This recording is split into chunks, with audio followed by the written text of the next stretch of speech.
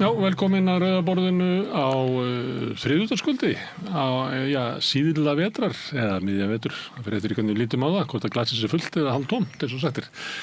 Við höfum annarlega haft hérna fréttir, vorum með það svona tilraunastarfsemi hérna í haust, en erum með á salti vegna þess að það er svona óvissa hvernig verður staðið að stuðningi ríkisins við einkarekna fjölmiðla. Virðist vera þannig eins og að samstöðun fá ekki náð, en það kemur í ljós. En eins og áður þá erum við með fréttamenn, þóttu við séum ekki með fréttir, Björn Þorláks og Sigurjón Magnús. Og kvöldið. Hérna, ég veit ekki, kannski getum við bara að byrja á Kastljósinu í gær, sem að var á margan hátt merkilegt. Það voru tveir þættir í því. Annars vegar kom drengur frá Bakkagoti. Já. Hann sagði, hann hélt að allt þjóðfélagi væri vont fólk.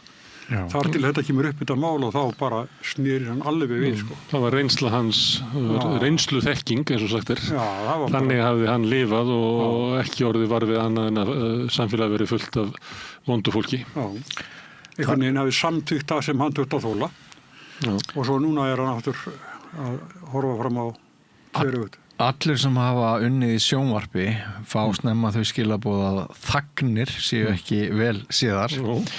Ég var einu sinni með sjónvarpsfrétt þar sem listamaður hugsaði sig í 15 sekúndur og svo kláraði hann svarið sem hann byrjaður á og pródusentinn hérna á Ríkisútvarpinu þar sem ég voru að vinna á, hann hafði samband við mig og sagði við getum ekki sendt þetta út og það þurfti að senda út fund en mér fannst þögnin svo listræn að ég fekk þessar 15 sekúndur af þögnulóksins í gegn en sem samtalið við hennar mann í gær það voru ekki síður þagnirnar heldur en það sem hann sagði sem að mér fannst gera þetta viðtal alveg stórkostlegt, alveg frábært augsvipurinn og hvað hann tók sér góðan tíma í að velja orðin og bara rosalega sterkt viðtal. Jón Bjartmar Indriðarsson, það hefur líka heitir hann og það var líka rætt við móðir hans.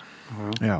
Það var líka rosa flott vinna hjá Kastljós fólkinu í þessu máli öllu. Hann komið nóg að þessari jákvæðnistakar. Nei, við þurfum líka hrósa sem vilja gert. Og hann á mjög fína vinnu í kveik, það verður að segjast. Ég veit það. Og ég meina, við höfum ekki nokkru vandræðum með að hæla því sem er vel gert. Nei, ég var bara Þú varst bara að grínast. En það var líka mjög sérstakt augnablik í seinni hlutanum, þar sem var talað við rektor á Bifröst. Já.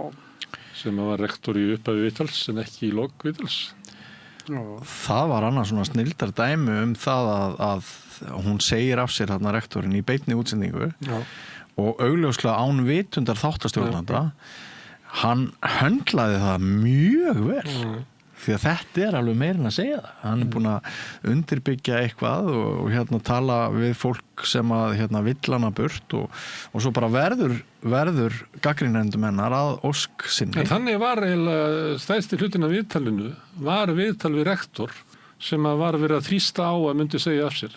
Já. Hún sagði það ekkert fyrir en það var bara Nei, hún byrjaði á að svara Já. Þannig hún svaraði gagnrýninni og svona, þannig hann var svolítið svona ágangssamur eða ég veit ekki hvað að segja en svo allt í einu tilkýr það að hún hefði tekið ákvörðun að hætta og ég fór að hugsa djúvel er þetta sérstakt þú veist, hún er búin að segist að tala við stjórn skólans í hádeginu hún segir engu frá þessu mætir í Kastljósið, mætir honum þar sem hann er eitthvað svona að enduróma gagnrýnin á hana en hún er búin að ákveða og búin að tilkynna á stjórninni Já, þannig að þú ert að fara ég myndi halda þetta að væri svona erfiðasta svona opinbera viðtal sem að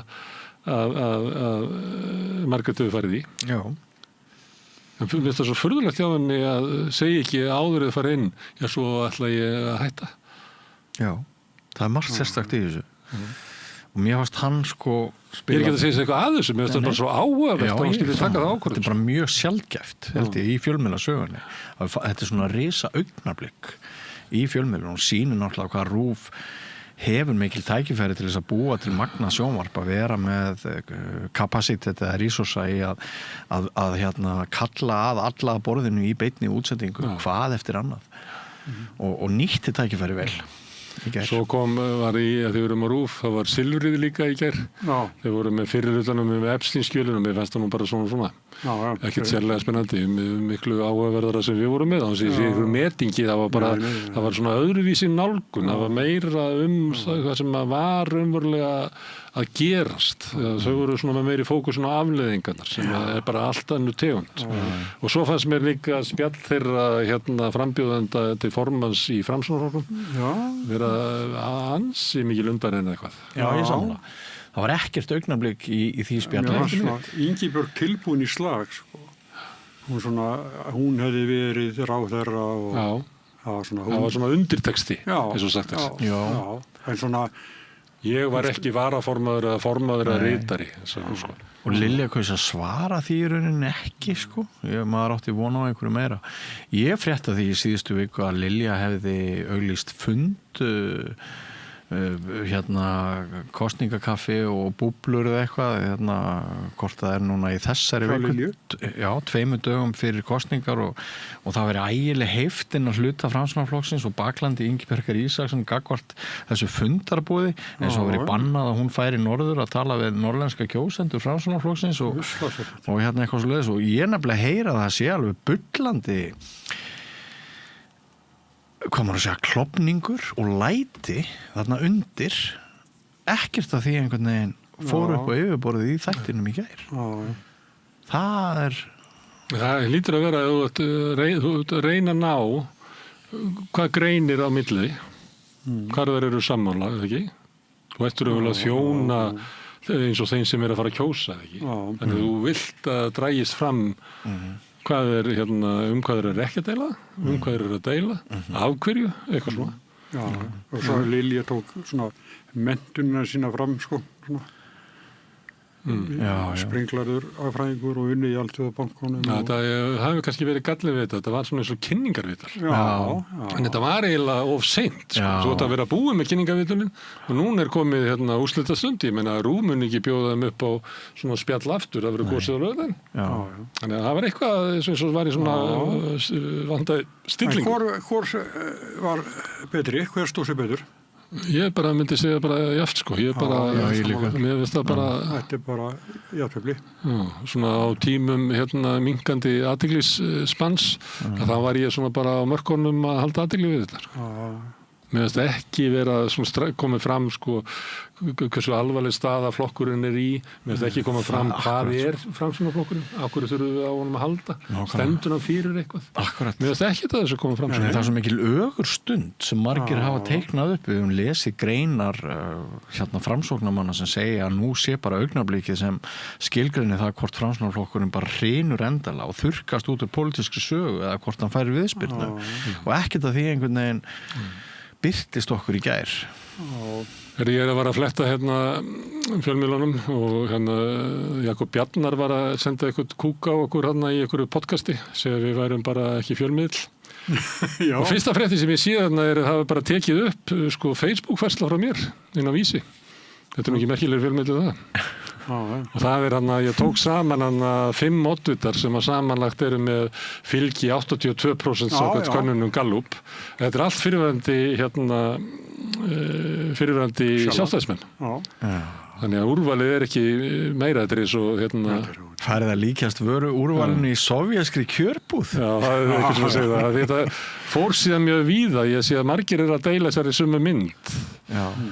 Þetta er náttúrulega mjög sérstakt að það er við erum með oddvitann í Samfylkingunni, Framsóknarflokknum, náttúrulega Sjálfstæðisflokknum, Miðflokknum og Viðreisn. Þetta er allt fólk sem á rætur í Sjálfstæðisflokknum. Já, þetta er mjög sérstakt. Annarkvort segir þetta að þetta sé mat allra að nú sé komið tími á Sjálfstæðismann eftir á því 1994. Það er bara allir flokkandir að við tekið þá ákvörðun og reynda að finna sín sjálfstæðismann. Það komið úr stjórnmálaskóla Sjálfstæðisflokksins, er það ekki? Eða þetta sem væri líka svona saga það að sjálfstæðisflokkurinn hann er eiginlega bara rakn upp, sko. Það er eiginlega enginn sem ef þú sjálfstæðismadur farðu í Framsókn. Það var reyndar kannast ekki við þá sögu að Albert Guðmundsson kom til Jónasar frá Hriflu og sagði ég er sem að fara að fitta minn í pólitík á Íslandi. Það er margt sem að ég sé að væri hægt að gera hérna betur og hefur reynslu að ég búið í Frakklandi og Ítalíu og sé að það sé svona. Þannig ég var að pæla í hvort það væri eitthvað svona rými fyrir mig í Framsóknarflokknum. Og þá sagði Jónas frá Hriflu, nei, farðu í Sjálfstæðisflokkinn. Þú mynd fá miklu meiri frama þar.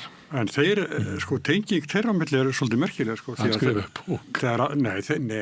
Þegar Albert var að gera góða hlut út í Evrópu sem knattspyrnumaður og þá skrifaði Jónas frá Hriflu bókina. Já, sagðirðu það? Já. Þú last hann eða ekki? Jú, ég var krakki maður. Óþólandi bók fyrir þá sem hafa áhuga á fótbolta. Því að hann segir aldrei hvernig leikindi fóru. Heldur gerðu þeir þá Víking til næstu borgar og var róður þeirra mikill. Eitthvað svona, það sagði aldrei neitt hvað gerðist. Þetta er bóku fótbolta, skrifuð af manni sem veit ekki hvað fótbolti er. En það er þarna hvíta perlan og svarta perlan og svona ágreiningu þeirra á milli. Þetta var svona aðeins, smári, þetta var. Við lásum það sem krakkar. En það var annar oddviti kynntur í dag. Það var frá sósíalistum. Og hún er 25 ára gömul stúlka. Myndum að segja það, 25 ára er ég að tala niður. Ung kona eins og heitir. 25. Silja Sóley. Enginn veit hver hún er. Jú, hún lítur að veita. Silja Sóley Birgisdóttir er stöðningsfulltrúi.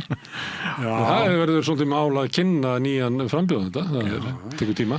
Ég er búin að senda henni engaskilaboð og vonast eftir að geta kynnt hana fyrir áhorfendum og hlustendur samstöðurinnar hérna á morgun eða hinn. En þetta er áhugavert val því að erunni vinnur gegn öllum hugmyndum okkar að oddviti stjórnmálaafls þurfi að hafa fengið einhverja kynningu áður en í baráttuna er komið. Það var Sanna var aðeins eldri þetta þegar hún bauð sig fram fyrst. Og vissu fáir hver hún var. Ég tók viðtal við hana þá framlega seginu með Vesturgötunni og ég hafði aldrei síðan saman skjöður. En hún hafði reyndar skrifað svolítið greinar og fjalla svolítið að vera brúnn Íslendingur og tekið þátt bæði því og líka hún var náttúrulega tilheyrði PEP sem er baráttusamtök fólks í fátækt og hafi látið til sín taka þar þannig hún hafi komið með svona félagslega reynslu reynslu af félagsmálum. Ég fór vissi það. Herðu, en í þættinum í kvöld að það verður framhald af þætti sem að mörguleiti hefur slegið í gegn, það sem að þú sest á bekkinn hjá Ólafi Ævarsinni í Gælagni. Já, það er bara, ég held að það sé rétt Mattiar að þetta hafi slegið í gegn. Við erum búin með 2 þætti og ég var að skoða alltaf áhorfið á YouTube, það er alveg, þetta er bara með því mesta sem við sjáum og svona, ég held að það sé mjög breiður hópur fólks sem að hefur gagn á þessum þáttum. Geðveiki er náttúrulega svo margt, hún er annars vegar bara mjög alvarlegir geðsjúkdómar sem er lítið hægt að gera við en svo er hún líka bara hvað maður að segja hluti af daglegu lífi hjá alveg ótrúlega mörgum Íslendingum og það hefur verið svona feimni og skömm í tengslu við þetta og þöggun og við erum að reyna að breyta því og fyrst rættu við geðveiki á almennum grunni, svona þjóðfélagsgrunni. Síðan greindum við geðsögur hvors annars. Hann er nú betri í því að greina mín vandamál heldur en ég hans því að hann er ju geðlæknirinn. En hann var mjög örlátur að segja okkur frá eigin krísum líka sem að mér finnst gefa þessum spjalli svona annað vægi. Og í dag eða kvöld þá er það sem sagt máttur persónuleikans í áföllum þegar krísan steðjar að þegar þú ert komin í bullandi klípu alveg uppi vegg. Hvaða úrræði höfum við bara í okkar eigin huga og hve mikil er okkar eigin geta til þess að reyna að komast út úr myrkrinu og ég bara vænti þess að... Og er það svona eins og forvarnir að maður geti verið í ræktinni að rækta tiltekna persónueiginleika til þess að... Alveg 100%. Geta átt við áföll. Alveg 100%, en mér langar að segja það eftir að ég útsetti sjálfa mig í þessum efnum og viðurkenndi það að ég hefði átt við mjög alvarlegan geðvanda að stríða upp á 20. Það er nú 40 ár síðan og sagði þá sögu í þætti 2. þá hefur borið á því á Facebook ef ég hef ætlað að skrifa eitthvað að það hafa komið svona skítakomment frá fólki eins og segir sá geðveiki og ég hélt satt að segja strákar að við værum komin aðeins lengra en þetta. Þú rifjar upp andlega krísu fyrir 40 árum og þér skal refsað með því bara í dag. Algjörlega ómarktækur. En þetta er náttúrulega fólk sem er kannski ekki með bestu bjargirnar í lífinu til þess að skilja alheiminn sem að tala svona.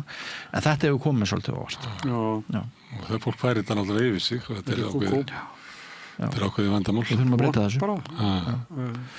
Þú hefur nú þurft að svara fyrir ýmislegt. Alls konar, það talaðu svona eitthvað sem er langt síðan, sko, að einhver er að segja, þú veist að ég kunni ekki að fara með vín, ég er búin að vera edrú í 30 ár.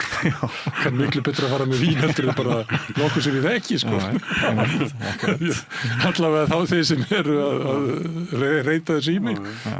Það er allra besta sem maður getur gert með vín er að bara láta það vera. Ég sjálfur hættur að drekka. Ef ég væri enn að drekka og ég væri að skrifa áfengismál, þá hefði ég mun minni trúverðuleika, þá lægi ég betur með höggi. Það er öfugt, sko. Það er öfugt að þessir sem með skítakommenti, þeir segja að þú sitt að skrifa svona afþjóðandi edrú og þeir vilja helst að þetta eru gefin út náttúrulega hraðvörpa sem að viðmælandinir eru fullir fyrir þá sem hafa áhuga á því. Herðu, en hérna þú ætlar að tala um nikotín?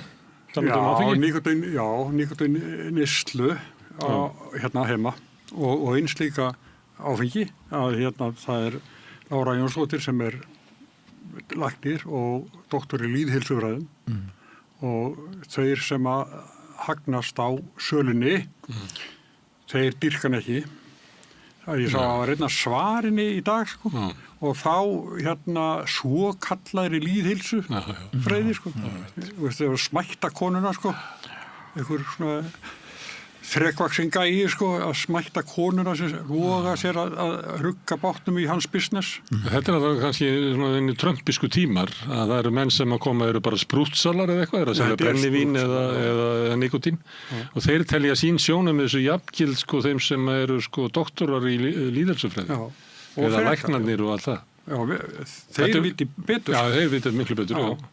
Það heitir bara annarleg jaðar sjónamið í samfélaginu. Við erum alltaf að láta sjónamið sprútsalarna ráða. Já, þetta er svona. Hverjir eiga að selja brennivín nema sprútsalarna? Það snúa öll á haus. Hún er orðið óþægindum, sko, að þessara skoðana sína, sko.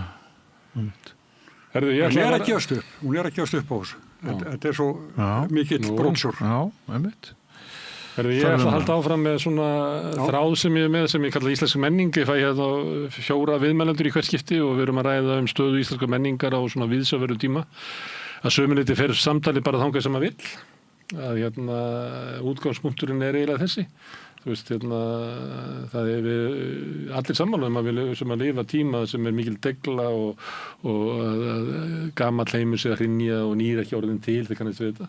Á bæði við pólitíkin en á líka við bara hugmyndur okkar stöðu okkar í samfélaginu og þar fram, höndugötunum, en við tölum svolítið kannski hlutverk listarinn á þeim tíma, en stundum leyfa okkur bara að tala samfélagið eins og við erum, náttúrulega hluti af íslenska menningu er náttúrulega íslenskan, og ef að íslenskan deyr þá náttúrulega hverfur íslensk menning með henni, og margir vilja segja að við séum bara ef við grípum ekki til einhver aðgerða núna, að þá munum við líka bara missa íslenskuna. Og þá mun svo heimur sem að við lifðum innan það mun hverfa og enginn skilja nema sem einhver svona fornminjar kannski verður það hannig og það er líka eitt í þessu að ef að íslenskan hrörnar mjög hratt þá höfum við náttúrulega ekki tæki til þess að mæta sko þessari deglu sem við erum með þá erum við með lakari tæki heldur en þeir sem að tala sænsku eða pólsku eða ensku þannig að ég held að það sé mjög áríðandi að við reynum að halda íslenskunum við Eitt hitamálið sem er í tengslum við hérna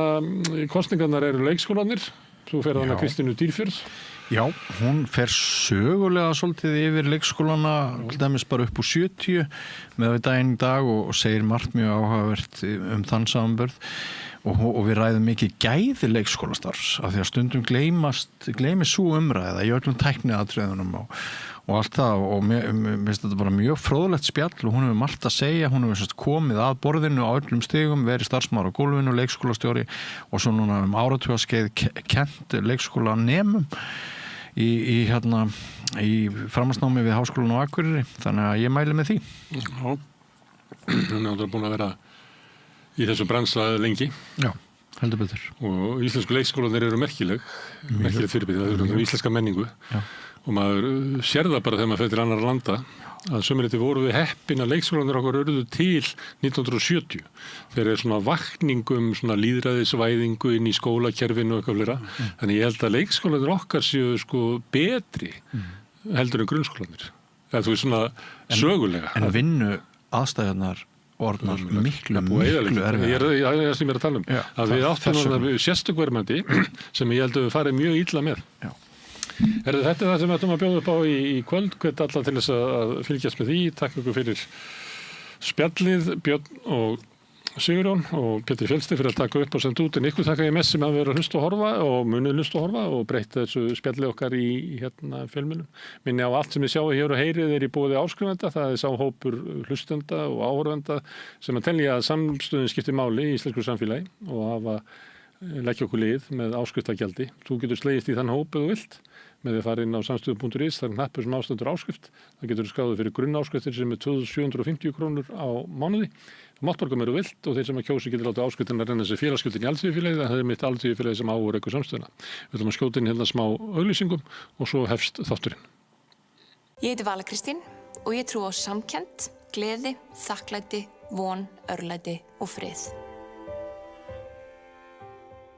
Vantaði nýja flík? Komdu í skemmtilegasta fatamarkaðin í borginni í Bólholti 6, fatamarkaður Vorsturnunar, opinn frá 1 til 4, laugardaga og sunnudaga. Öflug verkalýðshreyfing er lykillinn að öflugu samfélagi. Alþýðusamband Íslands, samstillt barátta í þágu launafólks í meira en heila öld. Kennarar eru þrefalt líklegri en ófaglærðir til að halda áfram í kennslu. Börnin okkar eiga skilið fagmennsku og stöðuleika. Fjárfestum í kennurum. Kennarasamband Íslands. Samstæða skilar árangri. BSRB, afl í þágu almennings. Þú ert að hlusta á samstöðina. Róttækt sjónarhorn á atburði dagsins.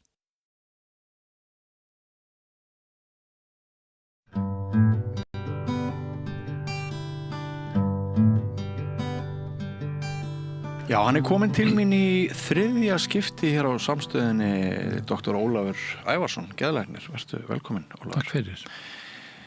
Það verður ekki annað sagt en að fyrri þættir, 2, þeir hafa vakið mjög mikla athygli í samfélaginu og bara kannir bestu þakkir fyrir þitt framlag. Í fyrri þættinum af þessum 2 sem eru liðnir, þá ræddu við geðveiki svona sem brýnt þjóðfélagsmál og bara svo ég ræði svona mitt persónulega sjónarhorn, hvað ég tók sjálfur svona gagnlegast út úr því, það var til dæmis staðreyndir að geðsjúkdómar hve misalvarlegir eru en samt nálgunin gagnvart þeim svolítið einsleit, svona sleggjudómar í samfélaginu að sá sem verður uppvís og viðurkennir andlega krankleika, hann hafi með einhverju leyti dæmt svo leik og mér fannst mjög áhugavert hvernig þú fórst yfir hvað einkenni og alvarleiki geðsjúkdóma er mismunandi, sumt er tímabundið og annað er langvarandi og mjög alvarlegt. Ég er svona enn smeykur að sumir skelli bara þessu undir einn hatt. Svo fannst mér líka mjög áhugavert þegar þú nefndir að fíkn væri algengasti og alvarlegasti geðsjúkdómur samtímans, jafnt hér innan lands sem utan landsteinana. Ég þekki fólk sem að stríðir við, eða er í bata við fíksjúkdómum og sumir þeirra, þeir einhvern veginn hafi ekki áttað sig á því að það sé bara kannski einfaldast að hafa þetta undir hatti geðsjúkdómana.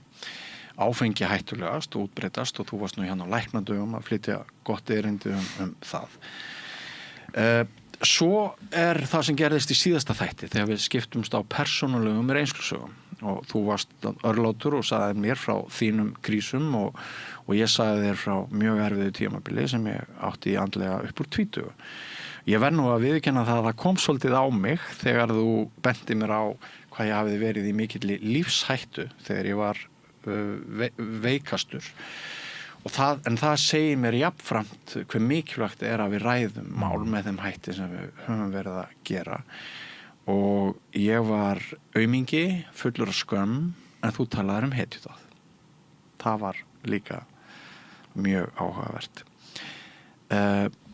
nú þú nefndir líka að út frá sjónarhóli geðlæknisfræðinnar væri ágætt að vera með mann eins og mig sem að hefði náð viðspyrnu og náð góðu lífi og væri að sinna flóknu og erfiðu starfi og fúnkeraði vel. En samt það þannig að eftir að ég opnaði mig þennan gamla tíma þá hafa sum viðbragðana verið þannig allir með svo samfélagsmiðlum á Facebook ef ég skrifa eitthvað bara sakleysislegt komment þá kemur núna eitthvað sem hafði aldrei verið segir svo geðveiki eins og sé nú ekkert að marka mig ég veit ekki hvort þú komum inn á þetta betur síðar en þema þessa þáttar ofurkraftar mannskepnunnar þegar krísurnar skella á okkur og þú ætlar að fara í gegnum það áfram eins og í síðasta þætti hvaða bjargir við höfum í persónuleika okkar til þess að takast á við krísur ef ég gefur þá aðeins orðið þar Já, en takk fyrir þennan inngang og maður getur þá sagt að það líka tenging á milli þáttana í því að ef maður geðveikur þá ekki bara vanlíðan heldur það líka truflun á þessum ofurkröftum sem við ætlum að fara að tala Já. sem búa í okkur sem eru þessir mannlegu þættir og sem að bitnar þá á samskiptum og bara getur til vinnu og getur til náms Já. þannig að það tengingin og þá erum við kannski að nálgast þetta í dag út frá því heilbrigða ekki út frá því sjúka nema við komum inn á það einblín á styrkleikana og kannski tala það út frá gamla tímanum, það eitt af því sem snúið við geðlækningarnar að við þurfum að vinna mikið með kenningar við höfum ekki alltaf staðreyndir að fara eftir og margt af því sem skrifað og rannsakað persónuleika og manngerð okkar og eiginleika, það byggt á kenningum og sumt að því að komið frá Freud og frá sálgreiningunni og hefur svo sem gagnast ágætlega í fræðunum en núna að breytast hlutir bæði með aukinni þekkingu á heilanum og heilastarfseminni og líka tengt rannsóknum á gervigreindina því að það svona ákveðin lærdómur sem hægt að fá á gervigreindinni hvernig hún hönnuð, hvernig heilin virkar og þeir sem að hanna gervigreindin að reyna að herma eftir heilanum nema hvað að þessi gömlu fræði hafi ekki verið slitin beinlinni svo samhengi eða kasta alveg á glæ en þau að breytast út frá þessari nýju þekkingu og það bara mjög áhugavert bara hvernig við virkum og hvers konar sjálfvirki þættir í okkur og hvernig við getum í svona sjálfskoðun og með þroska á ævinni lært betur á okkur og langaði að tala svolítið vítt og breytt þetta og draga svolítið upp þessa gömlu sín og sem fræðin hafa og færa okkur svo aðeins yfir þessa nýrri rannsóknir. Með það þá í huga þeir sem á okkur horfa og hlusta fái tæki í hendurnar. Já og meðvitun það hvað það að vera manneskja og hvaða svona þættir eru í þessu sem við köllum bara leikni eða hæfileikar eða geta og svo hvernig við erum gerð og ég geti svo sem bara byrja umræðuna með því að spurja þig svona ef þú horfir á þitt líf ef að spurningarnar eru tvær Ertu núna komin í stellingar sem geðlæknir? Já, nú geti ég verið komin í stellingarnar og þú ert komin í einhvers konar eflingar meðferð og hefur verið í vandræðum kannski með að taka ákvarðanir eða eitthvað upp á komið í samskiptunum eða einhver neyslusaga að þú ert svona að átta þig á því hver þú ert og þá get ég spurt hvaða eiginleika hefur þú í þér sem að þú telur að hafi gagnast þér best í lífinu. Já, einmitt. Stórt spurn. Og með þú ert að hugsa þá næsta spurning hvaða eiginleiki hjá þér heldur að hafi skemmt mest fyrir þér í lífinu? Einmitt. Ég skal vera heiðarlega með það að þegar þú baðst mig að finna jákvæða eiginleika þá komu fyrst í hug neikvæðir eiginleikar eins og ég sé þá. Já. En það var mjög auðvelt fyrir mig að svara síðari spurningunni. En ég svona enn að velta fyrir mér. Þannig hefur sjálfsmatu oft áhrif á mann og núna erum við kannski að gera þetta í þannig séð öryggi að það enginn að dæma. Nei. Og maður veltir þessu fyrir sér á þess að hafa áhugir af því að maður sé hvað stæra sig, maður reynir að vera raunhæfur og við erum komin á þannig aldur að við getum gert þetta betur heldur en ef við hefum verið tvítvir. Það er hluti af þroskanum og ég held að maður er að tala svona þætti að þá getur maður alltaf séð fleiri en eina hlið á því. Því að þú getur vilja að ég hefði mjög sterka fullvissum að ég væri að gera rétt ef þú væri að kjósa mig fyrir einhvern stjórnmálaflokk en konunni finnst kannski óþægild að búa með mér ef ég vildi ráða öllu þannig að eiginlega kann ég geta nýst á mismunandi hátt. En spurningin er ef þú lítur tilbaka með þess eiginleika og ég get sagt þér aðeins hvernig ég hef hugsað því að ég er náttúrulega stöðu til sjálfskoðana því að nota mig í meðferðinni og eitt sem ég uppgötaði frekar seint er að eitt af því sem gagnast mér mest í náminu, starfinu, það er þrautseigja. Það er akkurat orðið sem ég var að spá í hvort væri skást í mínu eigin færi einnig. Að gefast ekki upp. Já. Og hitt er, og við skulum tala meira þetta og hugsaðu þig hvernig þú lítur á það, hitt er að ég er frekar hugmyndaríkur. Og það nýtist mjög vel í meðferðunum. Af því að þá getur kannski hoppað úr erfiðum aðstæðum og yfir í nýtt. Já, og mér finnst þetta áhugavert líka út frá því að í seinni tíma hefur verið mikið talað gildi hugmyndaauki í stjórnunarstíl og hvað þetta listrana er dýrmætt fyrir okkur í bara venjulegum störfum og þá hafa menn verið að tala svona, til dæmis eins og kennslu í listgreinum, hvað hún sé dýrmætt. En ég fyrir að vera spenntur að heyra svöriðin, svo skal ég prjóna meira við þetta. Já, takk fyrir að lesa mig aðeins á og meðan ég fekk að hugsa. En þetta var skemmtileg tilviljun, ég segi það dagsatt, að þrautsegja var orðið sem ég var komin með og var hérna. Að ég er búin að vera þessi dýpa sem er alltaf að lenda í einhverjum vandræðum. Alls konar áföllum. Eins og ég fór yfir í síðasta þætti.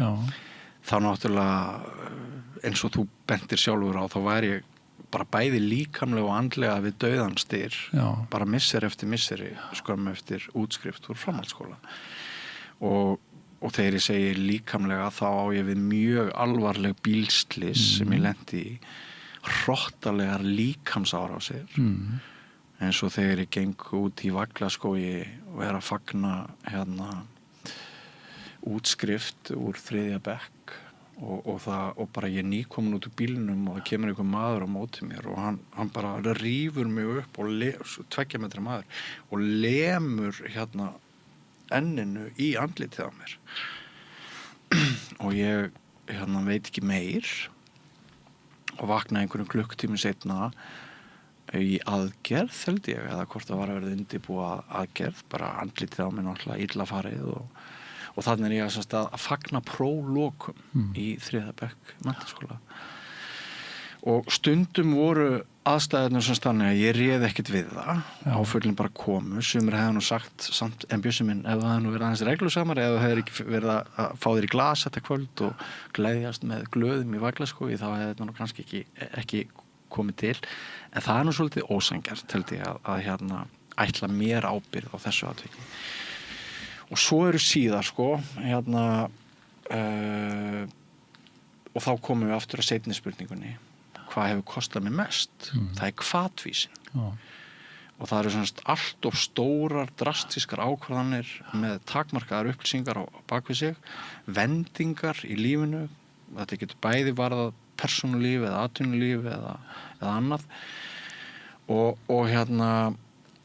þá sko það sá hluti sem að ég hef svona átt í smá vandræðum með að skilja og fyrirgefa vondar stórar ákvarðanir en þú fórst yfir það í síðasta þætti að ég hefði sennilega orðið fyrir framheila skaða út af öllum þessum þungu höfuðhöggum sem ég fekk og svo hef ég sjálfst ekki hjálpað framheila skaðanum með því að ofnota áfengi í gegnum tíðina og á meðan framheilin að þroskast þannig að þetta svona það sem kemur upp í hugan hvað varðar síðar hluta spurningarinnar hvað varðar þrautsegjuna þá verði ég samt að gefa sjálfum mér bara klapp á bakið að mjög oft í vonlitlum og mjög erfiðum aðstæðum og hef einhvern veginn þurft að endur hlaða mig bara alveg upp og nýtt og endur skapa sjálfum mig. Mér hefur alltaf tekist það og mér finnst mjög vænt það að þú ræðir mikilvægi sköpunarinnar og sköpunarelementisins vegna þess að ég held akkurat að það sé einmitt að mér hefur tekist að beina heilanum á aðra brautir í stað þess að festast í þráhyggju og tapinu og skaðanum sem hefur orðið. Þetta kostar okkur náttúrulega helling, þetta kostar okkur fólk sem við elskum, þetta kostar okkur lifibrauð þegar þannig, þetta getur kostað okkur vinskap, þetta getur kostað okkur sjálfsvæntum þykjuna og friðin í sálinni og þannig að þetta svona það sem kemur núna fyrst upp í hug. Já, en ég held nú talar þú af innsæi og ef maður hugsar ævina að við þegar við eldumst og erum að spegla hegðun okkar og munstur í öðrum, þá lærum við óhjákvæmilega á okkur sjálf og sumir hafa meiri og aðrir minni áhuga á því svona kynnast sjálfum sér, horfast í augu við gallana og nýta kostina. En þú talar af innsæi og það mjög líklegt að innsæi sem þú hefur hafi átt mikinn þátt í því að það fór allt vel að lokum. Já, hvernig verður innsæi til? Já, ég held að verði til svona að með reynslu og með reynslu og tíma og líka að þegar við lendum þegar við ströndum þá förum við nú flest í þann farfi að reyna að leiðrétta, að reyna að komast út úr hlutunum og horfast augu við það sem við erum að glíma við og það er samt ekki alltaf og ef við tölum svolítið meir persónleikan að hann er ótrúlega stöðugur við breytumst ekki mikið yfir ævina ef þú hugsar það þegar þú hittir gömlu skólufélagana í endurteknum ammælum að menn breytast ekki mikið í karakter en svo læra menn á sig og stilla sig af og sérstaklega þeir sem eru opnir fyrir því að þroskast og vinna með sjálfan sig að þeir náttúrulega ná einhvern veginn betri hegðun og betri munstrum en við finnum það öll að við dettum oft í ákveðin munstur sem við kannski viljum ekki detti í og það getur maður fundið til dæmis í uppákomum eða undir álagi. Það er stundum sagt að álagið sín okkur svolítið hvar gallarnir eru ef að ég hef tilhneigingu til þess að vera pirraður eða tilhneigingu til þess að einangra mig að þá magnast það oft upp í álaginu en jú, innsæi verður til við lærum betur og betur á okkur held ég og svo margir sem að fara í einhvers konar meðferðir eða bara í gegnum vináttu sem góð speglun eða svo þegar maður kemur inn í sambandið og hjónabandið. Þannig að þetta er það sem að liggur fyrir okkur að mótast svona og það er svo margt hægt að tala þetta til dæmis þetta að eiga sér góða fyrirmyndir og að vera góð fyrirmynd sem er ótrúlega sterkur þáttur í þessu hvernig við lærum á sjálf okkur og hvernig við sjáum í hvað átt við viljum fara og vera meira eins og þessi og minna eins og hann og sko gamla hugmyndafræðin með persónugerðina var sálræn kenning sem kom frá gömlu sálfræðingunum og frá Freud hvernig svona sjálfi myndaðist og þá var þessu oft skipt í 3 lög að það persónugerðin, það svona hvort maður opinn eða lokaður og sér mannkostir sem alltaf gott orð að nota sem að Kristján Kristjánsson professor í Bretlandi sem norðamaður eins og við sem er að rannsaka í mjög áhugaverðum rannsóknum og fyrirles þetta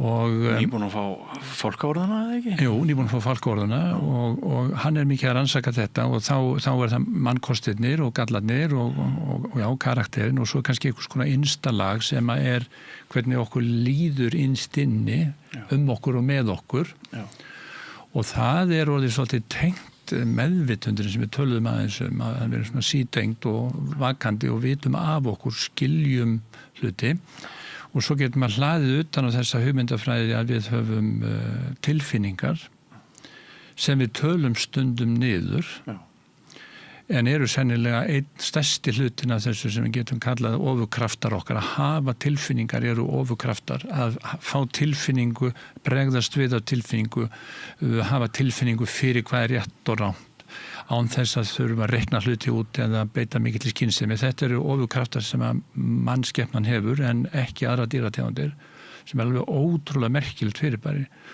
Þess vegna það ef að það sagt, ég hef tilfinningu fyrir að þetta gæti verið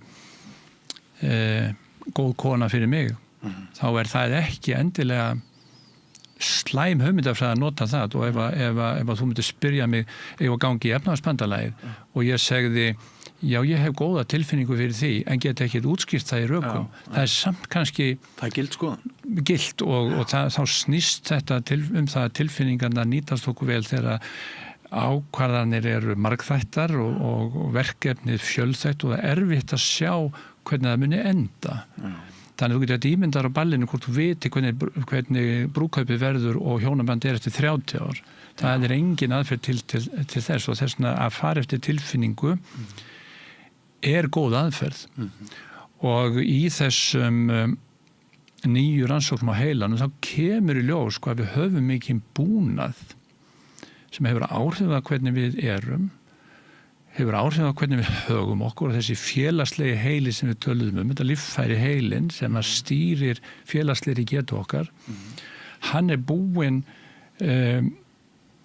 alls konar trikkum og öppum sem að setja okkur í ákveðna sjálfstýringu sem birtist sem tilfinning ég hef tilfinningu fyrir að þetta sé gott að vera hér og þetta sé góður maður eða einhver óttakennd eða kvíðir sem vaknar og stýri líka einsum munstrum sem að hafa með það að gera hvernig fólk upplifir að við séum sem personur. Maður getur sagt að sálinn hefur flutt úr hjartanu upp í heilan. Heilin stýrir þess öllu og þetta svo merkild að sjá það þegar þessar nýju rannsóknir koma að það ríti ekki gömlu kenningunum burt. Þetta bara kemur svona önnur nálgun, önnur skýring. Já. Og ég get til dæmis sagt að í þér núna einhvers staðar svona neðarlega hægra í djúpheilanum eru svo kallar speilfrumur. Það eru mjög sérhæfa taugafrumur og svo ég takk eitt svona dæmi. Já, endilega. Og það vinna með það að spegla umhverfið og búa til áætlun og tilfinningu það hvernig aðstæður eru. Já, búa til áætlun og tilfinningu. Já. Tengja saman tilfinningaheilan sem líka djúpstætt, gera heilasvæði sem fyrir aftan framheilan tilbúin sem bregðast við. Þar framkvæmdarstöðin.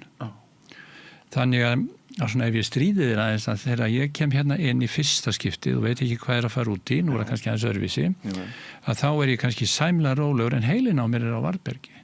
Og hann búinn að búa til áætlanir sem ég veit ekkert hvernig ég geti kljást við þig eða löpi í burtu eða hvað ég var að segja. Worst case scenario. Já, worst case scenario og í fleirtölu sem hann býr til margar og þetta svo áhugavert. Margar útgöngulegar helst. Já. Og svona til að koma því að líka að þessi flókna starfsemi sem í heilanum hún trufluð af svona hlutum eins og hvíldarleysi, streitu, geðsjúkdómum, áfengi. Já. Þú ætla að lega þér að koma að stað því að þú finnur hvað ég mikið áhuga á þessu. Þetta alveg ótrúlega áhugavert. En mér finnst mjög áhugavert að heyra þig lýsa tilfinningunum sem drjúgum parti af ofur hæfileikum mannskepnunar og náttúrulega reynir sérstaklega á þetta í krísum. Já. Og sko þá komum við inn á kannski á dettu mér í hug ein sérstæða í mínu lífi umfram marga aðra að ég var í stórum vinahópi frá með menntaskóla árum og við gjörsamlega sögðum hver öðrum allt. Við deildum öllum tilfinningum og vandamálum hver með öðrum og vorum í alveg sérstaklega opnu og heiðarlegu og hreinskilnislegu sambandi ekki síst með okkar eigin breiskleika, veikleika og galla, alveg eins og allt hitt. Og við vorum stundu kallaðir kettlingarnar. Já, þú nefndir þetta. Já, ég hafði nefnt þetta, aðeins innbráða þessu. Ég held að þetta að sko melta, ræða, viðurkenna tilfinningarnar löngu áður en það komst í tísku hjá karlmönnum. Við áttum nú allir að vera hálfgerðir bara neandersmenn hérna upp úr miðri síðustu öld. Ég valdi að komast að þeirri niðurstöðu að þarna hafi ég notið mikils forskotts og blessunar.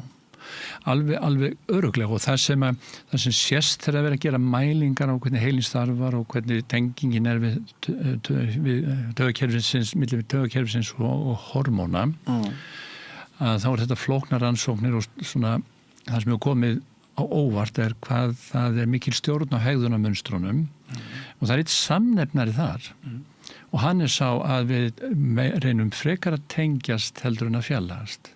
Að sýna mildi og mynda vináttu og það kemur líka fram í ýmsum rannsóknum til dæmis á þeim sem eru komnir með byrjandi heilabilunareinkenni og eru einangraðir heima að þegar þeir fara í dagvistunina þá batnar þeim af því að heilin er líka stiltur inn á það að vera í samskiptum og neti og þetta eiga góðan vin og geta tala við hann alveg opið hvort sem það eru vinir í skóla eins og við höfum oft upplifað að við eignum góða ærlega vini þar eða makinn að þetta er í raun og veru mjög hollt fyrir heilan. Þetta er mjög hollt fyrir heilan. Já, vefrænt er það hollt, örvar heilan og styrkir líðan okkar. Og það að ég nefndi Kristján áðan, hann skrifar nú bækur og flytur erindum allan heim vináttu. Það er mjög áhugavert það sem hann er að segja. Þeir segja heimspekingar og þeir sem stunda jákvæða sálfræði að það séu vísbendingar það eðli vináttu í heiminu sé að breytast. Nú, hvernig? Úr því að vera vinur sá sem til VAM segir, alveg opið einlægt samtal, yfir í að vera einhvers konar viðskiptasamband. Já, í dag var ég að tala að jafnvel ungi krakkar eiga gervigreindar vini. Já, en þú veist að þá er vinurinn orðin einhver sem að þú er hagsmuni. Mér finnst þetta mjög áhugavert. Þú þyrftir að fá Kristján í viðtalið. Hann hefur reyndar verið hérna Zoom að spjalla við mig annað mál. En ég er alveg sammála því. En ef ég tek út eina tilfinningu sem að margir upplifa sem neikvæða, en ég held að geti verið mjög gagleg. Hún er oft mjög gagleg í meðferðunum, af því þar er fólk að skoða stöðu sín upp á nýtt. Og reyna að breyta einhverju, reyna að ná betri líðan. Það er tilfinningin efi. Margir líta á efa sem óöryggi, merkjum að maður veit ekki mikið, sé ekki duglegur í lífinu. Efin er oft mikill vinur manns. En þegar maður er þeirri stöðu að mann líður illa eða er veikur, að þá er oft þörf á að endur með þetta stöðu. Hreyfiafl breytinga. Það er hreyfiafl breytinga, það er vel sagt. Og þess vegna er það sá sem að hefur svona í sinni manngerð stittra í efan.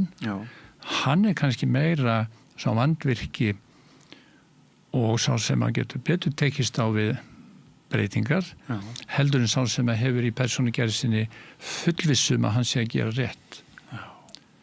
Af því að hann keyrir áfram án þess að hugsa sig og þess vegna er það meðferðarlega sé mjög góð styrking í svona úrvinnslu meðferðum að tala efan.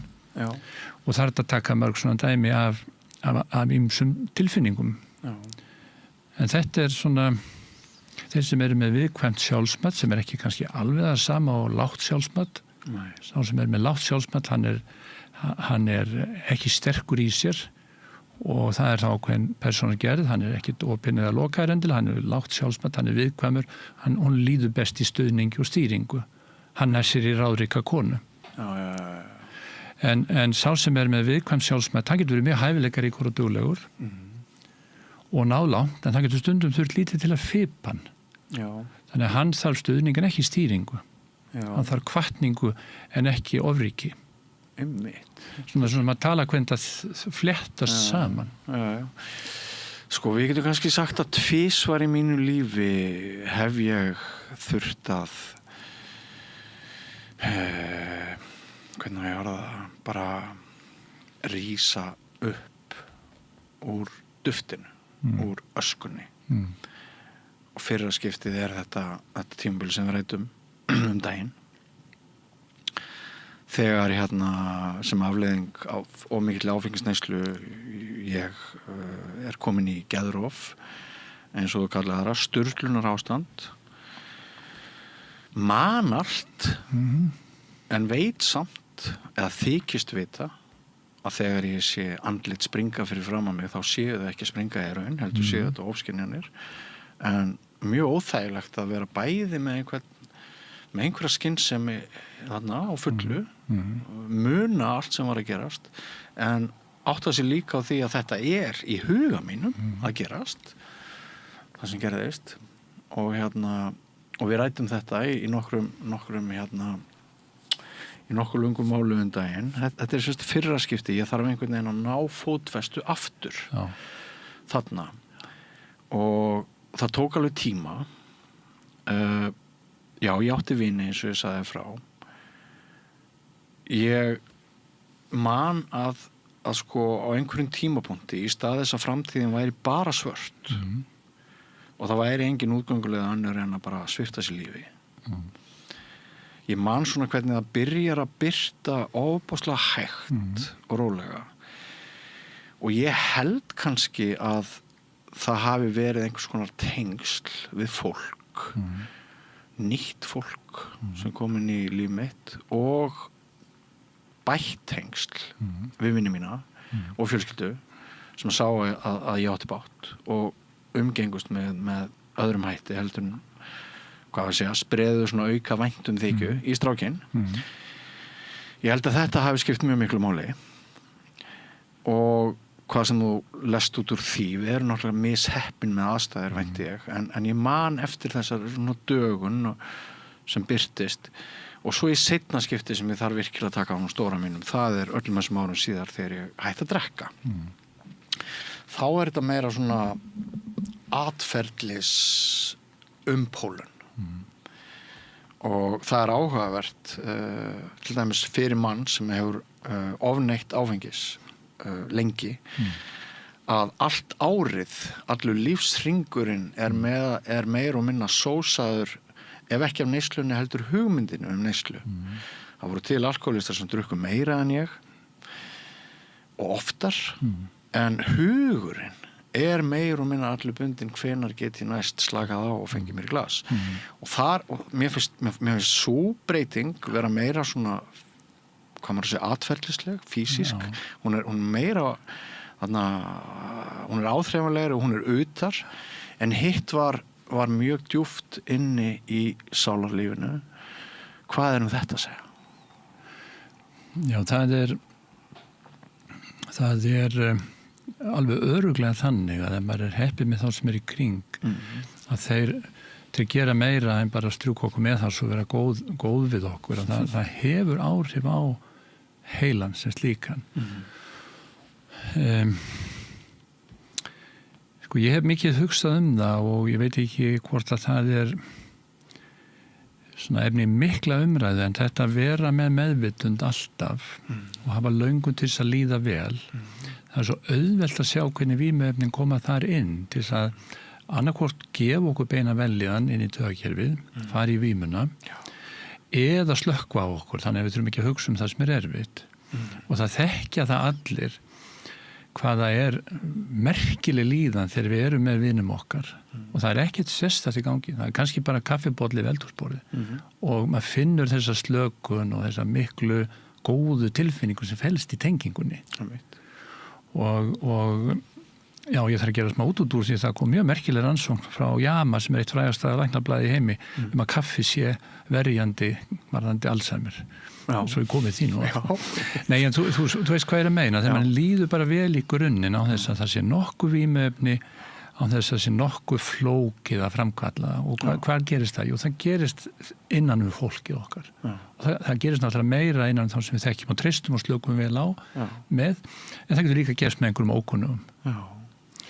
Og þetta svona tilfinning sem að kannski þarf að fá vægi í nútímanum, það er svo mikið áreiti í dag. Á maður nokkuð séns án annarra þegar maður að stíga upp krísu?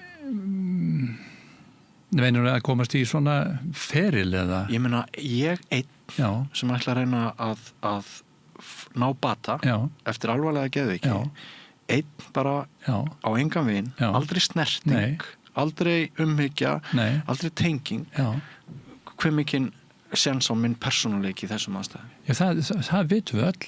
Það er miklu örðugara. Við þurfum einmitt að fá mildina og hlýjuna og stuðningin og fyrirmyndirnar og sé að aðrir hafi getað þetta á undan.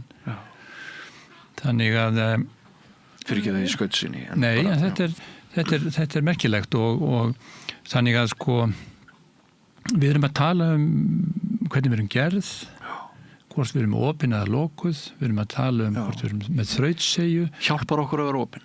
Hjálpar okkur að vera opin, við erum að tala svona tilfinningar sem okkur finnst þvælast fyrir okkur en eru samt oftast mikil stuðningur. Og það tilgangur með þeim. En nú sagður eitt sem komir aðeins á aðra slóð, sko. Þeir sem eru lokaðir, þeir hafa ekkert minni tilfinningar. Þeir eru kannski bara ekki að líka þeim. Hvernig geta þeir æft sig? Já, stundum bara það allt í lagi, þeir kannski finna sína leiði til þess að upplifa tilfinningarnar í gegnum tónlist til dæmis eða með því að hlusta á aðra. En að það stendur fólki fyrir þrefum því að nú finnst mér í sjálfur há nú til blessunar að komast út úr eigin krísu sem ég veit að það er hellingur af fólki að hlusta á okkur og horfa á okkur sem er fast á einhverjum vondum stað. Já, en ég myndi segja við þá sem eru lokaðir og fá að heyra þessi lokaðir að við vitum sem þekkjum inn á þetta, þeir eru ekki tilfinningarsnauðir, það er alls ekki. Þannig að þeir geta þá leita leiða til þess að í traustum aðstæðum prófa að opna sig betur við einhvern góða vin eða einhvern í fjölskyldunni eða einhvern sálfræðinga eða geðlækni og það gengur yfirleitt mjög vel. Og það er svo merkilegt þegar maður er komin inn í svona samtöl þar sem ríkir öryggi og svona löngun til þess að vinna með hlutina að þá getur jável bara í einu viðtal eða örfáum viðtalum gerst eitthvað sem við göllum svona fagfólki vá-effektin að það bara gerist eitthvað sem breytir öllu og það er mjög merkilegt. Þannig erum við að tala atrið sem við einbræðir á í fyrsta þætti sem eru hópmeðferðir. Er það ekki? Ekki bara það, sko. Þetta eru einstaklingsmeðferðir því að það getur erfitt að þjálfa þá sem ekki eru hrifnir að vera í hópum þeim líður ekki endilega vel þar en eitt svona viðtal það sem allt í hennu kemur svona aukið innsæ, einhver nýr vingill á hlutónum.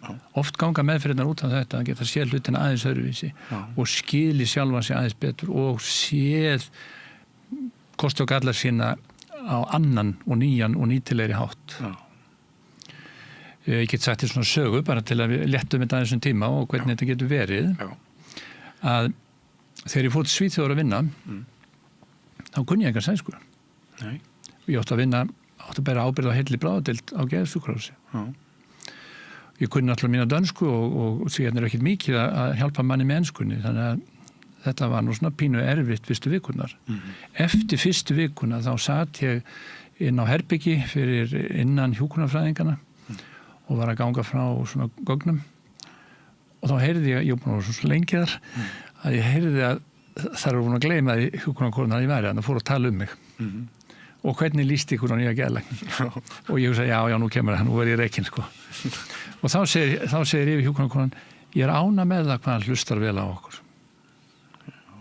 Það fannst henni mikilvægur eiginleiki. Hún áttaði sig ekki á því að þá var ég bara að reyna að skilja hvað maður verið að segja við mig. En henni fannst það traustvekjandi hvað ég talaði lítið og hlustaði mikið. Og þetta hjálpaði mér að skilja þetta.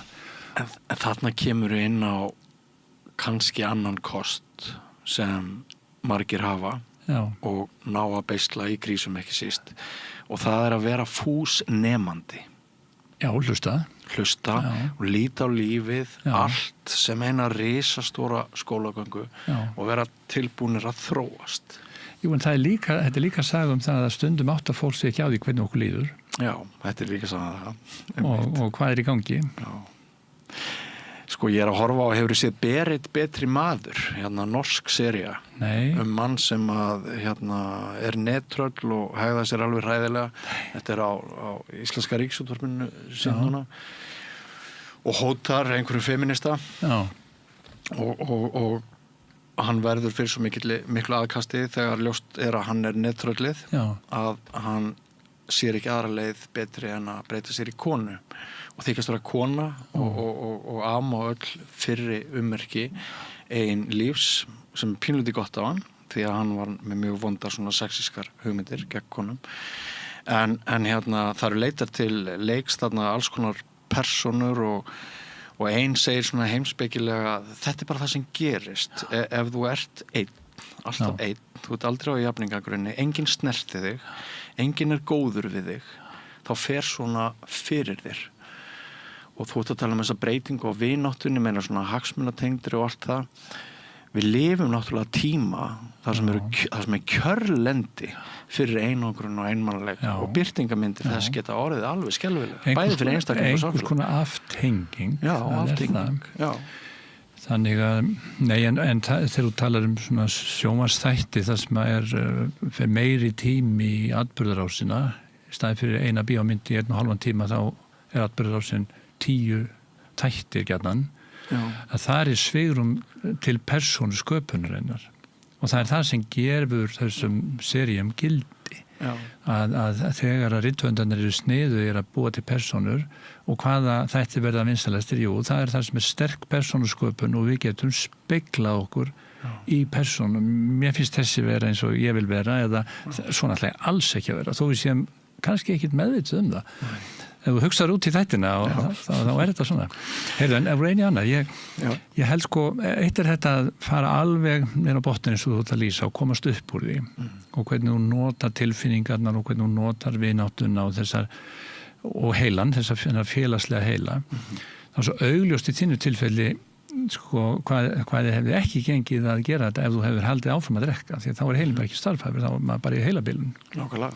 En svo getur maður líka að segja þetta út frá bara eðlilegum ferlum og það þetta með unglingin, barnið og unglingin og unga fullorðna einstaklingin, hvað gerist þarna á milli? Jú, við mönnumst, þessi sögn að mannast, hún mér mjög hugleikin vegna þess að við þekkjum öll að við getum verið með börnin kannski á misgóðum stað og stundum bara ekkit sérstaklega efnileg, svo gerist eitthvað og þau mannast og stundum var það tengt í að komast að heiman og kannski það nú alltaf til í því eða þau séu undir umsjón okkar og fá að spreita sig þar og þetta svo magnað og ég held að flestir ef þeir hugsa þekkja þessi dæmi og þá sér maður svo byltingar kenda breytingu á þessum sem var unglingur yfir í að vera ungan einstakling sem tekur ábyrgð í meira mæli og öruggari með sig og þessi blómstrun sem tengist því að mannast að blómstra þetta svo ótrúlega sterk tímabil í lífinu að fá tækifæri til að mannast að fá tækifæri til að blómstra skilur og þegar maður fyrir að hugsa þetta svona og taugakerfið einmitt að þroskast á þessu tímabili að þá verður maður svo leiður þegar maður sér unga fólkið eyða þessum tíma í neysluna eða í tölvunni ef ég tala þannig. Það þarf að vera hóf á því náttúrulega. Já, þar þurfa að vera samskipti. Og þetta eru kennararnir að hugsa mikið hvernig þeir geti komið inn í þennan heim til þess að stuðla að þessu að mannast og þetta við að hugsa í meðförðunum hvernig getum við hjálpað þessum einstaklingi að blómstra. Þú ert að blómstra. Ég man ekki hvort það var í þætti með þér eða hvort ég var með einhvern annan viðmælanda en við vorum eiginlega að gera grína því daginn að nú í tísku ég og viðmælandi minn sem kannski varst þú, kannski einhver annar, nú í tísku hjá foreldrum að trakka slóðir barnanna sinna upp á ákveðnum aldri.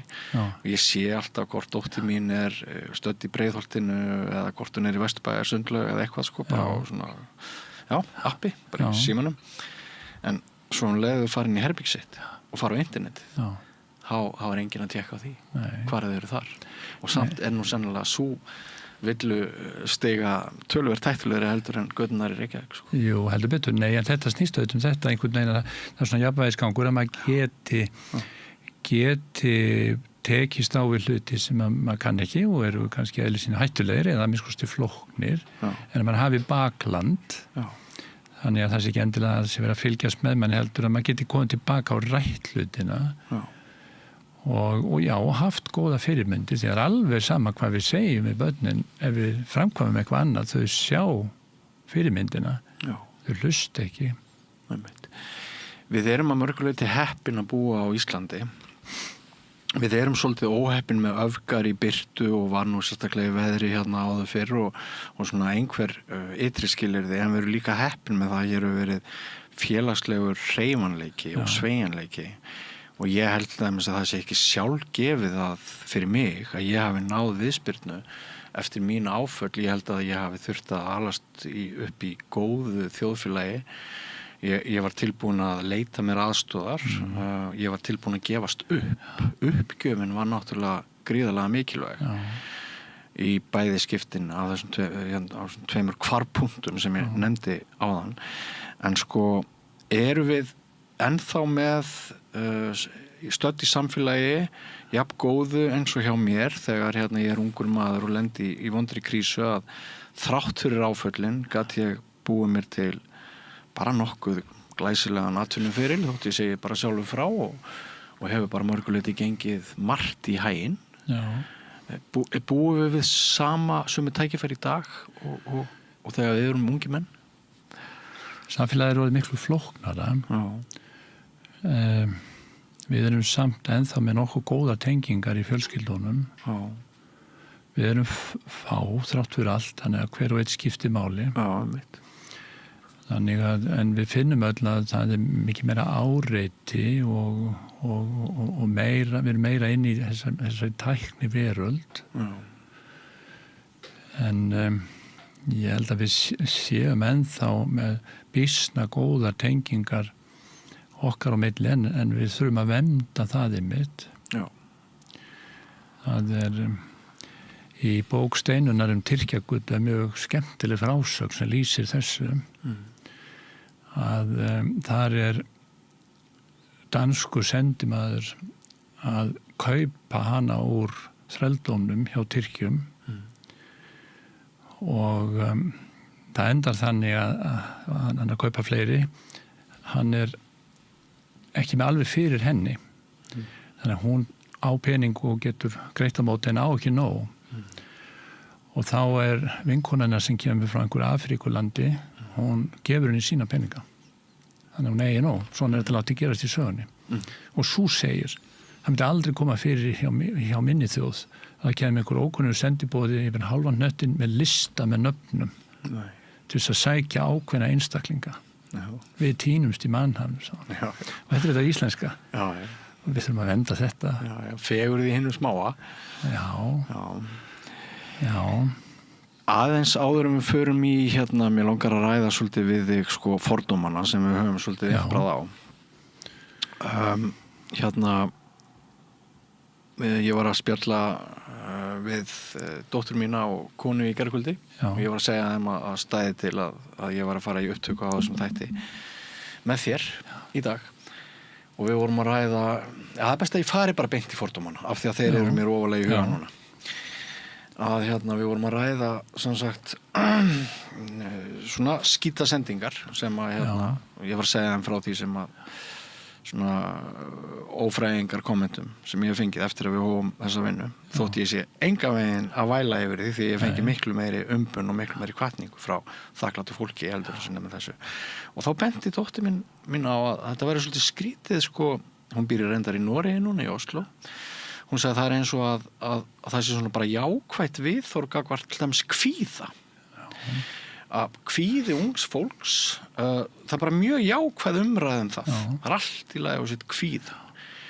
Kulnun annað sem að margir horfa á bara með skilningi og mildi. Já, það var bara mjög eðlilegt, það var bara erfitt að vera til og svona.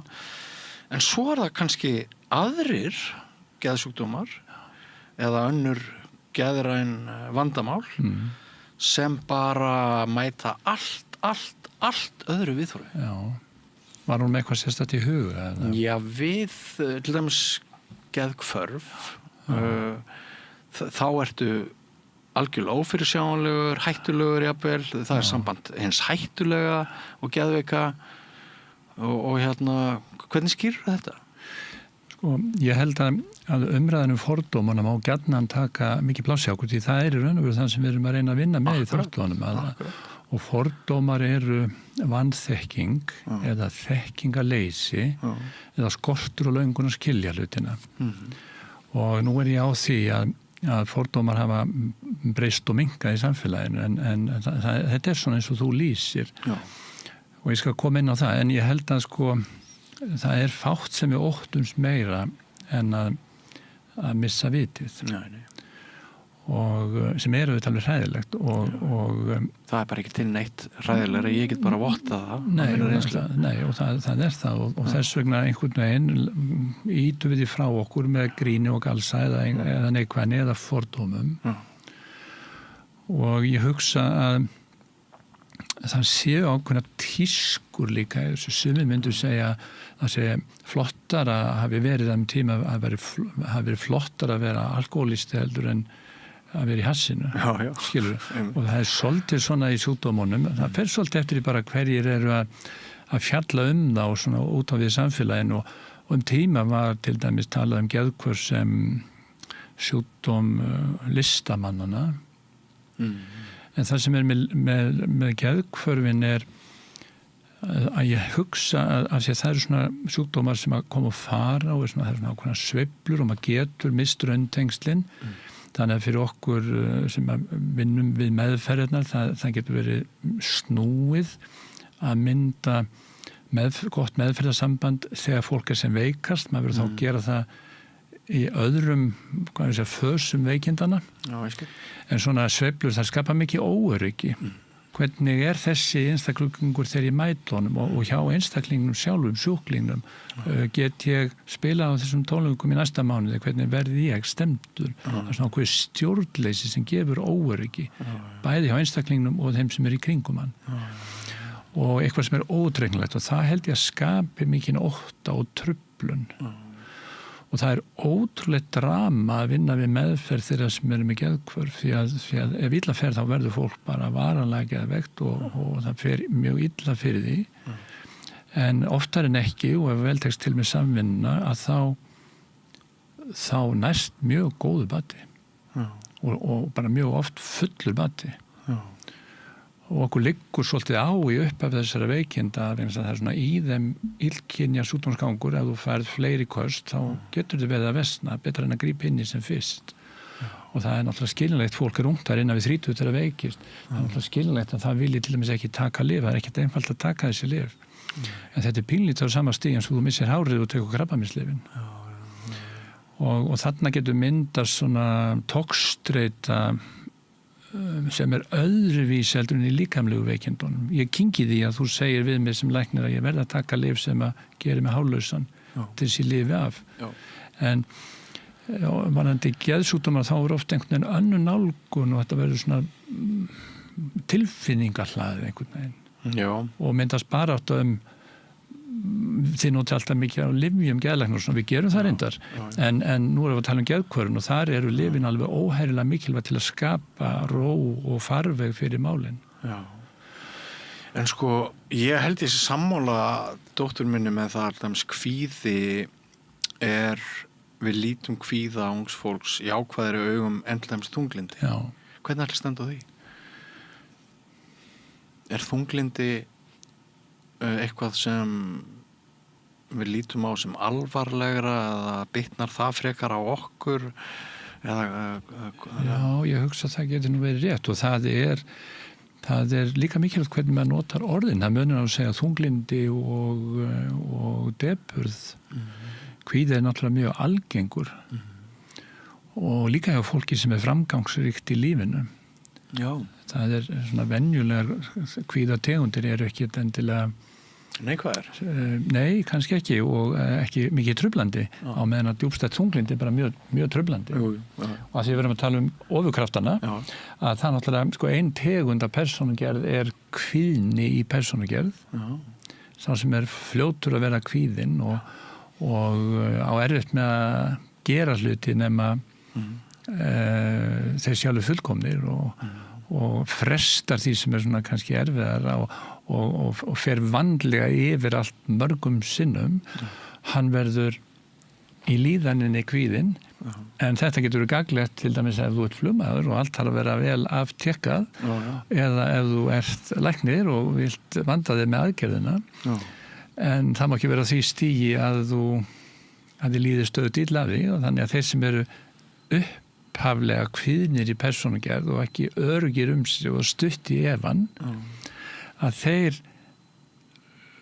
þegar þeir mannast og ég tala ekki þeir blómstra seinna á efinni þá náðu þeir að stjórna þessu betur þannig að það kveljið þá ekki og það nýtist þeim. Og stundum þá leyfir maður sér að tala í klísjum ákveðna starfstéttir kennarar eru svona læknar eru svona þetta vandvirkt og metnaðarfullt fólk sem að sleppir einhver frá sér nema að það sé vel gert. Já. Og reynir allt sem það getur til að koma í veg fyrir mistök. Já, nákvæmlega, og tilfinningin eitthvað sem heitir kvíði. Já. Og við gætum tala líka mikið það hver munurinn á eðlilegum kvíða og sjúklegum kvíða, það svolítið erfið spurning. En svona almennt séð það þannig að eðlilegu kvíði eitthvað kvíði sem skiljum og raunhæfur. Ef hann of yktur eða ótengdur aðstæðum, þá hann líklega sjúklegur. Og þá getur hann heitið kvíðaköst, hann getur heitið almennum kvíði, hann getur heitið félagskvíði, hann getur heitið flughræðsla, hann getur heitið innlokunarkennd og svo framvegis. Manið rétt að daginn sagðiru að kvíðakast gæti verið, sem sagt, vægt taugafall, eða taugafall væri svona sterkari byrting. Og það getur verið svar við spurningunni að kvíðatilfinningin svo venjuleg, við þekkjum hann öll. Við þekkjum öll kvíðatilfinningu. En það ekki alls sem þekkja djúpstæða þunglindstilfinningu. Það kannski þess vegna sem að fólk á eðlilega, einmitt, það góð punktur. Einmitt. Sko, ég nefndi þarna, ég imbraði á hvatvísinni hjá mér. Já. Og núna erum við Ólafur náttúrulega bara með sögulega inntöku á ADHD-lyfjum. Já. Og sumir eru bara greindir með ADD sem athyglisbresturinn. En ég segi nú ekki að hálfþjóðin sé á þessu en óbáslega margir ungir einstaklingar eru að taka þessi lyf og margir segjast hafa fengið bata einmitt frá svona skyndi ákvörðunum sem við tóku áður, vondar ákvörðanir en það náttúrulega alltaf einhver fórnarkostnaður við þetta. Ég nefndi í upphafi þáttarins allt of stórar, allt of hraðar, allt of vondar ákvarðanir sem ég hef tekið og maður stundum hefur það tekið mig mörg ár að vinda ofan af einni skyndi ákvarðan. Sumir fá aldrei tækifæri til þess að vinda ofan af sinni skyndi ákvarðan. 2 18 ára strákar ákvaða að keyra á 180 á nýjum bíl. Þeir lendi bílsleysi annar deyr, hinn örkumlegast eða þarf að hafa samviskuna hann hafi banað vini sínum. Og við vitum að þetta ekkert bara bundið við, þetta ekkert stéttabundið. Við getum náttúrulega öll lent í því að framkvæma hræðilega vondar ákvarðanir vegna þess að okkur langar að læra eitthvað nýtt heiminn og svo framvegis. En þegar þú ert með sjúkling eins og mig og ég ætla bara að fara aftur inn á stofuna til þín núna, þú ert geðlæknirinn og ég er geðsjúklingurinn og ég ætla að segja þér frá því að ég hafi tekið allt og margar vondar stórar ákvarðanir sem hafi valdið mér og öðrum miklu tjóni. Hvað ráðlegur mér þá? var ég bara alltaf að vinna að gera mitt besta af því að ég með einhvern framheilaskaða sem að flestir aðrir glíma ekki við og á ég bara að fyrirgefa mér það að ég get ekki tekið allar ákvarðanir réttar, ætlar að kenna mér einhverja aðferð til þess að taka færri stórar vondar skyndi ákvarðanir, hvort sem ég hef verið greindur með ADD, ADHD, hvort sem ég tek lyf eins og svo margir í kringum eða ekki. Hvernig bregstu við þessu erindi? Sko flestir sem koma inn í svona viðtal eru með eitthvað vandamál sem þeir ráði ekki við. Þeir vilja ná meiri árangur í náminu, þeir vilja komast út úr einhverjum munstrum eða þeim bara líður illa í kvíða og depurð og það sem ég veit þig ef ég svona segir aðferðafræði og takmarkanir geðlækningana ég veit að þú með athyglisbrest og ofvirkni þú bara sér það eða það bara kemur í sögunniðinni ég sé það ekki, en það kemur í sögunniðinni en ég get ekki vita það og ég hef enga aðferð til þess að vita hvort þú ert með röskun í hliðarhlutum djúpheilans sem að við köllum ADHD eða ADD. Það ekki til aðferð til þess. Og vantar tæki þar eða einhverja greiningar aðferð að gera greinamenn. Athyglisbrestur mjög algengur. Hann eitt af algengustu einkennum streitu eða drykkju. Þú gæti líka verið með, ef við tölum svolítið eins og Freud, gæti líka verið með athyglisbrest í persónugerðinni, bara þannig gerður. En við tölum minna svona núna, af því að við höldum þetta sé með hvernig heilin gerður. Og ADHD og ADD var kallað áður á enskunni fyrir 2 áratugum síðan minimal brain damage, sem var fráhrindandi nafn. Þá vildi enginn fá meðfyrir því og vildi enginn hafa þá greiningu. Núna eru við með þessar greiningar opnari og fólk hefur ekkert á móti að fá þessar greiningar sem í raun og veru greiningum alvarlegan geðsjúkdóm og ruglaðan heila. Já, en þeir sem fara á lyfin, þeir eru með athyglisbrest og ofvirkni en þeir eru ekkert alltaf með ADHD og ADD. Það nefnilega það. Og að því að við eigum erfitt með að gera greinamun þarna, þá meiri hætt á því að fleiri fara á lyfin ef við viljum og það algengur misskilningur að fólk halda að við læknar hafa einhvern sérstakann á að setja fólk á þessi lyf, það bara mikill misskilningur það mjög mikill þrýstingur á okkur að gefa þessi lyf og af hverju, jú, það einhverju leyti tíska en það líka eins að fólki líður betur það fær lyfin gera tvennt þau bæta einbyttingu og þau gefa vel í þann þannig að það ekkert skrítið þó að fólk vilji taka lyfin. Nei. En svona sálræni þátturinn á þessu og það sem kemur fólk ofta óvart samt að lyfin breyta ekki lífið þess. Það þarf meira til. Og það þetta hvernig maður tekst á við sjálfan sig. Og ef að þú fengir ADHD meðferð núna, þið myndi líða betur. Áhættan sem væri tekið með þér að það geti ítt undir fíknin aftur. Þannig að það ekki áhugavert af sjónarhóli læknisins. En þú yrðir ekki mikið minna hvatvis. Nei. Yfirleitt það ekki. Nei. En þú fengir betri einbyttingu og þið líði betur af því að það velíðan að gjafi efni sjálft. Svo eru eitthvað kostirnir við að vera hvatvis. Já, segðu, það að vinna í skorpum. Já. Á 300 km hraða þegar allir við hliðina á manni eru bara á 50 og komast ekki hraðan 50 þetta náttúrulega mikil guðskjöf líka Jú, maður gerir það stundum þegar fólk hefur mikið náða að taka lyfin að bara gera meðferðarsamning það að prófa lyfin í hálftar og sjá hvernig fólki líki það til þess að fólk lendi ekki þessar aðstöð þar sé að sækjast eftir einhverju sem það fær ekki og vendingin að það breytir miklu og þá finnur fólk þegar að prófa lyfin að það breytir ekki eins miklu að bjóst við og það missir eitthvað á móti eins og þú ert að tala um. Og hyperfókusin sem sömur í þessum hópi ná. Ég meni, ég get setið, einu sinni fór ég á hótel, ég var að skrifa bók og ég glemdi mér í 32 klukkstundir. Ég skil ekki ennþá að ég þyrfti ekki að fara að pissa en ég skrifaði 32 klukkstundir og bara, eru liðna 32 klukkustundir. En þetta nú svona, akkurat svona einkenni, sko. En svo önnur hlið á þessu sem kemur alltaf mikið inn á það sem við erum að tala í dag, maður að reyna að breyta munsturum og hugsunarhætti og búa til styrkingu á fólk blómstri. Að það svolítið fátaklegt út frá svona geðrannu meðferðinni séð. Að við sem að ídöndi það að fólk telji sig ekki geta gert þetta hérna með að taka töflu við því. Það svolítið líkt áfengisnotkunni. Það ekki? Ég get ekki fara út á dansskólu og fá mér einn, skilur. Og það eru sumir þannig að þeir verða svolítið fastir, þá ég að tala bara öll lyf, skilur, að fólk alltaf að leita eftir skýringunni annar staðar en í sjálfur sér og finna styrkinguna sem kemur í þig og meira tilbúið til þess að leita styrkingun annar staðar í einhverjum öðrum eða í einhverju töflu sem svolítið ófrjótt. Já, það er ófrjótt, mér finnst það. Mér finnst alveg steingelt ef ég á bara að vera sko, þakka fyrir þau orð. Það nú það sem sko. En við erum að tala líka þessa ofurkrafta og hvað getur truflað og við getum talað persónugerð og við getum talað eiginleika okkar sem við fæðumst með, sem við gerum, við erum misvel búin. Genin. Sem hafa mikla þýðingu og svo þessa hæfileika sem að við kannski fáum líka í erfðir en getur þessi að þjálfað og það mjög dýrmætt líka að geta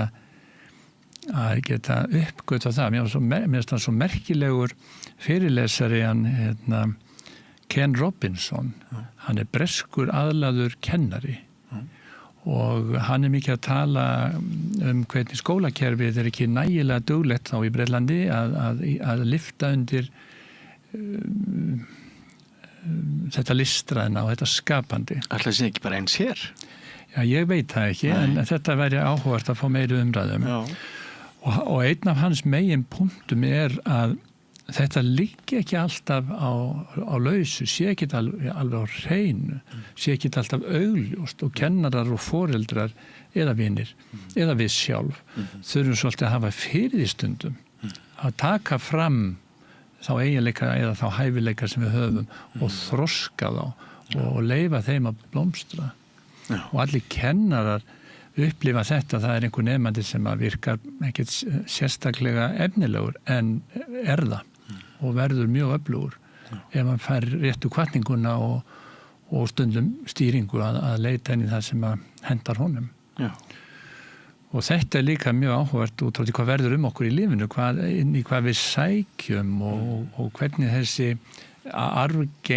þetta argenga kort sem í okkur stýrir okkur inn í ákveðin lífsmunstur eða framgang í lífinu. Já. Vistu það ekki? Jú, mér finnst það bara heillandi. En hvenær persónuleikanum náð? Hver gömul erum við þegar það liggur svolítið fyrir hver við erum og verðum? Já, það eru sálfræðilega kenningar sem mjög erfitt að sanna, sem eru kenningar það hvað mikilvægt það sem gerist á fyrstu 2 árunum. Við höfum ekkert minni fyrir en eftir 30 ára aldur og lengi byrja fyrstu gerð og þetta hefur mikla þýðingu en það líka það sem fylgir okkur úr móðurkviði. Það þar svona einhvers konar forskrift sem í okkur margt annað en auglit og hárulit og hæð og þyngd og svo framvegis. Og það eru allir sem eiga fleiri en eitt barn og þeir sem vinna með börn til sjá hvað persónu svona munstrin koma snemma. Svo hann kannski ekki full þroskaðu persónuleikin fyrir en við erum komin fram yfir fermingu og sumir segja fram yfir tvítugt og heilin enn að þroskast fram yfir tvítugt og þá getum við talað til dæmis bara hvernig við viljum ekki trufla það og hvar við viljum hafa aldursmörk fyrir áfengiskaup, skilur við. Ég ætla ekki að fara út í það núna, en hann að persónuleikin hann ekki full þroskað fyrir en við erum orðin á 30 aldri. Þegar þú lendir í þínu krísum, þú hefur nefnt þrautseigju til sögunar. Hvað annað hjálpaði þér? Já, ég hef alltaf verið heppinn að hafa stuðning, en ég held að það hafi líka, ég held að kvíðin í mér hafi hjálpað mér að það gegnum hans sprettu löngun að standa sig. Þannig að ég þekki kvíðan vel. En En ég held ég hef ekki mikið fengið sjúklegan kvíða, hann verður ekki stoppa mig, hann hefur freka hjálpað mér. Já, þetta eins og við tölum jákvætt stress áður við komum fram einhver staðar og svona setur mann á sinn stað, maður vandar sig aðeins betur og mann finnst að heilin fungeri betur en nokkuð sinni. Já. En þetta er áhugavert með hæfileikana hvernig þarf svona að grafa eftir þeim og hlúa að þeim og hvað er tengjast því líka hvernig við erum sem personur og að því að við höfum báðir áhuga á tónlist að það er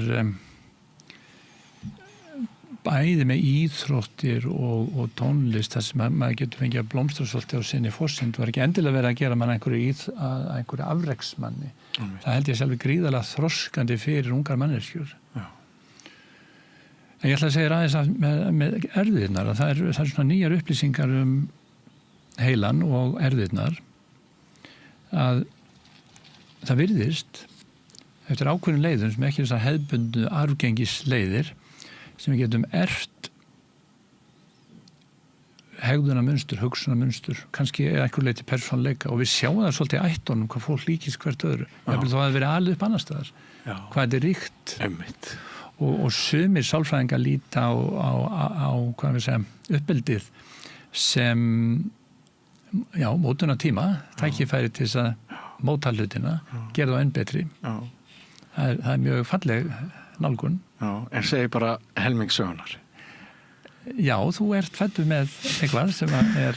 Það eru brautir sem við munum fara á þess að við áttum okkur á því að þær séu að landakorti það sé búið að mappa fyrir okkur. En svo sjáum við líka og við heyrum mikið umræðum það í dag að þegar fólk börn eru látin afskiptalaus og fær vonda atlæti hvaða truflar og hvaða gefur fólki mikla truflun bara í gegnum lífið. Ólafur, ég veit að það eru margir þeir mjög þakkláttir þegar þú fórst að snúa skömm upp í hetjudáðir í síðasta þætti og það er búið að vera frábært að hafa því í þessum þætti. Við ætlum að halda áfram að gera þætti. Við erum að spá í 3 í viðbót, er það ekki? Já, eitthvað svoleiðis. Ágætt til að einhver fer að þreytast. Já, ef að uppljóstra það hvað við ætlum að ræða í næsta þætti, höfum við ákveðið það? Í raun og veru ekki. Það er hvað er svona eftir þínum huga? Það er náttúrulega ýmislegt sem kemur til greina. Við ættum kannski bara eins og við gerðum síðast ég hef með svona smá skoðanakönnun hjá almenningi gegnum samfélagsmiðla. Það lýst mér vel á. Er það ekki? Það lýst mér mjög vel á. Og þetta er náttúrulega mjög óhefðbundið form, sérstaklega þegar ég er í hlutverki skjólstæðingsins og þú geðlæknir en hefur þú gaman að þessu? Já, ég hef það. En ég er líka vona og ég trúi því. Þetta sé gagnlegt og þess vegna mjög gott ef við getum fengið viðbröð utanfrá. Og ég held að það sé líka mjög gott að tala þennan þátt í þeim anda eins og þú talaðir síðasta þátt. Hvernig við höfum snúið hlutum að nú erum við að tala persónugerðir og kannski tilfinningar og við fórum kannski ekki mikið út í viðbröð, við nefndum það aðeins síðan Svona hlutir sem við upplifum oft sem einhvers konar hlutir sem að tilfinningarnar hefði helst verið að vera laus við eða vont að líða svona en við höfum verið að reyna að snúa því í dag upp í það að þetta sé í raun og veru nauðsynlegir ofurkraftar sem að við höfum gefa okkur þann styrk sem við höfum og við gætum nýtt jafnvel enn betur eða minnstakosti varast að trufla og við getum talað líka meira þessa hluti að fólk hefur áhuga á því. Algjörlega. Mikil fegurð í þessu og örlög okkar eru að einhverju leyti í okkar eigin höndum, oft á tíðum, þótt við þurfum að vera tilbúin að leita aðstoðar og fá stuðning, stundum lyf, stundum ekki. Við skulum halda þessu samtali áfram, Ólafur. Ég er þakkláttur fyrir það. Þakka þér fyrir komuna og við sjáumst þá aftur. Já. Ég hlakka til. Sömuleiðis og þakka ykkur kæru hlustendur og áhorfendur fyrir að taka þátt í þessari tilraun okkar hér við Rauða borðið á Samstöðinni Ég verð að viðurkenna það fyrir ykkur að í upphafi hvers þáttar þá ég svolítið óstyrkur, ég veit ekkert hvert þetta samtal leiðir okkur, maður bæði þáttastjórnandi spyrill og svo líka einhvers konar viðfang. Einhver sagði að ég var að fórna mér í þágu ykkar, það ekki rétt því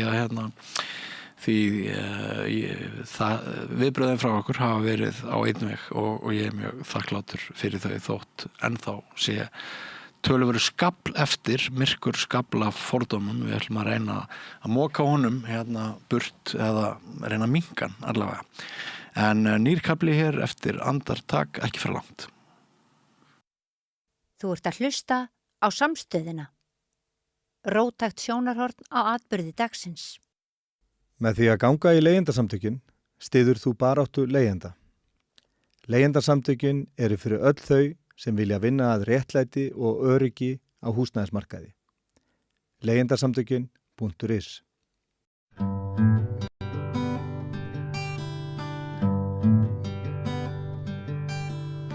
Já, nú komið að þeim þætti við Rauðaborði sem við köllum íslensk menning, þá köllum við fólk saman til þess að ræða stöðu íslenska menningar á, hvað getum við sagt, viðsjárverðum tímum, í tímum þar sem allir eru sammála að við séum á hverfanda hveli.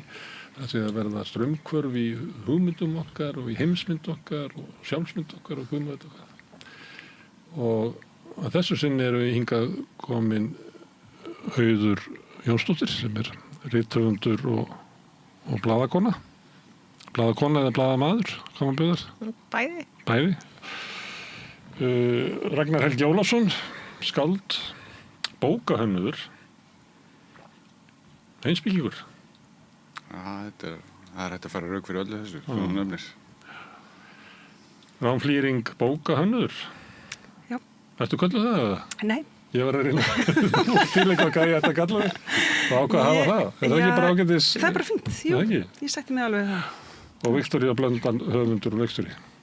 Við höfum haft þetta spjall í nokkur skipti og við höfum talað svona ýmislegt. Við höfum að tala að við sem að koma út úr tíma efnishyggju og við sem að koma út úr tíma einstaklingshyggju og við sem að koma út úr tíma sem að kannski þið illa getið unnið og alls konar. Við höfum talað mikið peninga og list og hvort að listin hafi tapað sér í því að reyna að meika það og slá í gegn og ekki bara sætta sig að vera fátæk og amatúrísk. Það sé eina leiðin til að vera frjáls, það eru lausu peningana, við höfum talað alls konar. En það gerðist menningaviðburður á sunnudaginn í heiminum sem var hálfleikurinn á Super Bowl. Við erum að byrja þar, á Bad Bunny. Það sem ég var að lesa í bandarískri pressunni, það var ein fyrirsögn sem var menningarstríðinu lokið. Bad Bunny vann og það var að því að það var stilt upp, makarhefingi stilt upp sínu eigin hálfleiks sjói með Kid Rock. Hversu glatað? Hversu glatað? Og mér fannst allt í einu dragast upp eins og stundu gerist. Þá sér maður í svona einhverju einu augnabliki eitthvað sem maður heldur þessi stórkostleg sannindi. Mér fannst það þegar ég sá þetta. Það fannst mér, valkostinir eru bara þessir. Þú getur fengið Bad Bunny og það sem að fagna lífinu og ástinni og gleðinni og fólk var með þess að giftast þarna og dansa og gamalt fólk og ungt fólk saman, litöðugt og glatt og opinn faðm. Eða þú getur fengið naggandi leiðindi Donald Trump og Kid Rock. En þeim finnst þeir mjög skemmtlegir? Já, þeir eru bara svo fáir, sko. Það voru 5 milljónir sem horfðu á Kid Rock en 135 milljónir sem horfðu á... Já, þeim gæti fjölgað. Eða þú veist, þetta er hreyfing. Men mér fannst það þess að jákvæð, eins og þetta væri eiginlega ótti okkar við að Kid Rock myndi vinna. Hann er eiginlega ástæðlaus. Það er ekkert sem getur unnið Bad Bunny. Og ástina. Hann náttúrulega, já, bara, þetta var náttúrulega, þessi sýning, þetta sjó, ég veit ekki eins og hverjir voru að spila á tónleikum Bad Bunny, skilur, ég veit ekki hvaða lið þetta voru sem voru þarna og mér er alveg drullu sama, að því þetta bara, þessar 13 mínútur, þetta var stórkostlegt. Það fannst þið ekki? Jú, ertu að djóka, bara að einhvern veginn, þú veist, ég var alveg með hjartslátt svona fyrir, bara guð minn góður og var alveg svona inn í mér að óska bara hann er vonandi í skotheldu vesti og eitthvað þetta skiljiði. Svo einhvern veginn mætir hann þarna og ég bara allt mitt, gjör svo vel, til haming, bara Guð minn góður, bara gegnum sykur agrana í byrjun bara, og bara ekki eitt orð á ensku, bara spænska, God bless America and Chile og everything, og svo bara og sykuragrana sem voru bæði vei fólk í svona grasbúning, sáuðu það var svo brjálæðislega fólk bara risa innsetning af fólki sem gat síðan bara labbað út og labbar í gegnum, þú veist, gamlir menn að spila domino, svona naglastofa, konur að, og svo einhver síðasti barinn í Brooklyn eða New York, Puerto Rico, einhver kettling sem stóð þarna og gaf hann skot, og þetta var allt svo þetta var svo geðveikt, ég bara þetta er það, ég held ég hefði verið bara gengin í bandóm að því ég var svo glaður að horfa á þetta sko. Nei, ég held að, mér fannst það mitt þessi polarisering sem var reynt að einhvern veginn að setja sviðarna, eitthvað Kid Rock versus, mér fannst þetta bara algjörlega svífa yfir allt svoleiðis, það var bara hjákátlegt og þetta var bara eins og þegar maður sér eitthvað góða list og það bara fær maður trú á list og ástina og bara einhvern veginn. En svo náttúrulega þetta í hálfleik hjá NFL sem náttúrulega ótrúlega samtök þeirra sem eiga, það eru menn sem eiga íþróttafélögin og þeir taka við bygurunum og svona, þannig að þetta er sko versti klúbbur í heimi.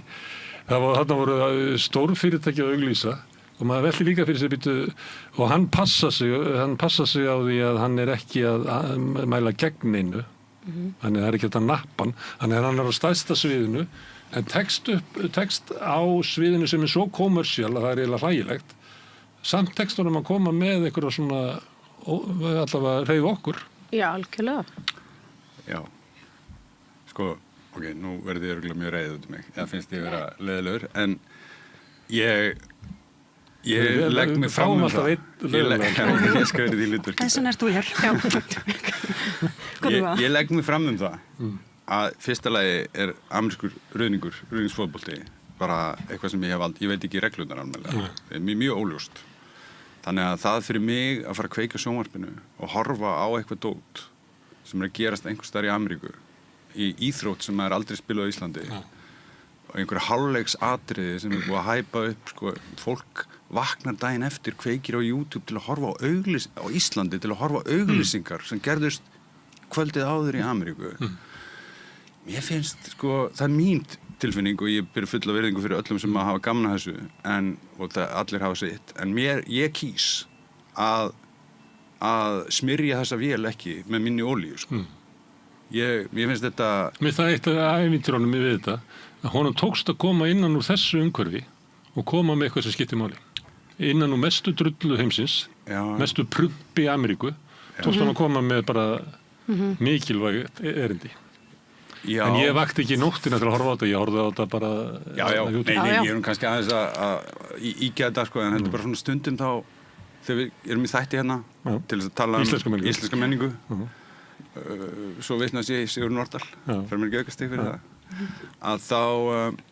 að þá finnst mér að svona, ég hugsa það, þú veist, þetta eru YouTube-menn að vakna eldsnemma árið 10 til þess að lesa fréttirnar af hvað gerðist í Colosseum, hvaða vígamenn drápu hvern annan í Róm daginn áður og ég veit það ekki, sko, stundum finnst mér eins og þessi svona kolonisering vitundur okkar af amerískri menningu sé bara komin út fyrir mörk, sko. Og þannig er ég ekki að tala neitt um þetta atriði, ég hef ekki séð þetta atriði og eflaust frábært, sko. En ég var með plan sem umráðustjóri. Þetta er svona til umhugsunar. Að byrja þarna einmitt til þess að komast þangað, sko. Af því að íslensk menning er náttúrulega fyrirbrigði sem að lifir í, sko, við erum í heiminum. Við getum ekki farið inn í hlöðu af okkar eða... En það er þetta, sko, ég bara eitthvað aðeins að ranta hérna út af þessi Ragnar Helgi að segja að, sko, það er eitthvað svo tilfinning sem hefur þessum teranda bara allt sem einhvern veginn að missa gildi sitt og merking og einmitt bara allt þetta sem er að gerast í Ameríku og Ameríka þetta og hitta að þú veist að bara málni undan öllu öðru, þú veist, það er bara svona, tekur ekki, skiptir ekki máli, það er eitthvað svona svoleiðis tóm tilfinning. Sko, ég er mjög svartsýn að eðlisfari og yfir höfuð, en þetta atriði fékk mig til að fá einhverja smá trú og það var einhver von og ég var eitthvað, ok, Ok. Þú veist, ok, fyrir utan að Bad Bunny er náttúrulega bara uppáhaldsartistinn minn. Listamaðurinn minn. Það er að vanda mig. Já, nei, þetta eru örgulega verið, ég náttúrulega sá þetta ekki. Allar ömmur sem eru að horfa á þetta eru byrjað að sína ákveðna svona horfa framjá því að fólk að sletta á svona. Ég var bara að prjóna og hlusta Guðuna þegar þetta var. Ég hefur ekki átt á atriðið. Nei. Ég mæli með því. Þetta er... Og sömuleyti það sem mér langaði til að ræða, við erum með íslenska menningu, en við erum í sko stóru hafi, einhver korktappi sem að flýtur þarna. Og þá er það spurningin, hvaða merkingu eða gildi hefur hálftíma, 13 mínútna sjó Bad Bunny í ruðningsbolta í Bandaríkjunum. Hvað gott okkur? Og hann er að tala inn í þessum við höfum svolítið talað um svona andhúmaníska byltingu sem Trump og félagar standa fyrir. Þetta er í rauninni annar knallleikur sko, sem að við erum allir á Íslandi fylgjast mjög grannt með, sem er ekki fótboltaleikurinn, ruðningsleikurinn sem átti staðna heldur hinn sanna enski bolti Íslendinga og Vesturlandabúa í dag er að fylgjast með menningarstríði Bandaríkjanna. Og skilur, það er fínt að hafa sitt lið í enska og allt það, en svona, ég held að við mættum veltaði fyrir okkur hvaða þessu, fyrir utan það að við höldum með einhverju lið í Ameríku og höfum óbeitt öðru, að þá spurning hvaða þessu, hvernig þetta talar inn í okkar aðstæður. Já, svo er þetta líka orðið svo rugla menningarstríð þarna Noam Chomsky, eitthvað að tala við Epstein og þú veist, þetta er allt orðið frekar mikill grautur, sko. Já, það var einhvern veginn alveg koma óvæntri átt. Batman og Jókerinn á barnum saman. Já. Ég veit ekki, ég er mjög sammála því sem þú segir, það er svona amerísk áhrif sem að koma í gegnum menninguna sem eru oft einhvern veginn fara fylltislaust inn í bara þvílíkar svona barbershop auglýsingar og eitthvað svona sem kemur bara einhvern veginn eins og það sé okkar. En mér finnst akkurat þarna þetta atriði þegar það er eitthvað, það myndi mig bara á þarna þegar það fór að gjósa og allir voru einhvern veginn, allir fóru þarna upp eftir og svo sátu svona sumir eftir og voru bara ég en ekki á þessa asnalegu þjóðhátíð eitthvað. Þetta er einhvern veginn bara alveg of mikið. Já. Og svo fóru margir og þetta náði bara einhvern veginn miklu lengra en eitthvað svo leiðis. Er það ekki, fórstu? Nei, ég fór ekki. Nei, ok. Nei, kannski næst. En þið veitir, það var ég náttúrulega bara eitthvað svona upplifun sem nær bara einhvern veginn yfir eitthvað svona. Og mér fannst þetta í gær, ég er ekki að líka honum við eitthvað jarðfræðingar eða eitthvað eldsumbrot, þannig lagað. En það var samt bara eitthvað, hann horfði í augun á okkur og það var bara eitthvað svona, og mér fannst það inspirerandi bara fyrir eitthvað mína listsköpun eða eitthvað bara þegar einhver er að segja eitthvað af einhverjum heilindum og talar beint inn í eitthvað svona geopolítist ástand og eitthvað neginn sem að við erum hvort sem er inn í. Og þetta er bara einhvern veginn beint inn í það og hann var bara... Þetta er ekki líka bara stöðu listamannsins, þetta er maður sem fær stærsta plattform í heimi. Það eru 135 miljónir sem horfa á þetta í beinni, sko, það er örugglega 4 sinnum fleiri búin að horfa á þetta síðan. Og hann ákveður að ég ætla að nota rödd mín eins og sagt er. Já, ég þarf að fara heim og horfa á þetta með syni mínum. Hann hlýtur að vera búin að horfa á þetta. Já, hann er örugglega búin að, ég mann þegar Charlie Kirk dó og þá var hann bara Charlie Kirk dó og ég bara, hver er það? Þannig að það er eitt í þessu og svo er þetta náttúrulega þetta með menningarstríðið og með kortappan í hafinu. Við sjáum það í pólitíkinni, mér finnst vera ótrúlega hvað menn alltaf ganga langt í það reyna að flytja inn karlæga, hvíta, kristna yfirburðahyggju til Íslands, það er bara sumir í miðflokknum tala bara eins og þau séu bara í Alabama eða eitthvað Þetta með mann finnst við hvaða tengingu á þetta við íslenska menningu. En þetta er að gerast, ég held að þú veist var að lesa hvernig það með dansk fólkapartí í Danmörku og svo einmitt það sem var í Grænlandi það svona maka áhrifavaldar þar og þess vegna er þetta einhvern veginn rúmst einhvern veginn að kvíslast út allt. Svo náttúrulega allir þessir flokkar svona auka hægri þjóðurnis flokkar út allt sem er að ná svo mikilli útbreiðslu og fylgi. Bara svo FD í Þýskalandi og þú veist, þetta er svolítið svona... En þetta er náttúrulega mjög góð punktur og þetta er af sama meiði það sem ég er að tala um. Það er svona þetta vísaði með flokkin til dæmis og fleiri en sko ef við reynum að vera alveg sanngjörn og heiðarleg, að þá þetta ekki bara í miðflokknum sem þú sér þetta. Þú sér þetta alveg eins og vinstrivangnum, ég er ekki að generalisera yfir alla, en þú sérð alveg koma raddir sem eru að tala, það tekur maður smá tíma að fatta býtu hvað er hann að tala, eða hvaðan kemur þessi díalógur, út af því hann er ekki að resonera í rauninni að eðlilegan hátt við umhverfið sitt hér. Þú veist, aðstæður til dæmis í jafnréttismálum á Íslandi eru mjög gríðarlega ólíkar því sem eru í Bandaríkjunum, skilurðu, þannig að það þýðir ekki að megi tala krítískt jafnréttismál, það þýðir að flytja inn díalógin, orðfærið, aðferðirnar í baráttunni óblandað inn í íslenskt umhverfi er ekki hjálplegt. Nei, það passar ekki við. Það er enda rosa góð sjónvarserja, þessi norska, Betri maður, þið búin að sjá hana? Beri. Það er alltaf að mæla með henni, ég er með opið flipað þar sem ég ætla að fara fyrir tíma. Hún er ótrúlega, þetta er bara geggjaðasta sem ég sé í sjónvarpi bara, sem ég bara mann ekki hverja. Já, alveg sammála. Og er einmitt svona svolítið meðflokksmann, einhvern mann, hvernhatandi mann sem svona tröll á internetinu, svona nettröll og svo lendur hann þennan aðstæðum að hann þarf að dulbúa sig sem konu. Lendur í þeirri aðstæðu, já. Eins og kemur fyrir.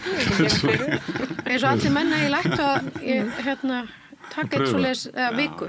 Ég reynir það, ég vil alltaf kona eitt dag í viku. Já, það er gott. Herðu, en við lifum í stundum með talaði kannast við að í raunheimum, þá á það að vera samtalið sem og það er nefnt þessi ekki raunheimar sem við erum á netinu. Það er skiptingin. En við lifum, það er ekki hægt að lifa í menningarlífi á Íslandi, nema vera eiginlega með hálfan fótinn inn í netinu sem alveg raumuleg og sumulit eru þá með, eins og við séum með klofin á milli heilakvelana að við horfum á heiminn svona, annars vegar horfum við á netheima og hins vegar eitthvað íslenska menningu það getur ekki gengið til lengri tíma. Við netið að það er alltaf ákveðin múgæsing fólkin í því. Það er líka í raunheimum við varum í útsöluna hjá Elko. Já, en sko það einhvern veginn summarar upp einhvern veginn múgæsingu og maður var að lesa Miljón Kundera í gamla daga, var einhverju bók eftir hann eða bókum að þoldi ekki einu svona almenningssundlegar, bara allt þetta sem að einstaklingurinn varða massa eða dansa í hring með fólki og það er þetta, þú veist, bara halda einhvern veginn í þessa einstaklingsmennsku í sér eða missa hana bara ekki út í þetta múgæsingar vitundarflæði, ég veit ekki. Mér finnst er það ekki akkurat það sem við þurfum núna? Múgæsingu? Nei, já, þú veist, það er alltaf smá gaman stundum, en þú veist, að vera hluti, vera heild, við tölum það síðast, þú veist, þetta samfélag, við þurfum samfélögin til að virka, þú veist, að vera hluti af samfélagi. Það virkar ekki á vefnum, sko. Nei, ekki á vefnum. Man getur verið hluti af samfélagi, sko, en haldið í sína sjálfstæðu gagnrýnu hugsun og sko... Auðvitað. Og það er eitthvað við þetta sem að svona hræði mig, ég var bara eitthvað síðast í gerða fyrir þetta hugsa bara, ég get ekki þessa nettíma lengur, ég verð bara þú veist, þetta er búið að gerast svo rosalega hratt, þessi rosalega vitundabreiting, bara vitundun í okkur er bara í einhverju hrærigraut með vitundum, þú veist, þetta eru rosalega mikla breytingar, ég held að enginn hafi við því bara hreinlega að greina áhrifin af þessu. Og bara einn skemmtisaga en að þegar Ragnar Helgi við hliðin okkur þegar klaustursmáli var þá var hann í því? Nei, þá vorum við í partí í bóði og við höfum fengið tilnefningar til bókmenntaverðlaunanna og þetta sem sagt, já, megna kvöldinu erum við að tala hina hliðin á klaustursmálinu að þetta er skeri þegar það eru upptökur, þú veist, þegar það verið að taka upp prívat talungstar. Var þetta ekki einhvern veginn svo leið? Jú, þetta var þannig. Og svo verður svo skemmtilegt í þessu bóði að við brestum í svona fagnað yfir þessum. Já, við vorum náttúrulega bara í miklu stuði og vorum hress og ákvaðum að syngja duett saman í karaoke. Já. Sungum Og ég ólíkt falskar en þú, en... Já, ég veit það nú ekki. Og þið kannski til í endur taka duettinn? Nei. Ekki núna, sko. En við getum sagt hvað lag það var. Því að það átti vel við í ljósið þess að við vorum bæðið með nýjar tilnefningar. The winner takes it all. Já, og við sungum það að gífurlegri innlifun. Gríðarlegri innlifun. Já, og nema daginn eftir, bara eftir allt okkar rand þetta að sé með prívat upptökur. Það náttúrulega vögnum við að við erum í upptöku á neti. Þessi söngur okkar. Posta á Facebook. Okkur var svo mikið að við skrifum skoðanagrein í Kjarnan til að mótmæla þessari upptöku. En netið svo bara, þú veist, það einhvern veginn bara þetta með þetta prívat són, það bara til einhvern. Ég held að erum við ekki mér finnst þessi aðgreining ekki halda. Ég held hún takmarka okkur og sérstaklega þau sem ekki alast upp áður en, og þú veist, þá þetta ekki tveir heimar. Það sem að gerist í netheimum og það sem að gerist í raunheimum, það ekki net og raunheimar, þetta allt saman sami heimurinn. Og ég meina vissulega gerist eitthvað af honum, en ég meina ég veit ekki hvað, ég meina hjálpaði mér, það einhver annars, við tölum ekki bæ. Já, hann byrti svo mikill og stór og líka það hægt að stýra honum ákveðnu móti. Hvað stækkar og hvað minnkar á netinu. Já, en ég meina þetta líka eitthvað samtal sem á sér stað. Ég held einhvern veginn að það sé hættulegt samt líka að segja samfélag gerist hér og það sem gerist í netinu gerist þarna. Það hefur áhrif á hvernig við erum, hvernig við tölum saman, hvað við hugsum það hefur pottið áhrif á líkamann á okkur, þú veist, bara eitthvað svona tráma í æsku. Ég meina það getur gerst í símanum einhvern veginn, þannig að einhvern veginn að skilja svona rosalega milli kjöts og eitthvað raf, ég held að halda ekki, við verðum að hugsa þetta. Bæði þar allt einhvern veginn hægt að hakka bara allt okkar atferðli og leyndamál. Sko, ég ekkert viss með ég ekki að segja netið sé eitt og samfélagið annað en það sem við netið að þarna alls konar öfl og bakvið sem geta stækkað eitt og minnkað annað, þetta ekki sömu lögmál veruleikans. Og hendur út, ég í svona einhverjum deilum við Facebook og Messenger, ég má bara nota þetta og mjög takmarkan hátt, ég held að ég er farin að halda að eitthvað sem margir myndu dreymum að vera í þeirri stöðu. En það öðruvísi þegar mann hent út. En að því að við erum að tala um Bad Bunny, ef þetta svona að við erum með svona tvískiptan heim. Í þessum heimi Bad Bunny bara stórkostlegt fyrirbrigði og verður að taka afstöðu þess. Í hinu heiminum, hann í hlöðu afamis, hann ekki neitt atriði. Og ég held að við getum bara orðið hálf sturlus á því að lifa í svona tveimur heimum, að verðum einhvern veginn að finna leið til þess að láta þetta fungera saman. Ég grunum að Ragnar Helgi sé frekar svona hlöðumaður. Ég náttúrulega bara, ég veit það nú ekki, ég svo sem hef ekkert móti hlöðum, en ég lefum Bergsveini að eiga sína hlöður kannski, en ég skil alveg hvað þú ert að meina, að þú vilt vera, hvað við segja, með á nótunum í menningunni, þá þetta að fylgjast með þessu. Ég þarf þess ekki, ég bara Ég kýs að, eða þú veist, það sem skiptir mig máli, það sem ég met, þú veist, það snýst gildi á ákveðin hátt og fyrir mér þá það gildi, menningarlegt gildi sem ég met ofar flestu fjölbreytileiki og það fjölbreytileiki í veruháttum, í því hvernig þú ert til, skilurðu, hvernig listamaður hefur það hlutverk fyrst að vera rækta sína vitund á einhvern hátt til þess að hafa eitthvað að segja sem ekki bara það sama allir hinnir segja og fyrir mér að þá þessi svona, hvað við kalla það, mónokúltúr. Það er ein ræktun í menningunni út af valdi þessara þátta sem hefur 1000-faldast við internetið. Það vissi enginn hvað, þú veist, fyrir 15 árum á vissu 5% Íslendinga hvað Super Bowl hálfleikur var. Svo líka neti bara svo nátengt öllum þessum Kísildalskóngum. Við vorum heldur ekki að hlusta á latín pop, Þannig fengur það líka, Já, en þú veist, þetta allt bara mikilvægt, það allt í bland. Hvað hétt þetta þátturinn sem var á Rás 1 sem var með heimstónlist? Það var eiginlega einu gluggi. Það er nýbúið að gera þáttum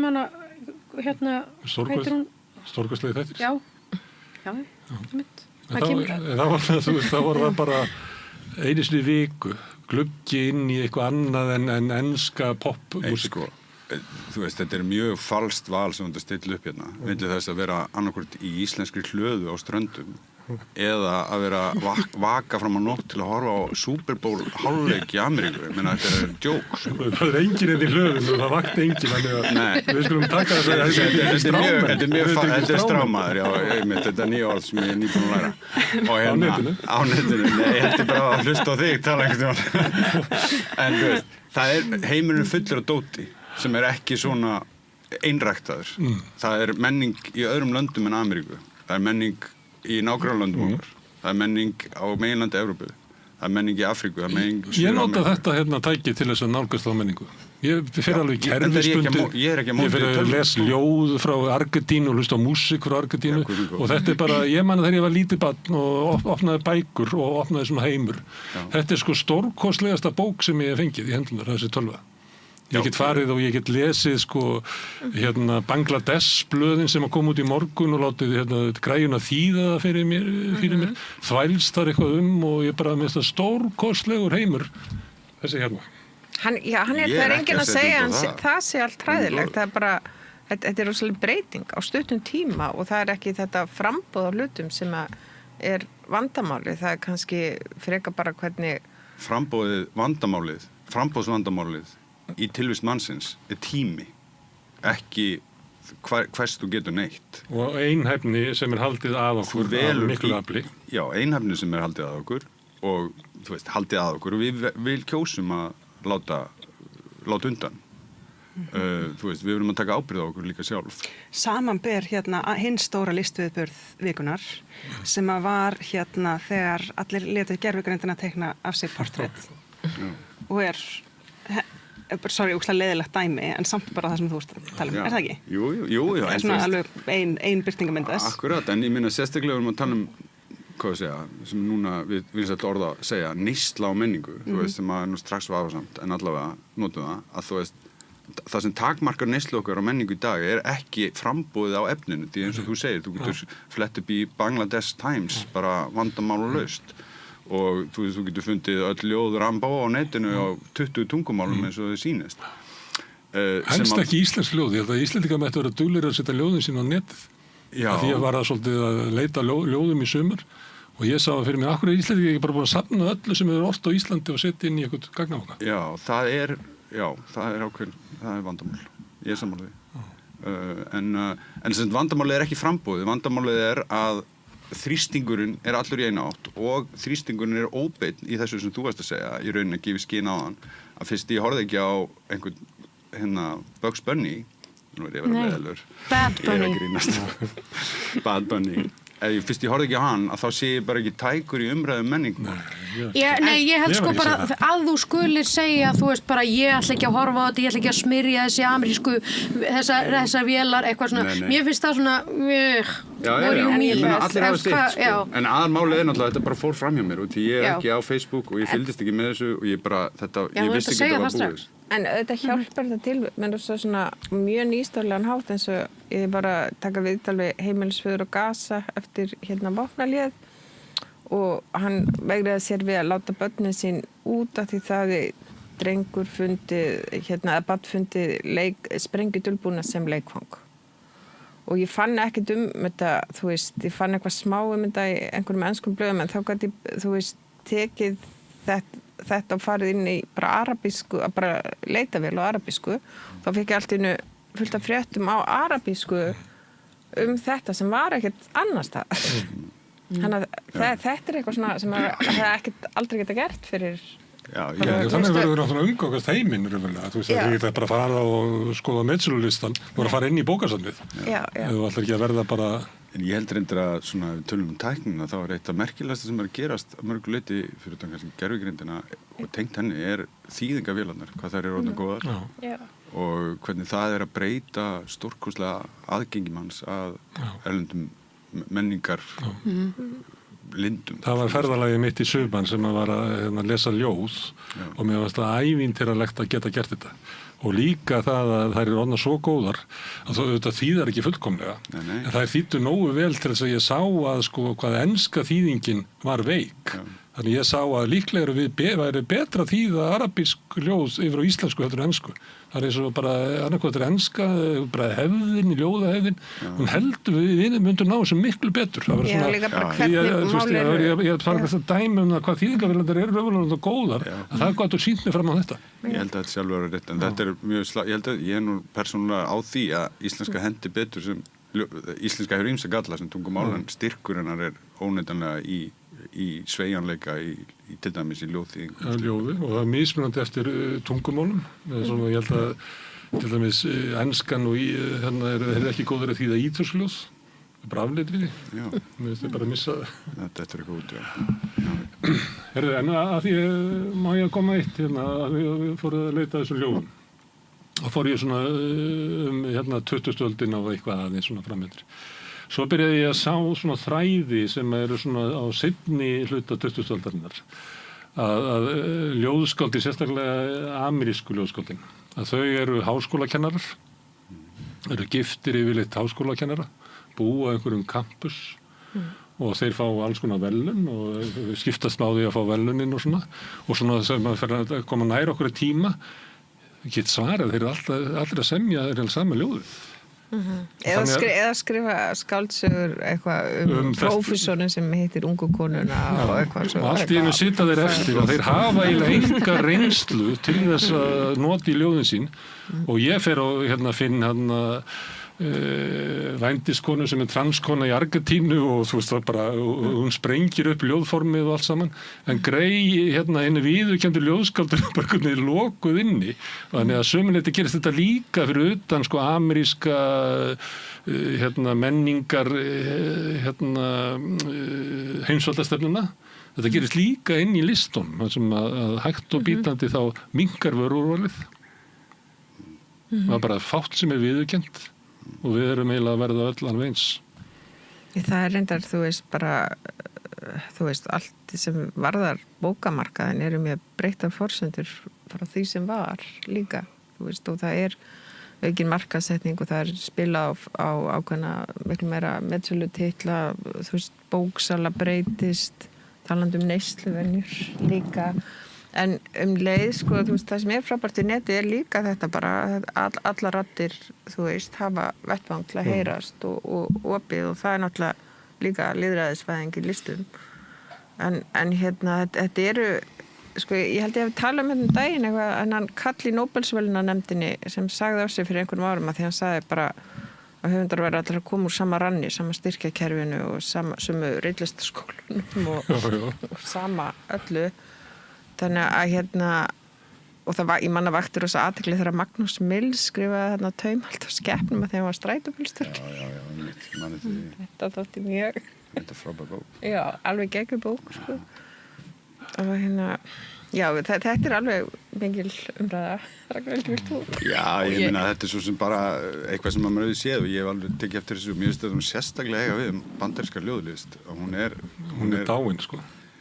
Já, hún lifir á einhverju plani sem ég tengi ekki mjög mikið við, svona samtíma ljóðlist, en svona sjaldan. Það eru undantekningar, það eru menn eins og Ilja Kamenský til dæmis sem að prófessor í Kaliforníu, en hann er, þú veist, hann er af Ungveri og skrifar stórkostlega bækur og það er fullt af, það eru auðvitað perlur innanum, en svona það er einhver svona tónn sem að mér finnst kveikir ekki í mér hann, akademísku tónn að einhverju leyti.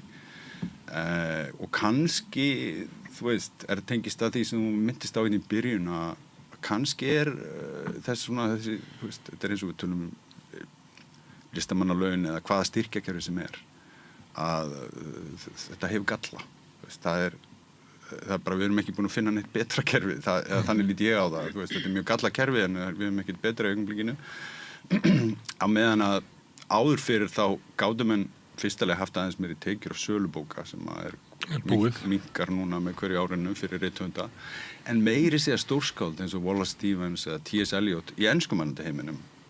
Þetta voru menn sem voru bara allir í dagvinnu, sko. Wallace Stevens var bara lögfræðingur í tryggingafélagi alla sína ævi og T.S. Eliot var í banka eins og fræktir og svo framvegis, þannig að þetta að sumleiti ákveð frelsi í því að segja að listin þín ekki það sem að borgar fyrir brauðið þitt. og þá ertu frjáls í þín list og getur þróað hann á einhvern annan hátt, auk þess sem er líka punktur eins og við segir, að reynsluheimurinn þá meira aktífur út í heiminum, ekki bara á háskólakampusnum. Og ég alveg, þú sammála þessu og þetta alveg nefnilega pæling út af fyrir sig, þú veist, þegar þú veist í áratugi og þú veist, nú tala ég alveg sjálf sem rithöfundur sem hefur verið mjög heppið með starfslaunakerfi að þú veist, þú ert í vernduðum heimi í rauninni og fjölda fólks kannski sem gerir sín hugverk á þeim forsendum að það alltaf alls konar sprúðlandi, flókin og fyrir sjánlega element sem þú missir af í raunveruleikanum ef þú ert bara, þú ert Og þú hefur viljað göstast í blaðamennsku eitthvað til þess að losna við það hverfi ekki þarna alveg inn? Ég náttúrulega byrjaði blaðamennsku hjá þér þegar ég var rétt byrjað að tala Ég get alltaf þulið upp og þá sem að við byrjaði blaðamennsku það myndi fylla heilt bókasafn. Herðu, en þetta svona, en ég ætla að höldum áfram með kortappan og svona íslenska menningu. Segjum að þetta sé þannig, segjum að við verðum að hugsa þetta eins og bara fyrirtæki. Þá segir við verðum bara einbeitt okkur á því sem við erum góð í, við fáum alls konar svona dóta menningu þarna utan og svona, við verðum að einbeitt okkur á því sem sérstakt við íslenska menningu. Hvernig finnst ykkur þetta ljóma? Þetta bara meikar enga sens. Eins og viðskiptaráð sé að tala. Ég fór á sýningu helgina hjá Íslenska dansflokknum. Innflutt verk. Frumsýning. Þetta eru 2 strákar frá Napoli. Frá Napoli. Sem komu hingað og unnu verk með ID og sýningin, verkið heiti Garðurinn og þetta svona almenningsgarðar. Og sem við náttúrulega, við þekkjum ekki almenningsgarði, hljómskálagarðurinn sem maður lappar í gegnum eða eitthvað, en þetta var stórkostlegt verk, ég mæli með að fara og geggjað að sjá þessa dansara í einhverju nýju, náttúrulega þú veist, við erum búin að sjá svolítið Ernu Ómars með þeim sem ég elska og dýrka algjörlega, en ég mæli með þessu, þannig að ég myndi ekki segja... Það var mjög maskulín dans þegar þú nefnir þetta svona. Það kom þarna svolítið maskulín hreyfingar og enda náttúrulega bara í svona líkams leikfimæfingum og hernaði. Já, akkurat. Það kom svona þetta var svolítið maskulín sýning. Já, þetta var það. En samt einhvern veginn fór yfir það og var það einhverju... Að segja langa menningarsögu garðinn og almannarýmið. Já, bara manneskjuna í rými, jú, það ekki. Jú, mér fannst það. Já. Mér finnst það að vera mjög skýr saga, sko. Já. Mér finnst bara músík vera frekar leiðileg. Já, hún var frekar leiðileg. Búningarnir ljótir. en samt fallegi græni, fótboltagrassið. Já, en þetta var, ég mæli með. Það var á listahátíð þegar ég var krakki. Ég bara, þú veist, var í barnaskóla og kom einhver, ég held að hann japansku maður og dansa allsber. Að teipinu? Já, full lögadagsvöld. Allir bara munið það mjög vel. Sárabindið var við teipið. Þetta er ógleymanlegt. Ég var á sjó í Ólafsvík og ég fór í bæinn bara til þess að það var svo skemmtilegt listahátíð. Þetta var sama listahátíð þegar komandi Jans var og það var vorið kom til Reykjavík þá, sko. Með fjölmenningu. Sjálfstæðisflokkur fallinn og komið bara vor allt í mátti alls konar hluti maður á tippinu mátti alls konar ég var náttúrulega á vor aldrei þá þannig að þetta vor tengist svolítið persónusögu minni en hvað segið þið með þetta ég ætla með kortappan og við erum hluti af stórum heimi okkur ber skylda til þess að viðhalda íslenski menningu það skylda okkur? Að við held að tungumálinu? Ég held einhvern veginn, ég hef mistað þessu með korktappan, hvað kom hann? Það er bara stórt haf sem er bara menningin í heiminum. Já. Og eitt korktappi, það er íslensk menning. Akkurat, já, einmitt. Já. Ég fór bara að hugsa mig bara aftur í hring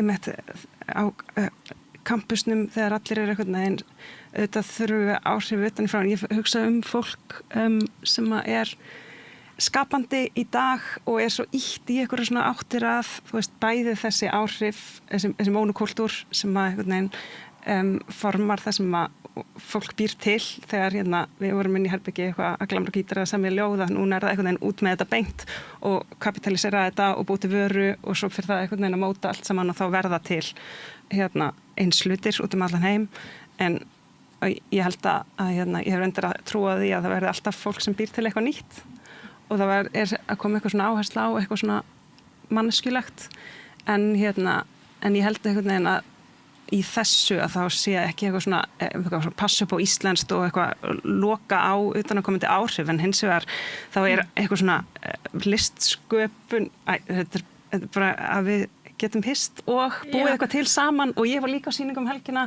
á Ísafirði hjá áhuga leikhúsinu þar og þá var einhver farsi sem ég ekki farsa-fan en það var ógeðslega gaman og það var bara eitthvað svo mikið það var bara eitthvað svona list í eitthvað svona þarna hún held ég, þarna passu við. Já, en sko íslenskan þetta í rauninni sko íslensk, tala íslenskan, þetta líka svo mikið bara mjög margflókin samfélagsleg áhrif. Íslenskan okkar tæki til að bara skilja heiminn á okkar forsendum og okkar blæbrigðum og núna bara mjög hratt alls konar sem svona alls konar áskoranir sem steðja að íslenskunni og það sem svo áhugavert líka það félagslega sem getur gerst þarna. Það eru hópar í samfélaginu sem að þetta getur bara haft áhrif á lýðræðisvirkni, hvort sem það ungt fólk sem ekki með nógu djúpan lesskilning eða fólk sem nýfluttin í land og hefur ekki nógu greiðan aðgang að íslensku námi. Á sama tíma sko þetta tungumál það sem að enskan mjög mikið svona mjög mikla þungavíkt við hliðin á. Þannig að við þurfum ef við ætlum að halda þessu tungumáli að hafa mjög sterka meðvitund það og þá komum við líka inn á bara eins og þessar þýðingavélar að við fáum nógu góðar þýðingar á íslensku og að við þurfum ekki að taka viðtölu á ensku til að geta sett inn í eitthvað forrit og fengi þá afgreiðslu. Ég var daginn að taka viðtöl í Grænlandi og með Ingibjörgu Dögg og við vorum svo glaðar að við gátum bara, dælt þessu beint inn í tölvuna og þau komu svo skýr en það var að þau vorum að taka fullt af þessum viðtölum á ensku. Hér getur þetta ekkert með íslenskuna, þú þarft að rýna í þetta eins og eitthvað svona bara hvað var viðkomandi að segja þarna og svo þarft að enda með að transkripta þetta allt. Þannig að það svo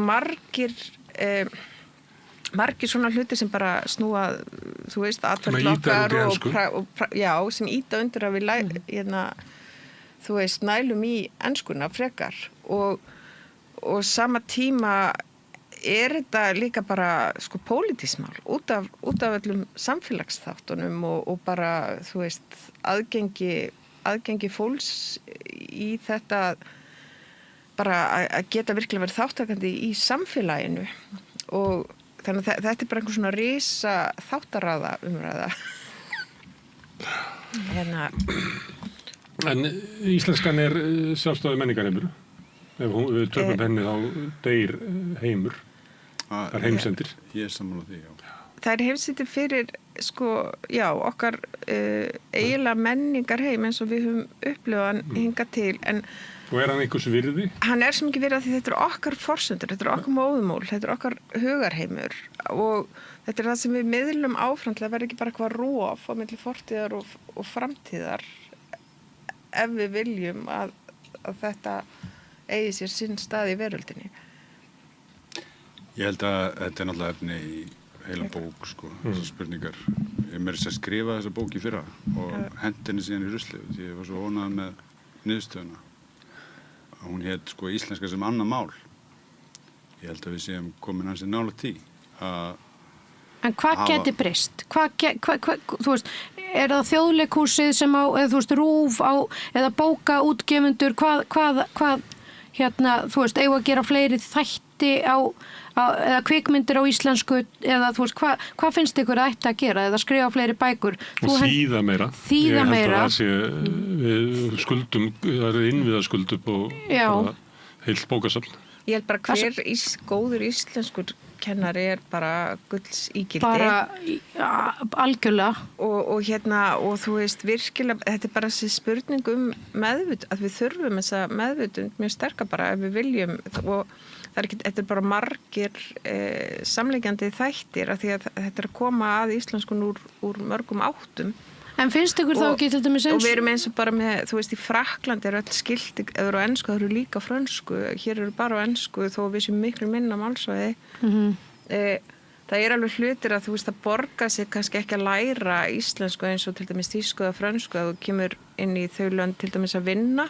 Þú græðir miklu meira á því að læra frönsku eða þýsku heldur en eitthvað svona mál sem 300.000 manns tala. Já. En á móti getur til dæmis atvinnureikendur farið þar inn og hjálpa fólki að læra íslensku, því það líka getur búið til populisma og bara ítt undir eins og einhverja svona útlendingahatur þegar fólk getur ekki lengur, til dæmis eldra fólk tala íslensku á stöðum þar sem það vant. Og það ekkert allir Íslendingar eins góður í ensku af látið, það bara fullt af fólki sem ekkert vant. Bara aldeilis ekki. Og það rosalega svik við samfélags við samborgara sína. Já. Oft eldra fólk en líka fólk sem með ýmsar aðrar áskoranir sem talar ekki tungu. Ég hef orðið vitni að bara heldur skuggalegum atburðum á almannavettvangi þar sem fólk sem ræður ekki yfir íslensku og bara alltaf því ég hættu.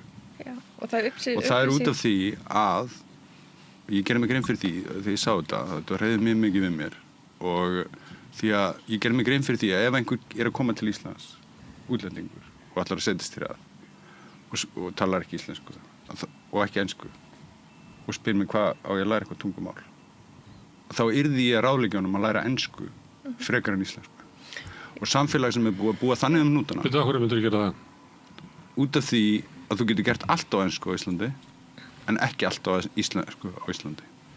Og það svo... En þú getur ekki tilegt íslensku samfélagi nema að tala íslensku. Nei, en þú veist, það annað debatt. Þetta nefnilega það sem verður, það kom bara allir hingað, fullt af fólki sem ég bara tala ekkert mjög góða ensku áður, en hér verður enskan millimál, máli sem bara, þú veist, unglingarnir með bága lesskilningin og fólki sem að koma að vinna og bara allir geta nú sletti ég kommunikera. Þú að segja að við svo komið þangað að íslenska annað mál fyrir okkur.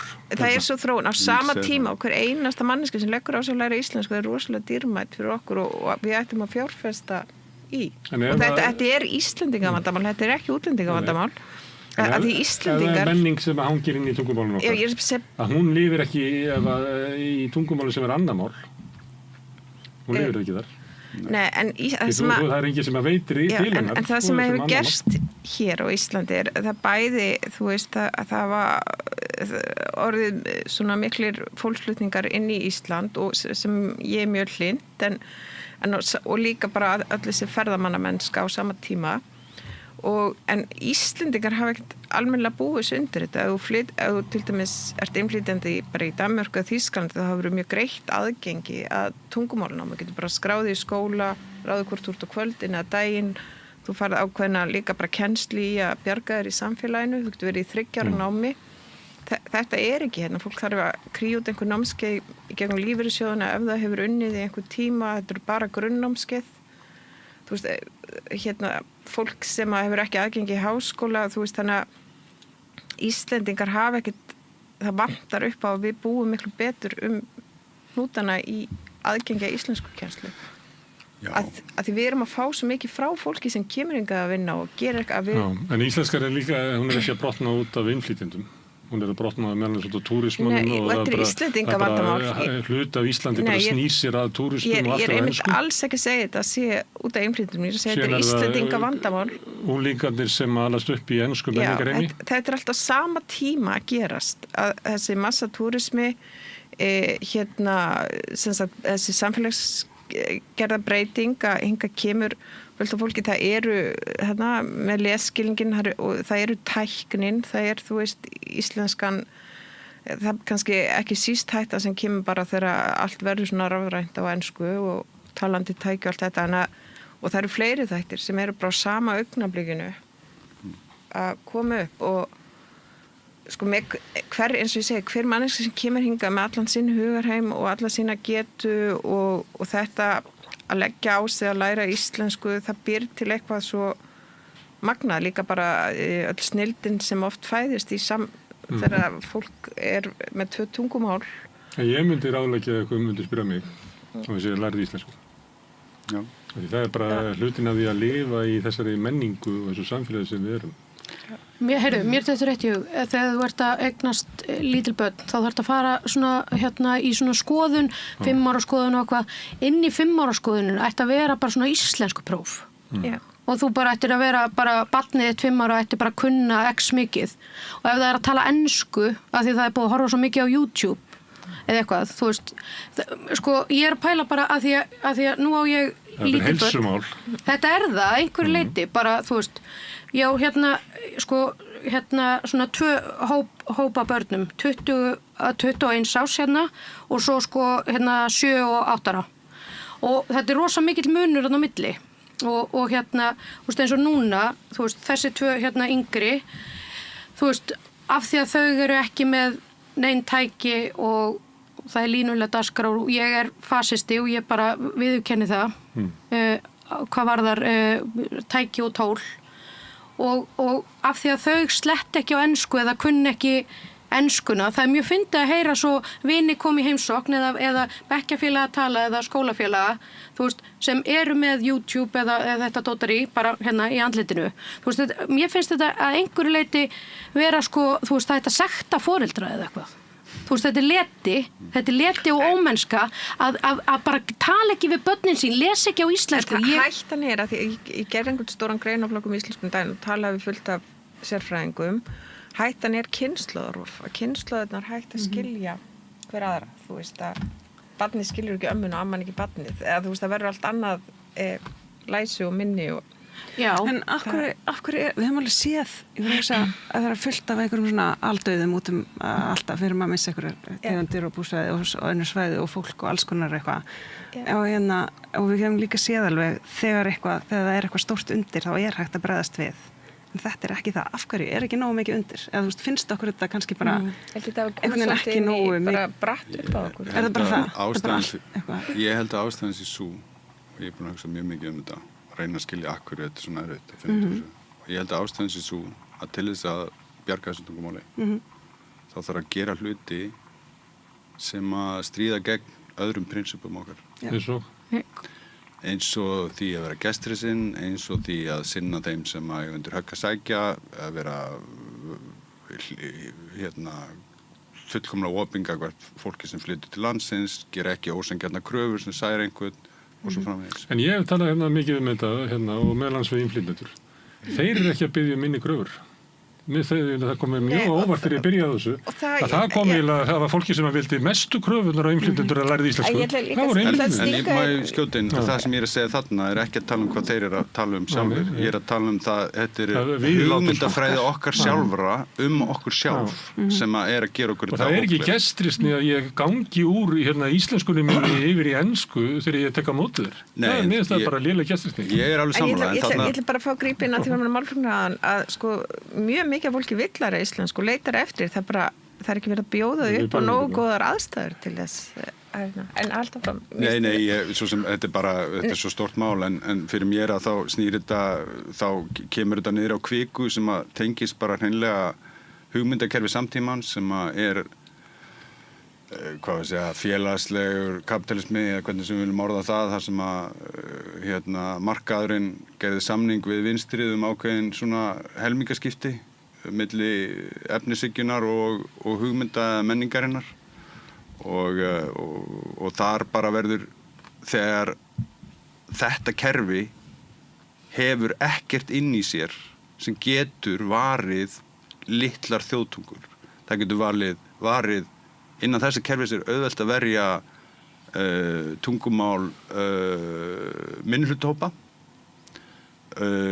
en aðalega tungumál ekki viðfangsefni þessar orðræðu því að þetta orðræða sem búin til að miklu leyti á amerískum kampusum og þar tungumál ekki raunverulegt vandamál. Það bara enska svo sjálfgefin alþjóðamála þegar það kemur einhver maður frá Frakklandi að tala, þá tala hann ensku og þetta bara liggur hérna bara fyrir. og auk þess sem að hinum megin frá, markaðshyggjulega frá, að það krafan skilvirkni. Skilvirkni augljóslega skilvirkasta samfélagið, skilvirkasta jörðin jörð með einu tungumáli. Haldið að við þyrfti bara að trempa ásælast Ísland eða eitthvað svona stærri ógn sem það yrði til þess að við myndum raunverulega að taka þessu aflega á öllu sem því fylgir. Já, því að þú nefndir að þetta veri í skoðun og ég seti að veri heilbrigðismál, heilsumál fyrir barnið hvort að tala í íslensku og það ekki vant að halda því fram. Það bara félagsleg heilsa, það tungumálið mikilvægt sem við hefur til þess að hafa góða félagslega. Tungumálið bara mesta valdatæki sem þú getur haft í lífinu að hafa góð tök. Þannig við getum öll orðið sammála þetta allt saman mikilvægið. En til þess að taka ákvörðun og þá þess að annars vegar mikilvægi og hins vegar áríðanleika. Ákvörðu þarf ég að gera eitthvað í þessu núna. Það hellinga fólki sem að veita á að hætta að reykja. En það ennþá að reykja því að mér skiptir ykkur máli hvort ég verið hætta að reykja í dag eða morgun. Þannig ég held að við séum ykkur svona bara forskrúun heilans að geta ekki brúðist við hættunni sem að stafaraði íslenskunni og íslenskri menningu vegna þess að við sjáum ekki alveg að þurfum til að gera eitthvað í dag eða þessu kjörtímabili eða hvað. Við þurfum að koma smá þarna eitthvað svona Laxness rautt flagg. Það vantar eitthvað urgency í þetta. Það þarf ekki líka að vita hvað þú ættir að gera. Því að það valkostir sem við stöndum frammi fyrir sem aðgerðir sem væri þá til dæmis auknu kröfur einhvers staðar. Ég meina, þú veit einhverju leiti að grínast með að setja 5 ára krakka í próf og refsa. Ég segi bara já strax. En sjáið... Ekki refsa, en ég meina þetta hluti að við athuga, barnið heilbrigt. Já, það náttúrulega í skóla, barnið fyrir skóla, það náttúrulega mæld kunnátta þeirra, skilurðu. Þú veist, þannig að þessar upplýsingar liggja fyrir hjá opinberum aðilum í einhverjum skilningi, hvort barnið kann að tala. Ég á bara við að aðferðirnar sem við þyrftum að beita til þess að gera þetta eru frelsishamlandi og við erum í samfélagi þar sem að einstaklingshyggjan og frelsið svo dóminant að það mjög erfitt að sjá hvernig væri hægt að setja slíka reglur eða hvað þá framfylgja þeim á einhvern hátt sem að samrýmist öðrum gildum okkar í okkar samfélagi. Það byrjar á þeim aðgerðum sem að raska gildunum ekki of mikið og svo heldur áfram. Þannig að það ert ekki að ímynda þér ítrustu aðgerðirnar og hvort að við sætlum svo við það. Þú vilt hafa ekki aðgengi að íslensku námi. Þú vilt að það sé fylgst með... Ég ætla að segja það sem að hratt þessu öll að stað var þrennt. Þú veist, þessar umræði eins og þú ert að segja, það alltaf eitthvað svona sem kveikir á. Við fyrir að tala hlutina. Það gerði svolítið á sama tímapunkt að það var þrennt. Það var annars var yfirvöld ætlaði að skera niður bara í fjárframlagi til íslensku kennslu fyrir útlendinga. Það var bókasafnssjóður höfunda, það stóð til að skera hann niður og svo var það öll þessu umræði með að ungmenni var hætt að lesa Laxness. Þetta gerist einhvern veginn á sama tíma þannig að í svona 2 mánuði var heilmikil umræða íslensku og sem má ekki alveg koðna niður því það þarf að taka hana og eiginlega væri ótrúlega góður þáttu bara hér að hafa... Hvernig endaði þetta með Laxness og börnina? Veit það einhver? Það varð umræða sem að varð svolítið svona skemmtilega úr alls konar áttum og en þú veist, það er eitt líka bara einmitt með þetta kynslóðarof, þú veist, eru þau endilega að skilja bækurnar hans, stafsetningu og allt þetta, en það er búið að gefa út bækur, þú veist, með nútíma stafsetningu. Þá fór ég með dóttur mína, sem er 18 ára, á Sölku í Sögurloftinu. Og þar er sömuleyti í leikhúsinu rosalega erfið hvað heitir þetta svona framsetningar hefð á Laxness sem ég held að leikhúsið þurfið einhvern veginn að hrista svolítið upp í og hefur bara ekki gengið það svo, hefðin sé svo sterk að það er allir aðeins svo mara yfir þessu en Unnur Ösp er með leikjað upp á Sölku og tekur svona bara þráð úr þeirri sögu sem að verður náttúrulega rosalega aktúel núna bara út af Epstein-skjölunum og okkur flera. Ég setti Facebook-status þetta að því að ég fór með son minn sem verið 15 ára í mars ég fór líka á sýningu og hann var svo hrifinn og hún fannst það bara geggjað og frábært þannig að ég setti einhvern svona status þetta er bara einhvern veginn fyrir beintin í unglingin hann var bara 28 ára hann skrifaði fyrir að beinti 29 þetta var allt komið og það eitthvað svo svona mikið unglingshjarta í sem hún nær mjög fram í þessari sem í bókinni. Þetta geggjusýning hjá henni. En maður þessi aðra sýningar á Sölku það sem reynt að vera að tala einhverja stjórnmálabaráttu og eitthvað fleira sem að þvælist fyrir og þetta reyna að segja kannski 18 sögur sem hún getur í bók. En hún nær einhvern veginn að draga fram ótrúlega einfalt að skýra það þráð í sögunni. Þetta algjör upplifun þessi sýning því að hún galdrar mann svo í rauninni þetta svo ótrúlega góð leið til að segja svona sögu, hún stekkur inn í helstu karaktera bara og Salka og ég myndi skrifa að vera einhvern veginn eitthvað innihaldslaust að segja eitthvað stórkostlegt sýning, þetta er bara, maður inn í þessu, þetta er svo kröftug fegur. Hver var að leikstýra? Maðurinn Björn Thors. Þetta er æðisleg. Ég var mjög hrifin af þessu, þetta var rosalega vel gert hjá henni, bæði það að eima þennan þráð úr sögunni úr fyrirbókin sem ég held að hafa verið mjög sterkt frekar en að persónulega miklu minna hrifin að seinni bókinni, ég minnst svona pólitísk list venjulega, eða mér finnst hún á oft svolítið bátt en þarna nær hún bara skýrumtræðið 3 persónur og bara nær að gera úr því einhverja dýnamík sem virkar og snjallar sviðsetningar og allt það auðvitað, hún er alltaf frábær fagmaður en líka fannst mér eftir þetta verð og gott, út í að tala málfærið, að hún hélt tungutakið að málsniðinu eiginlega. Já, en samt á svo léttan hátt. En út af því hún flutti það svo náttúrulega sem að maður hugsa nú bara að leggja 2 tíma svona text á minnið á þess að hafa neitt á móti til þess að kveikja minnið hvað þú átt að segja næst, það ótrúlegt. En þá var þetta ekki fráhrindandi.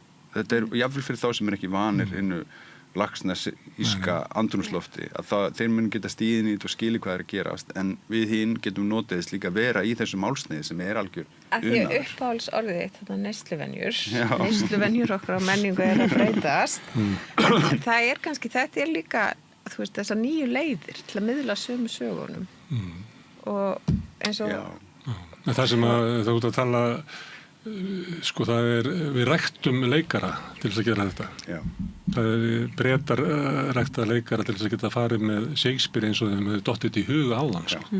og við upplifum það eins og maðurinn hefur verið alvörun að tala svona sem meikar engan sens en það náttúrulega hæfni að eiga góða leikara eitthvað svona hóp til þess að geta gert þetta bara svo óendanlega mikilvægt en svo líka verður að segja líka bara að þetta leiksvið þarna á loftinu hjá Kjartani og kompani upp í Borgarnesi svolítið skemmtilegt það líka talandi fjölbreytileika og mikilvæg hans þar ertu með eitthvað sem á svona mörkum leikhúsins og einhvers annars og frásagnarinnar og það svo ótrúlega skemmtileg vít sem að söguloftið hefur komið með inn að vera ekki, þú veist, Grikkirnir skiptust í 3 sko, af ljóðlistin dramatíkin og frásagnarlistin og þarna ertu með eitthvað sem leikur á mörkunum á frásagnarlistin og dramatíkin gerir þið kleift að segja sögur baðstofufílingur já, baðstofufílingur líka en líka bara mörkum þessar listforma þar sem að leikhúsi, svona stór dramatísk leikhús þau lélega að segja sögur í sjálfu sér, þau eru góði að segja lýsa spennumilli persóna það var það sem ég fann sem ég hugsa bara þetta eiginlega miklu betra form heldur en að horfa á þetta eitthvað með mörgum leikur ég held nefnilega fyrir sko stórar episkar bækur eins og það sem að hafiðin skrifaði að þá hendar þetta forma mörguleiti betur því þetta ekki dramatíska bækur í sjálfu það dramatík í þeim en þau eru ekki dramatísk verk þannig að þetta format henda vel það sem getur blandað saman dramatíkinu og henni episku eða frásagnulegin Benedikt Erlingsinni tókst að segja Egils sögu þarna á loftinu á sínum tíma alveg stórkostlega það sem voru allir nema Egil voru með hár já, blésum upp alltaf þetta sköllóttur það var bara eftir því þegar ég að segja þetta nei, þetta er frásagnarleikus það og sömuleyti þessi einleikir eru að mörgu leiti þannig og það eru óvunni mikið einleikjum og sömuleyti þetta samtíminn alltaf að leita að einhverju formi sem að hendar okkur og það talað misjaflega til okkar en Unnur að master þetta form sko, búin að taka bókina Elisabethar Jökuls og svo Úlfur og ég glem alltaf nöfnum en hún er virkilega svona og það mismunandi hvernig svona tala til okkar eins og ég hefði ekkert fyrirfram endilega veðja á að sko Salka myndi hitta 18 ára dóttur mína Ég hefði alveg verið aldrei að segja að allir ekki bara best að séu 2-3 kynslur sem bara gleyma Laxness og svo uppgötar bara einhver kynsluðan og við þurfum bara að endurnýja hann einhvern veginn með einhverjum hætti og þannig það bara í lífinu. Sko ég hef ekkert haldið Laxness að syni mínum sem á 15 ári og eins og ég segi bara við séu undan mér hver Charlie Kirk væri en þetta fór bara eitthvað beint. Ég hvet fólk til að fara með úlingana sína á þessu sýningu. En að því að við erum þarna að þá Salka upp í, hérna að slá í gegn upp í Borgarfirði og á vegum Þjóðleikhússins að hálfuleyti. Óristega sem ég man ekki hvað margra, ekki 3.400 ára gammalt verk. Já, og svo Ormstunga líka sem söngleikur sem 1000 ára gammalt. Þetta svolítið merkilegt. Já. Því að stundum tímandi þannig að þeir allir soga til sín eitthvað, það getur verið svona endurskoðuna tími. Við vitum ekki alveg hvar við erum og þá förum við í gamalt til þess að finna einhverja samsvörun til þess að geta endurfæðst, eða ekki? Kannski það á þannig tíma. Það séu færri verk sem eru samin beint inn í nútíman sem að hitt okkur. Ég get þjóðluður nokkur sem verið síðan í Þjóðleikhúsinu sem bara fóru bara aukstar yfir hausinn á mér. Sko. Er þessi Ormstunga ekki að fara, eða þú veist, finnst fólki það skemmtilegt? Mér fannst hún sko ótrúlega sniðugt vegna þess að þeir taka Íslendingasöguna eins og frægt að maður veit aldrei hvernig persónun líður, maður bara ræður í það og setja upp söngleik og söngleiki eru bara eins og óperur og byggja upp á aríum sem söngur sálarinnar út í salin þannig að þeir þurfa að semja algjörlega nýjar persónur inn í gömlu persónunar og þeir koma bara með eiginlega, þetta nútíma persónur sem eru þarna þetta bara menn sem vilja meika það og eru skotnir og vera reiðir og skilgreiningar atriði Íslendingasögunar að hið innra líf persónunnar er ekki til staðar fyrir lesanda. Þetta snúar svo við. Já, því þarna taka þennan í rauninni amerísku söngleikihefðina og þetta er inspirerað bara á Hamilton og þessum söngleikum sem sló í gegn það sem að líka rappað og svona dót, ekki bara sungið. Og ég ekki búin að sjá þetta en dóttir mín fór á þetta í síðustu viku og hún mjög kresin og var mjög hrifin af þessu, fannst það rosalega vel hefnað. Og þannig að ég bara spenntur að sjá þetta, sko. Og hann þetta kornungi menn, þannig 28 ára, ég held að Haddi sé 27, sem svona aðalhöfundurinn í þessu. Já, þetta bara frábært, þetta bara mjög spennandi að sjá þetta. Þetta enda rosalega, ég las þessa sögu aftur fyrir nokkrum árum, ég tók mig til að lasa Íslendingasögunar, að margar af þeim aftur fyrir nokkrum árum í svona bókaklúbb sem ég í og las þessa sögu aftur, þetta rosalega sérkennileg saga að lesa, sko, þú veist, þetta tómarum, hins innra, verður svo sláandi í þessari sögu það svo erfitt að gera sér grein fyrir hvað drífur þessar personur áfram þannig að ég drifnir áfram með einhverju innra en þú fær ekki að vita hvað það er þú veist ekki hvað það er þannig að ég svolítið spenntur að sjá hvað þeir skalda í þá eyðu sko. Ég verður glaður að sjá það mér fannst það bara strax út að byrja það fatt að maður þetta eru nútíma einstaklingar sem eru þarna inn í það er mjög skemmtilegt hvernig þetta fer saman Herðu, en ég veit ekki hvort að ég reyna með íslenska menningu að tungumáli stendur veikt og getur dáið og þar með hverfur öll og ég spurði þig á hann bara það ekki bara þannig það bara það kemur bara eitthvað annað fólk og það tengist einhver annara menningu ber okkur skylda til þess að flytja íslenska menningu til barnan okkar og barnabarnana Við þurfum ákveða þú veist, viljum við þetta rof viljum við, þú veist, hafa þessi blæbrigði, þessar forsöndur skilja heiminn með okkar tungumáli við þurfum að gera þetta upp á okkur og ef við ætlum að viljum það þá þurfum við að gera eitthvað meira Ég held að það snúist líka það hvað við getum réttlætt fyrir okkur innan þessi hugtaka ramma sem við búum inn í og mín tilfinning svo að hluti af vandanum líka svo að við stöndum frammi fyrir því að gamla orðræðan tungumálið sem við kannski og við ólumst upp við einhverju leiti en svona kannski heldur ártöginu undan þú veist þetta það sem að Vigdís talaði svolítið í þeim anda alltaf þrenning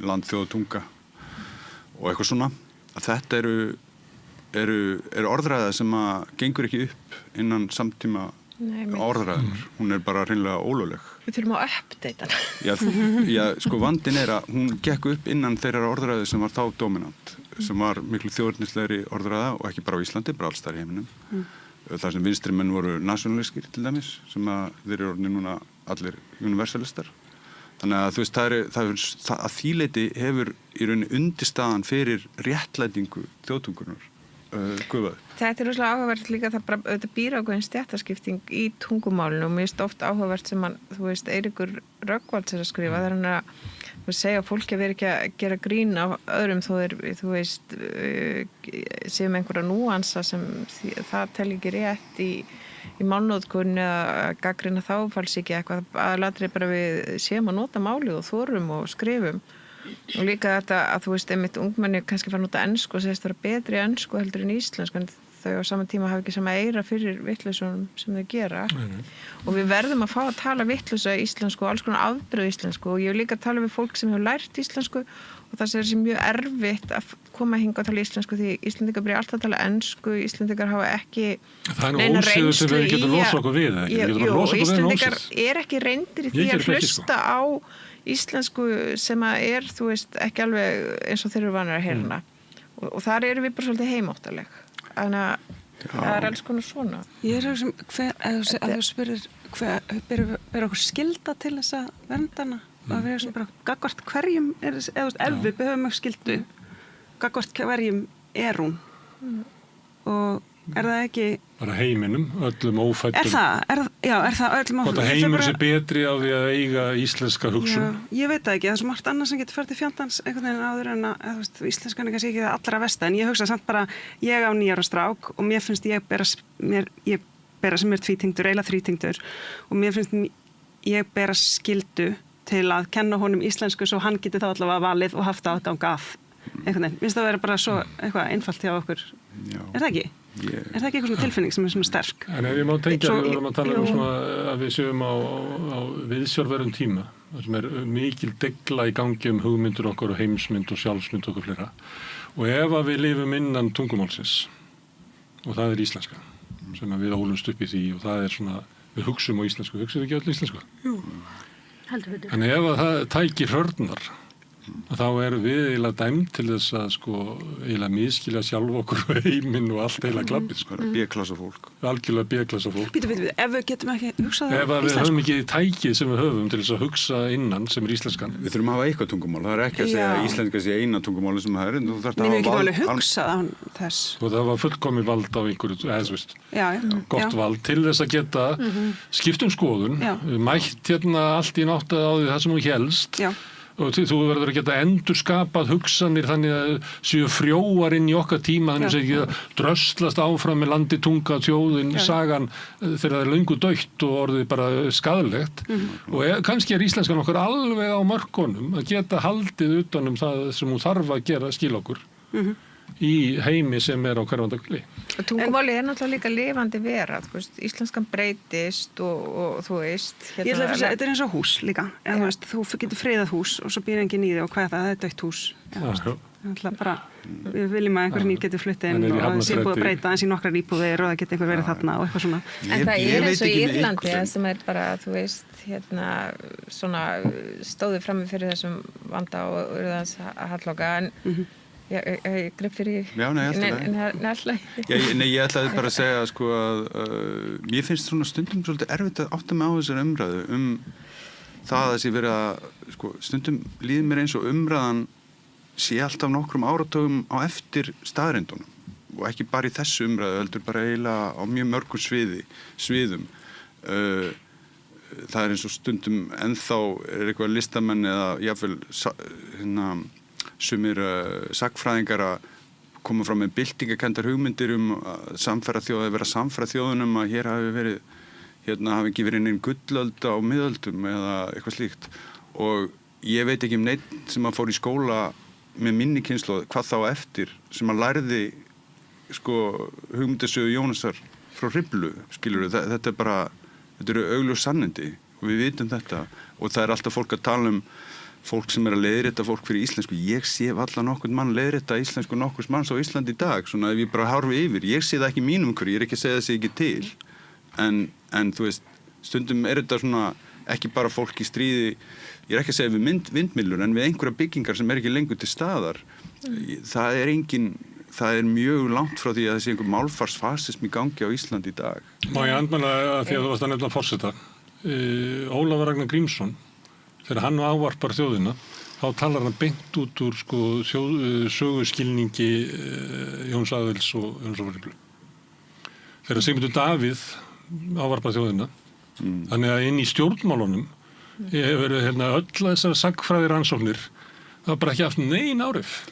Já, ég skal ekki, það er auðvitað fólk sem talar það, en ég að segja sem dominant hvað við segja, hugmynd í hvað. Við vorum frjáls, töpuðum sjálfstöðu okkur urðum fátæk, endurnýjum sjálfstöðu okkur urðum rík. Þú talum bara orðræðu sem við heldur sér, þetta bara svo fullveldi notaði mál eftir mál, allt snýst fullveldi. En þetta þessi ákvörðun, sko, bara kemur tímabúndur kannski sem bara foreldrar fara að tala ensku við börn og bara hugsa að þetta gagnast þeim miklu betur og það hefur gerst eins og í Írlandi. Já, í eða á Írlandi, hvort? Já, á, myndi ég nú segja, sko.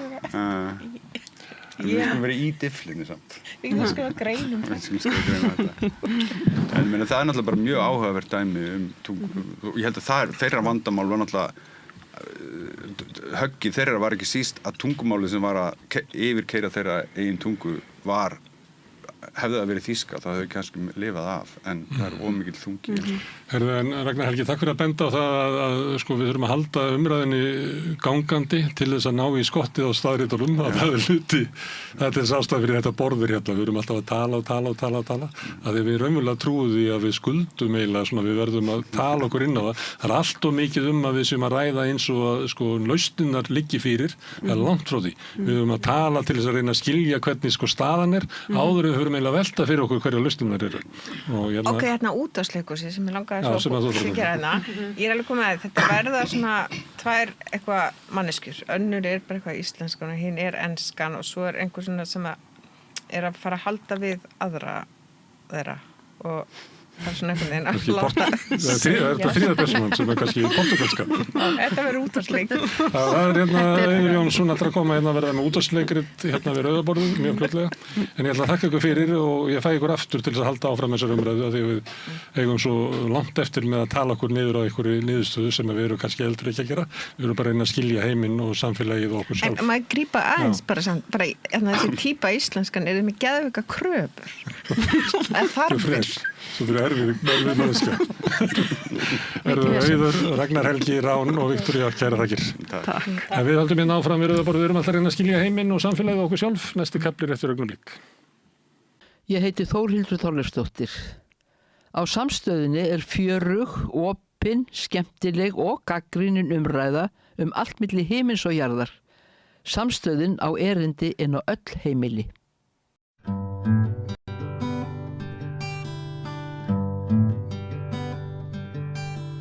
Já, komið þið sæl, til okkar er komin dóttir Lára Ekki Sigurðardóttir, læknir og lýðheilsufræðingur.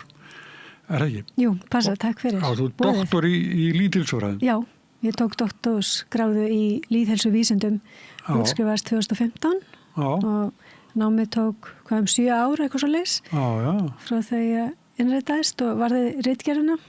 Þannig að og hérna, sko, þú hefur látið skipta aukin notkun aðalega kannski byrjum á nikótínbúðunum. Það er hérna, þú ert með staðreyndir notkuna, hvað er aukis mikið.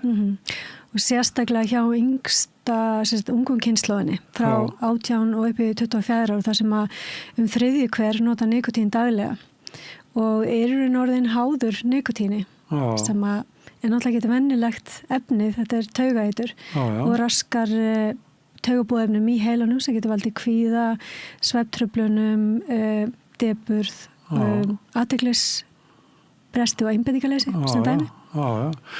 Nú, hér áður fyrir þá reykti ég mjög mikið og þetta hafði svona forgang í lífinu líka. Það er klassíst. Í raun að því að það er þannig með öll fíkniefni sem að nikótín vissulega að það í raun fer alltaf snúast það. Þannig að leið og þú er kannski átt ekki lengur nikótín og þú verður strax að hafa áhyggjur að því hvar ég geti nálgast næsta nikótínið, þá ertu komið með í raun sem þú segja nikótínfíkn. Og já, þannig að það í raun hertekur svolítið heilan og svona sér til þess að þú hafir alltaf nikotín hjá því að það breytir í raun dópamínkerfin okkar. Við heyrum dópamínkerfi, það svona svolítið það sem við göngum fyrir og gefur lífinu svolítið spennu og verður svolítið svona gaman að hlakka til eitthvers.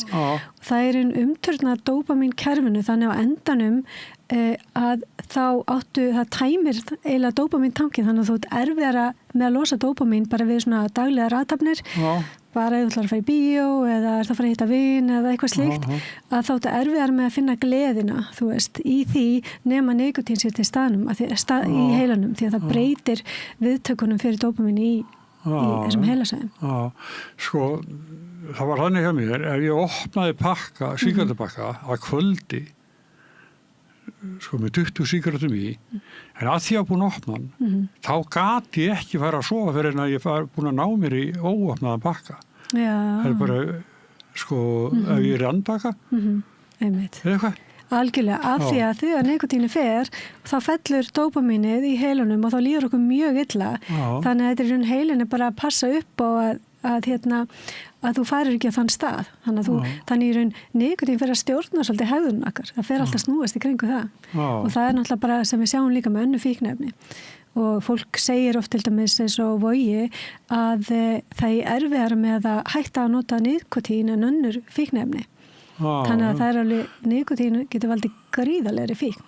Þú flokkar nikotín sem fíknefni? Það er fíknefni.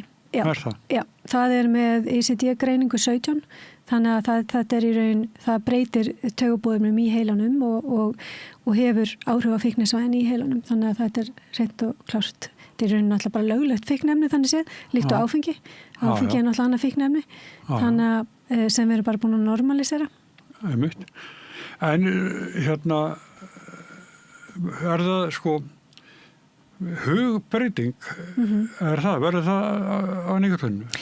Já, það losar bæði hann á dópamíni það hefur, og ég meina líkt og kókaín og önnur efni það losa dópamín það hefur aðeins önnur áhrif hvernig það virkar í heilanum en nikotíni það líka losar svona ræsir streitukerfi þannig að fólk finnist að vakna kannski að örvast aðeins við það en finnur samt ró í leiðinni en þannig að af því að það er að hafa áhrif á taugabóðskiptin í heilanum þannig að og sérstaklega þessi svæði sem tengjast fíkn þannig að og þú sér líka öll frákvæðseinkinin þegar fólk reynir að hætta að þá líður í mjög illa fær svitaköst, kannski fær skjálta, pirring, vanlíðan og næri raun ekki bara hugsa neitt annað nema nikotín þannig að fyrstu dagana þannig að þetta er í raun bara efni sem að herta ykkur heilaninn. Sljóka heilanna? Hugsunna?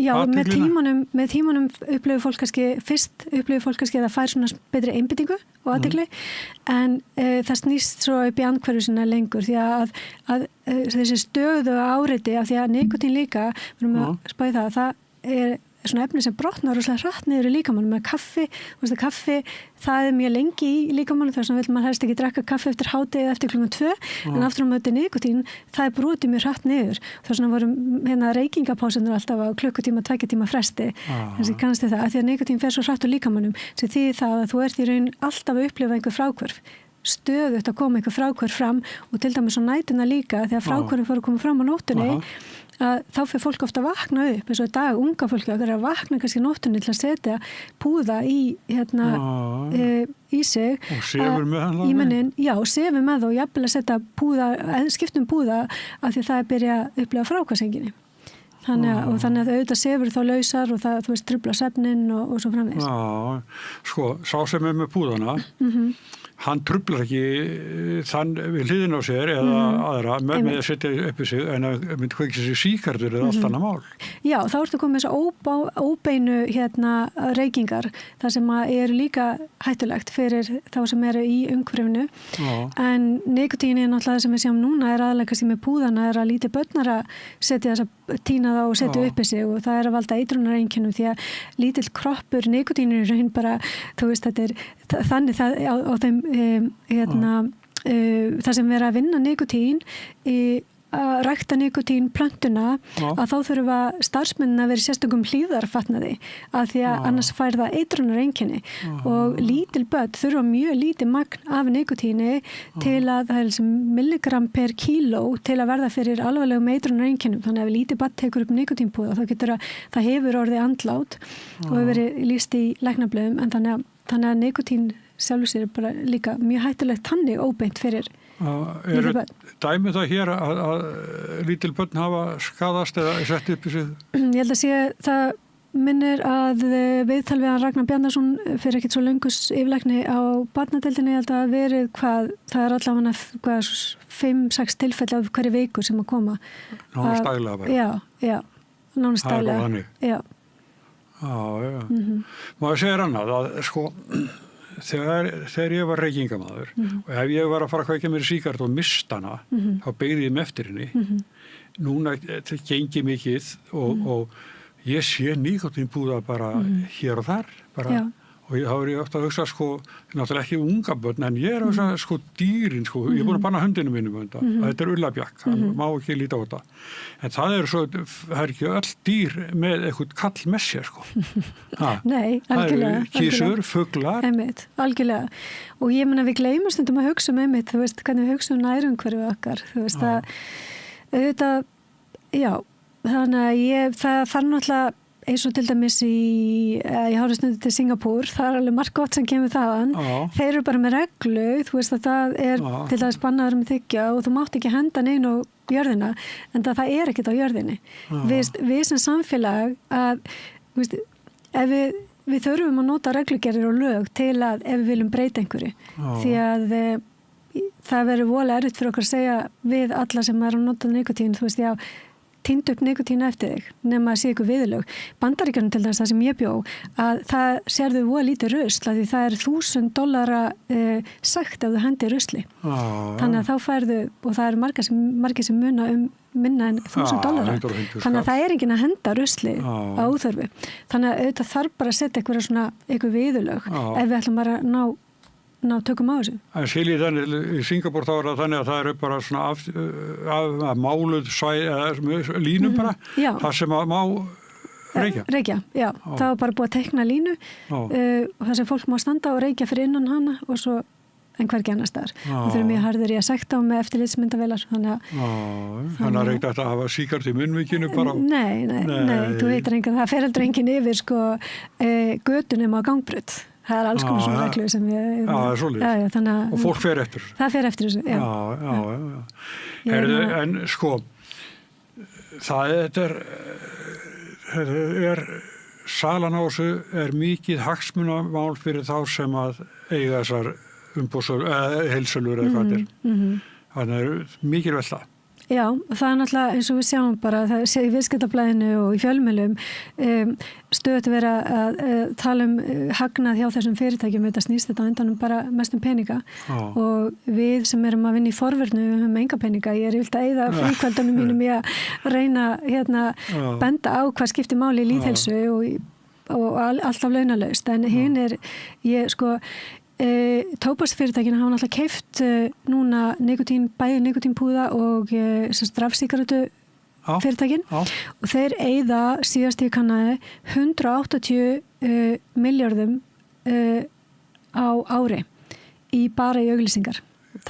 Í auglýsingar, markasetningu. Þannig að gangi okkur vel. Hérna heima? Í Bandaríkjunum. Já, nei, í Bandaríkjunum. En það er náttúrulega við sjáum það sem er að gerast í Bandaríkjunum líka. Þannig gangi okkur vel. Við sem erum ein heima bak við tölvuna að reyna að koma einhverju með enga peninga til að markasetja okkur. Að gangi okkur vel að keppa við þetta. Þannig að ef við setjum ekki reglugerðir og það er sama með áfengi, þú veist sýnileiki áfengis eftir sem við ætlum að leyfa fleiri einkaaðilum. Við sáum það bara í raun með nikotín vörurnar. Það eru einkaaðilar sem eru farin að selja það og við erum búin að missa það algjörlega úr böndunum. Ég er ekki að segja að banna nikotínpúða, ég er bara að tala að hafa reglu og ramma í kringum það og sama með áfengi, við þurfum að gera það það verður löglegt fyrir hvern einkaaðila að selja áfengi, þá munum við fara að sjá áfengisauglýsingar, við sjáum nú þegar áfengisauglýsingar á samfélagsmiðlum og við förum að sjá tilboð sem við svo síðan núna líka í netverslun og þetta aðgengi verður víða, þú veist, við bara í raun þetta verður normaliserað. Með því líka að gefa þetta frjálst að vera normaliserað og það í raun ekkert eðlilegt við það að normalisera vöru sem að veldur næst flestum dauðsföllum í Evrópu á ári. Þannig að annars mesta sjúkdómsbyrði í Evrópu áfengisneysla og algengasta í raun áfengisnotkun algengasta dánarorsökum hjá ungum karlmönnum 15 til 59 ára.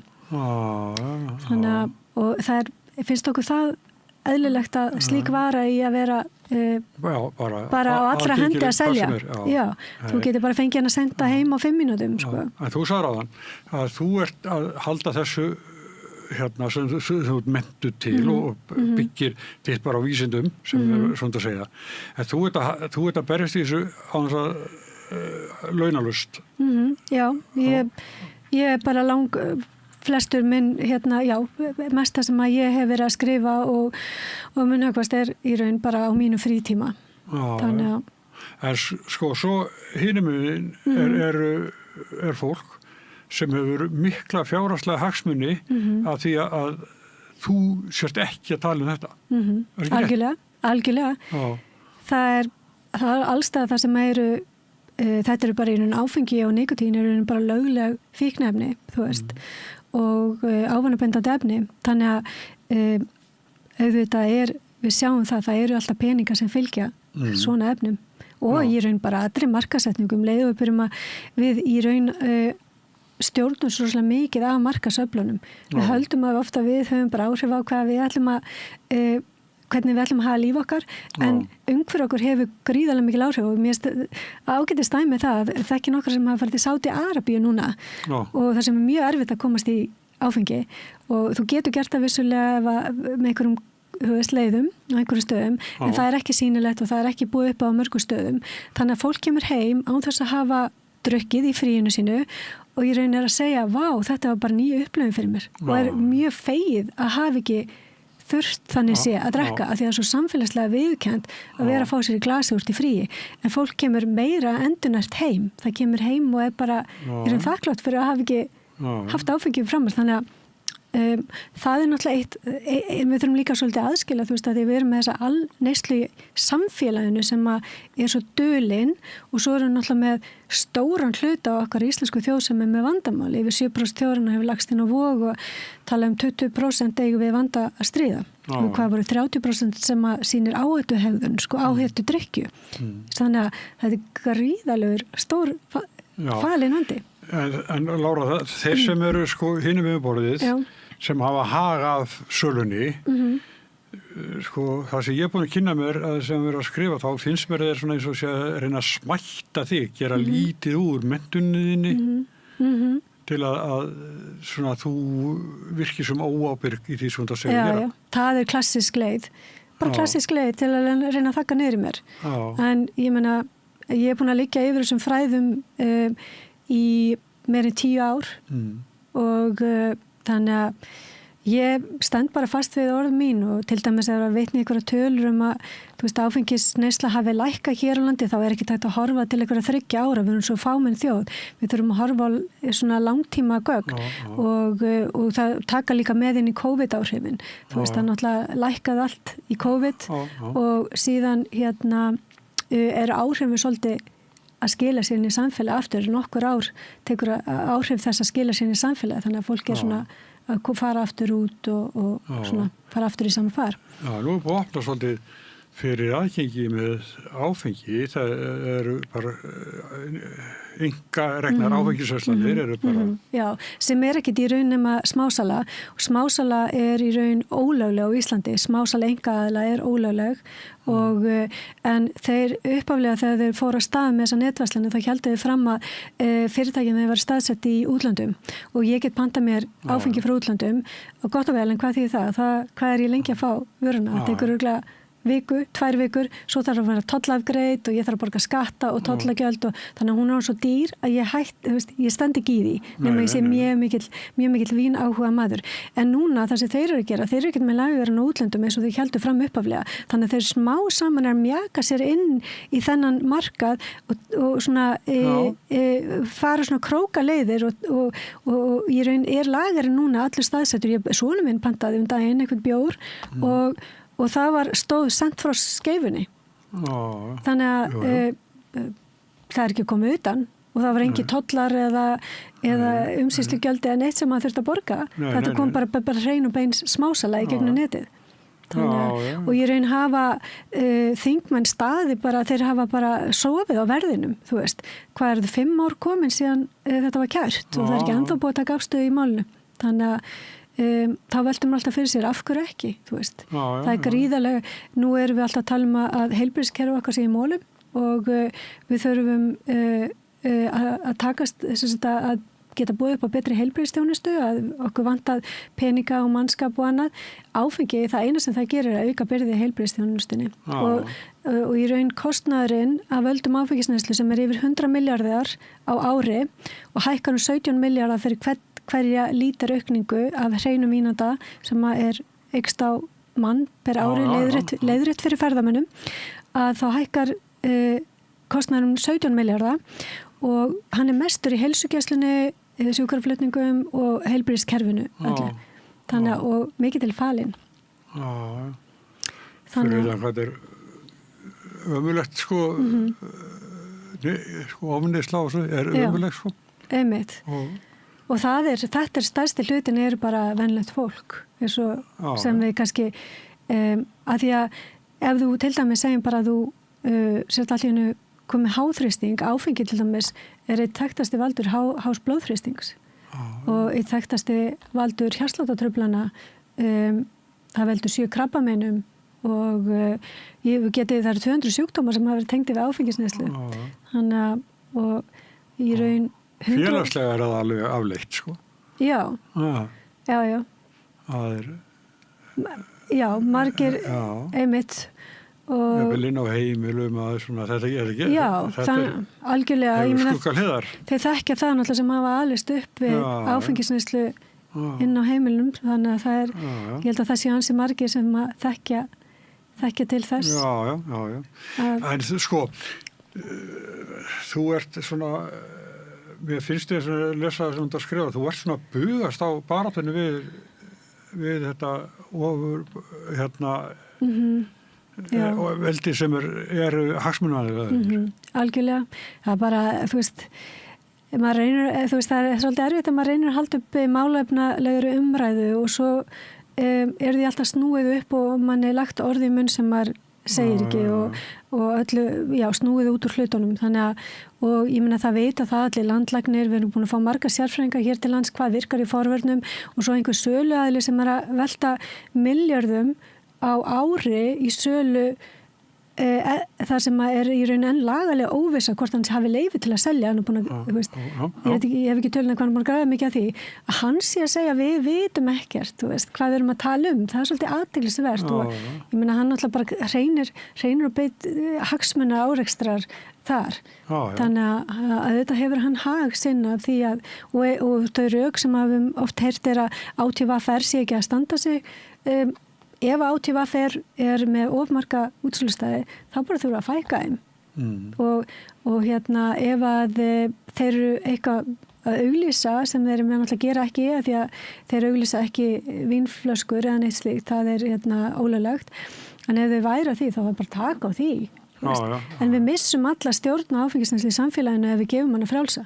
Þá er þetta bara, munið að flæða hér landið. Þannig að og þessi 2 fíknefni þá nikotinið og áfengið eru sem sagt neyslan er viðurkennd og núna er bara með breytingum að þá er svona eins og séu svona ránfugla kom inn sko sem eru það ráða við gera lítið úr þeir sem að eru annarri skoðun og vita meira kannski. Akkurat. En svo veit ég náttúrulega ekki, skilur, það sem annars sem að taka með nú er ég ekki að segja að þetta sé þannig, en ég veit að þetta er þannig í mörgum löndum og er víða að þeir sem hafa pening og vilja fá ákveðnu fram, þeir styrkja stjórnmálamenn og jafnvel, og þannig að ég veist, með að við hvað þetta gengur hægt, þá veltum að því fyrir sér er einhverja hagsmuna árekstrar í gangi. Af hverju erum við ekki að vinna forvörnum? Af hverju erum við ekki að passa upp á að normalisera ekki áfengisneyslu? Þannig að því að við erum búin að nota áfengi við erum búin að nota áfengi í allavega mannkyni í 9.000 ár, eitthvað svo leiðis, samkvæmt fyrsta heimildum. Og þetta myndast í náttúrunni, þannig að þetta er svona, hefur fylgt okkur mjög lengi, en og þannig að ég skil alveg það að fólk sækist í þetta efni, en núna veitum við bara svo miklu meira síðustu 50 árin hvað áhrif þetta hefur. Það er ekkert efni sem hefur jafn skaðlega áhrif á líkamann og áfengi. Það er margir sem vil ekki heyra, en það er bara þannig. Já, mér er líka svona tant að tala um svona félagslega hvað það skemmir út frá sér. Og það er akkurat að því að tala um óbeina reykingar áðan, þú veist að við ein af rökunum fyrir því að beita tóbaksforvörnum voru þær að til að vernda fólk gegn óbeinum reykingum, af því að það getur veldið lungnakrabbamein hjá þeim sem að til dæmis er útsett og fleiri sjúkdómum. En áfengi í raun, það búið að reikna það út, áfengi hefur meiri óbein áhrif heldur en tóbak. Af því það hefur svo mikil áhrif á aðra líka en neytandan sjálfan. Öll börnin, fjölskylduna, vinnumarkaðin, efnahægin, áðurorku. Alkoholisti, það er þetta er fjölskyldusjúkdómur. Þó sé bara einn í fjölskyldunni sem er alkoholisti, þá er leggst á alla fjölskyldunni. Algjörlega. Stórhættulegt. Vont.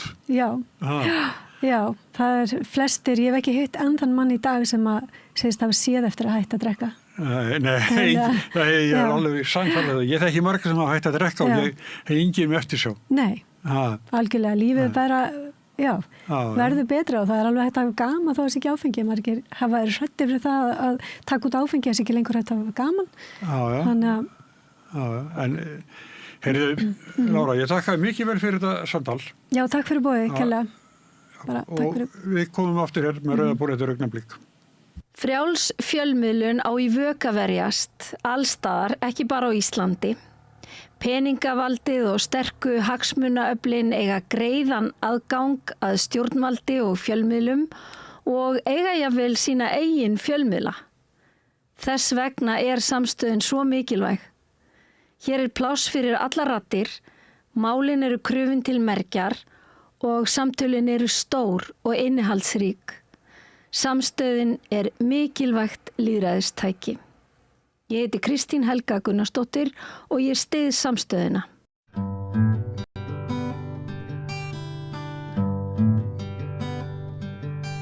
Við ætlum að ræða næst leikskólamálin sem að ég heyrði í þætti hér á samstöðinni í gærkvöld að væru metið sem helsta pólitíska málið fyrir borgarstjórnarkosningar í Reykjavík. Það er nú ekki fyrsta skipti sem maður heyri það.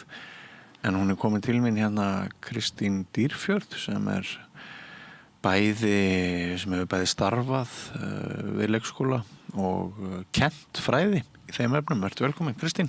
Takk fyrir. Ég rak augun í færslu á samfélagsmiðlum sem þú hafðir skrifað og þar segir að leikskólinn hafi verið þér hugleikinn allt frá vorinu 1978. Já, það passar. Já, þá starfaði þú hjá Reykjavíkurborg. Nei, reyndar ekki. Nú var ekki? Nei, þá var ég hjá Landakoti sem að rak leikskóla því að spítalarnir ráku leikskóla í gamla daga. Já.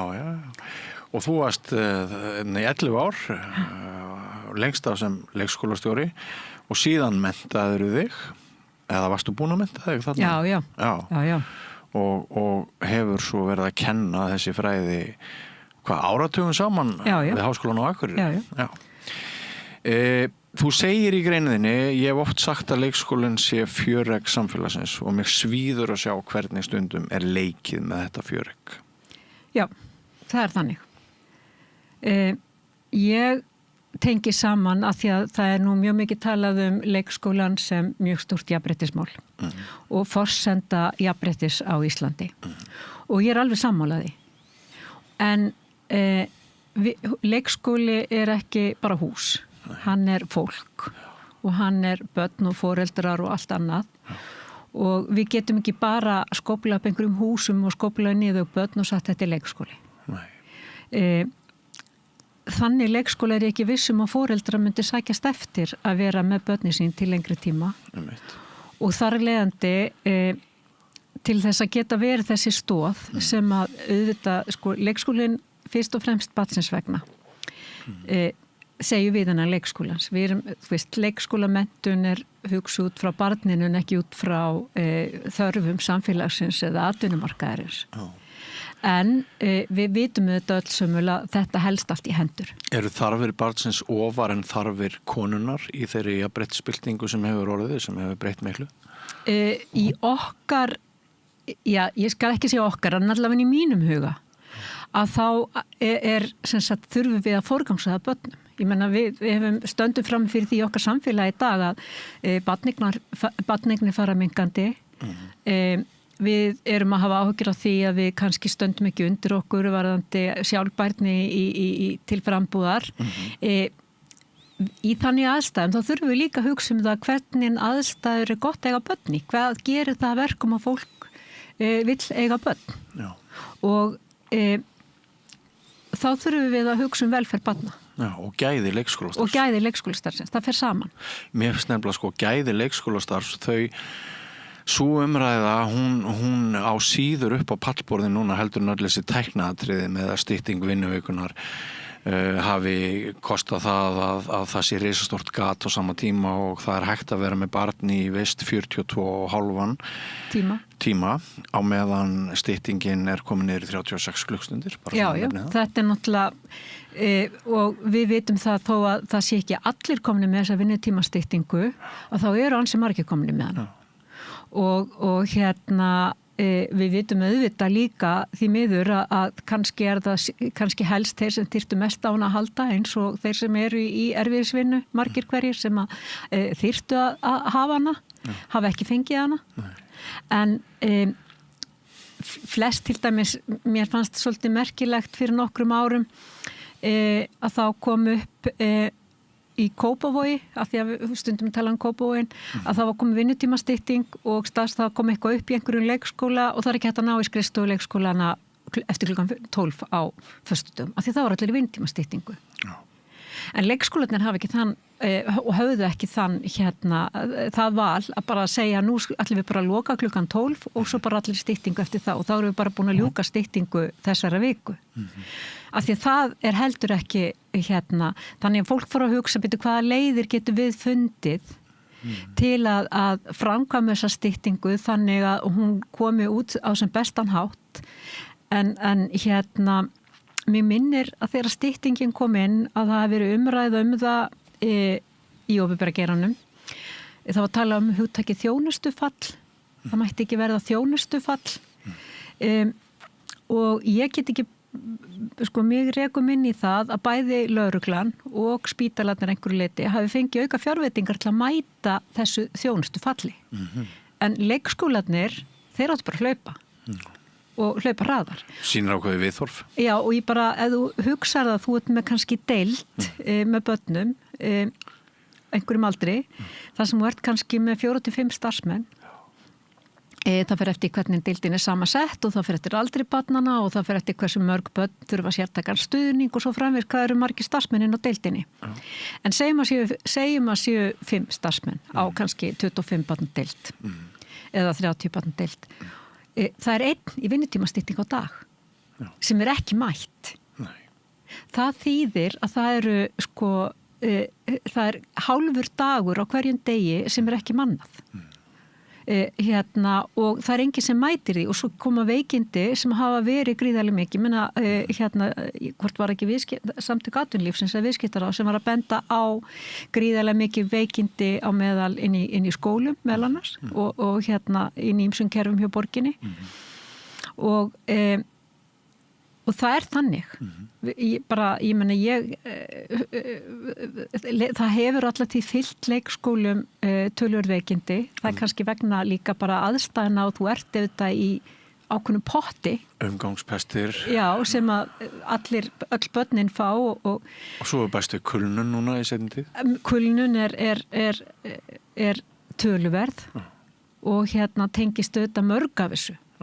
Og ég menna þú ert með lítið rými, leikskólarnir eru flestir með frekar lítið rými, þannig að það er líka það er ákveðið álag af hávaða, það er ákveðið álag af bara svona líkamlegt álag sem að er þarna inni fyrir utan þetta tilfinningalega álag og þetta gerir það verkum að veikindi hafa aukist og veikindi eru til staðar í leikskólum og hafa alltaf til verið, þó kannski ekki eins mikil eins og virðast vera víða núna og þannig að aðstæðunar eru fyrir fólkið eru bara ekki endilega þær bestu og það skiptir engum máli hér hvort við erum að tala leikskólakennara eða ófaglært starfsfólk. Þetta eru aðstæðunar sem allir sem vinna í leikskólum mæta. Sko, fyrir utan allt þetta skemmtilega, af því ég ætla ekki að tala ég meina ég bara sjálf það er ótrúlega gaman að vera í leikskóla. Já, og maður hefur hitt leikskóla kennara sem sko en maður má ekki, það verður að orða vandamálið. Já, ég er náttúrulega sjálfur langa leikskólasögu og börn langt aftur í tíman og svo miklu yngri börn, þetta er nú tegir sig á 3. áratug, barneignar ferill minn. Já. Þannig að ég hef svona aðeins geta borið saman tíman að tvenna í þessum efnum en eitt er það sem að blessunulega ég upplifði á öllum tímaskeiðum, það var sko starfsfólk sem naut vinnunar alveg fram í fingurgóma og brann fyrir því sem það var að gera og náði á köflum svo persónulegum og dásamlegum tengslum við börnin að maður er kannski Facebook-vinnur þessa starfsfólks mörgum áratugum seinna og það er enn að segja hvernig líður þessum og hvernig gengur þetta og svona en þetta er rómantíska hliðin á þessu. Jú.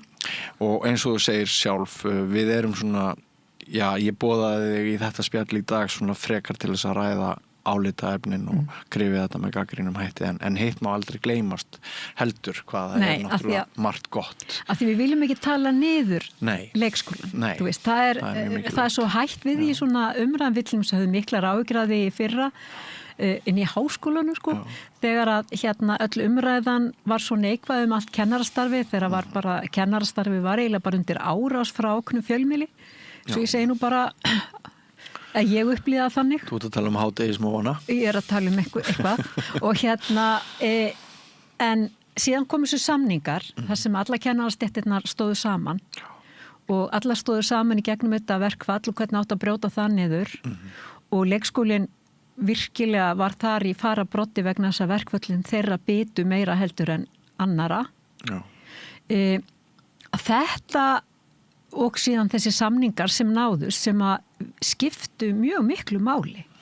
Þeir til dæmis þegar að ég byrjaði að kenna í haust inn á meistarastiginu og ég fór að spyrja fólki sem er þar hvers vegna það væri komið í nám og við fáum fólk inn á meistarastigi sem er með allavegana bakgrunn í öðru háskólanámi og er að ná sér fyrir 2 ára nám til að ná í þessi kennsluréttindi.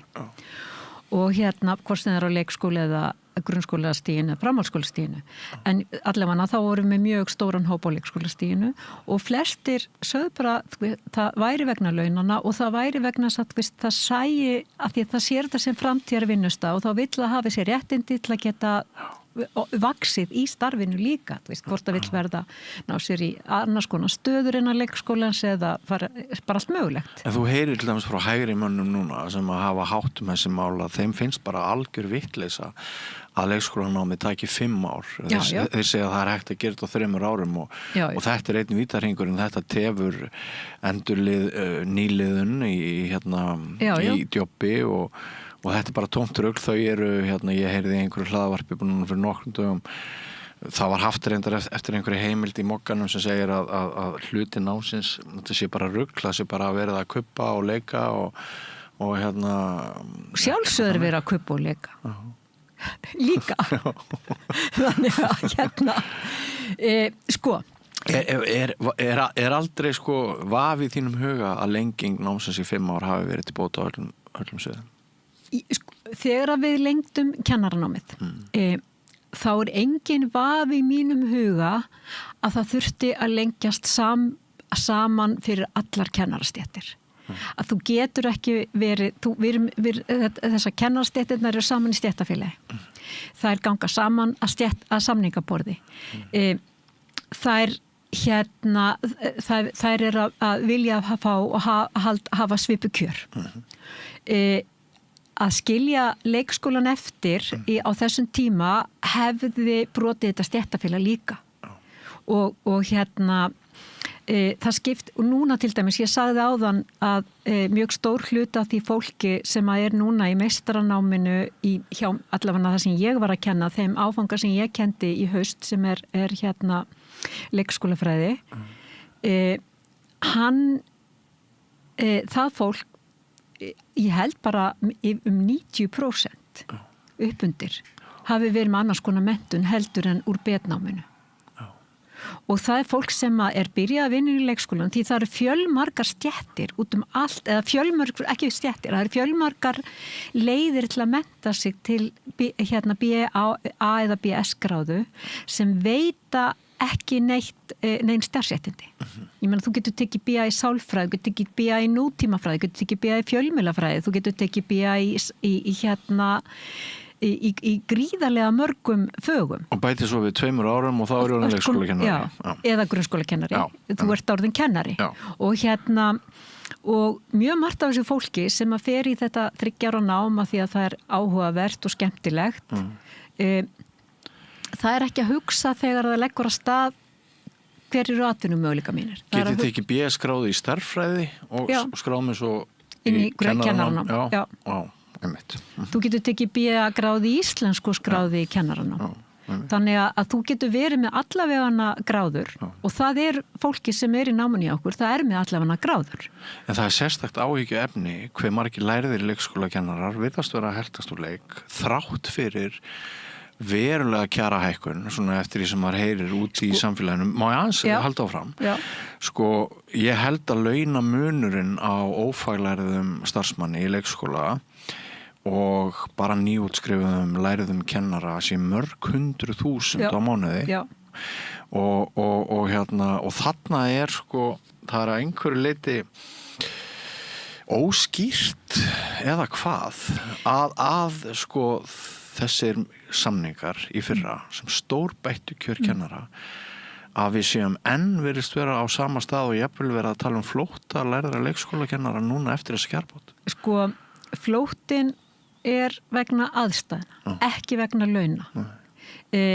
Flóttin er mér skilst á Haraldi að það sé búið að við mistum mjög mikið að leikskólakennurum yfir í grunnskólan. Já, þú ert að vitna í Harald Forman félags leikskólakennara.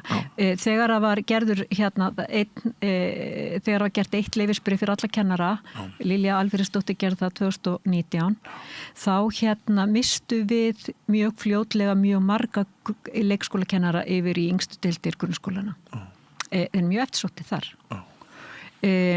Vinnuumhverfið þeirra þykir betra. Vinnuumhverfið þeirra þykir betra á mjög margan hátt. Og ég tók viðtöl sjálf á þessum tíma við marga og það var samdóma álitir að þeir ættu meira fyrir sjálfan sig af orku þegar að vera búin með vinnudaginn í grunnskólanum heldur en þeir að áttina leikskólans. Kemur ekki óvart í sjálfu sér? Nei. Og bara vinnu aðstæður, ég meina þegar börnin fara út úr stofinu þá hefur þú stofinu til að vinna í. Það er ekki þannig hjá leikskólanum. Leikskólan er undirbúinistíma þeirra fyrir annarkvort fram nú orðið einhverju liti heima eða þá inni í rýmum þar sem þú ert bara jafnvel að slást tölvur, af því að það er ekki á meðan á þessum tíma þegar ég tók sér viðtöl sem var rétt eftir þessa breytingur þá bara leðu byrjar í grunnskóla fyrst afhent fartölvu. Þú veist, þannig munurinn á aðstæðum var svo mikill og ég man alltaf eftir því að það var eitt kennari sem sagði við mig mér vantaði skæri og ég fór svona læstu því skjálfandi að biðja skæri fyrir börnin og svo bara kom kassi á skæru. Þetta einhvern veginn, auðvitað þetta mismunandi á milli leikskóla og milli sveitafélaga en þetta einhvern veginn hefur verið lengi innan leikskólana svona meiri aðhald í öllu. Já. En fyrst og fremst þetta aðstæðurnar, vinnu aðstæðurnar, ekki þetta beint en bara þetta að hafa stofuna fyrir þig og geta slaka niður og undirbúið í góðu rými inn í stofunni þinni. Já, svo verður á höfuðborgarsvæðinu fjölgun. Mikil fjölgun. Og stór hluti af fjölgunni fólk af erlendu bergi brotið og við erum blessunlega farin að lifa það tíma að maður getur rætt þær áskoranir sem fylgja því án þess að vera kallað rasisti. Það bara segir sér sjálft að þetta hefur valdið náttúrulega auknu álægi inn í kennslustofum, bæði innan leikskólana og grunnskólana og allt það. Og það hefur kannski ekki verið fjármunir eða tími eða orka nýtt í þessa samfélagsbreytingu. Við fáum innan leikskólan koma þessi börn auðvitað, en líka starfsfólki. Þetta stór hluti af starfsfólki, þessar tölur því miður, bara Hagstofan hefur ekki safnað þessum tölum. Nei. Og og ég hef ekki gert það sjálf, en ég veit, ég hef komin í leikskóla þar sem að á yngstu deildin starfaði ekki einasti manneskja sem hafði íslensku sem upprunamál. Já, þá erum við í rauninni bara með vöru svik. Ég ætla ekki að segja að fólk hafi talað vonda íslensku. Nei. Sumir töluðu bara alveg ágæta en ekki allir. Já. En þú ert ekki, við erum að tala börn á máltökaldri. Já. Og við vitum að þetta ekki óalgengt og ég veit ekki hvað ég er búin að lesa mörg viðtöl við fólk sem flytur til Íslands og þær ábendingar að besta leiðin til að læra íslensku sé að hefja störf í leikskóla. Já. Hvað hefur þú lesið mörg svona listvitur? Það sem að kemur fram, ég fór í leikskóla og mjög algengt að fólk fer að vinna hjá yngstu börnunum að því að þau skilja hvort ekki. Já. Veistu hvað ég er að meina? Já. En auðvitað þetta áskorun, þannig að þetta líka áskorun fyrir leikskólastjórana að halda út, því þetta fólki sem þó vill vinna og sækir og bara frábært, ég man ekki hvað voru margir hjá mér, það voru mjög margir nemendur núna sem að voru með erlenda bakgrunn í meistaranáminu. Bara fólk sem að bæta við sig þessum réttindum líka og talar bara og getur tekið námi á íslensku. Bara frábært. Já. Þannig við skulum ekki setja alla útlendingana undir sama hatt, en ef þú ert í umhverfi þar sem þú hefur ekki fagfólk, þú hefur ekki aðra íslendinga alltaf að tala við, þú ert ekki í vinnu, þá ertu komin í svolítið vítarhring. Já. Okkur finnst Bandaríkjamenn stundum gamaldags og að kynjajafnrétti sé hann náttúrulega sótt alveg svakalega því núna með Trump. Já. En jafnvel fyrir Trump þá fannst okkur þeir vera mjög aftarlega og meirinn í jafnréttismálum og kannski voru þeir það. En að hverju ég að nefna það til sögunar? Jú, vegna þess að einu sinni vann ég við það að ég hafði atvinnað því að umgangast erlenda ferðamenn langmest bandaríska og þeir komu inn á heimili okkar hjóna og við áttum við að svona menningarspjall þar sem við skiptumst á sögum af bandarísku og íslensku samfélagi og það var eitt sem að bæði kallar og konur frá Bandaríkjunum áttu alltaf sameiginlegt í öllum þessum heimsóknum. Það var að grípa andan úr lofti þegar við sögðum frá okkar kerfi hvað börnin okkar væru margar klukkustundir á leikskóla, á stofnun. Og alltaf sögðu sömu söguna. Konan var kannski komið með doktorsgráðu þarna í Bandaríkjunum þegar barneignir hófust og þá fór hún tímabundið að minnstu kosti út á atvinnumarkaði og þeim fannst þetta bara sturla, þeim fannst við barbarar. Þeim fannst við bara ekki huga að velferð barnanna að útvista þeim 8-9 klukkustundir á dag. Og við blésum alltaf á þetta kvöldidags, já, voðalega það skrýtnir þarna í Bandaríkjunum.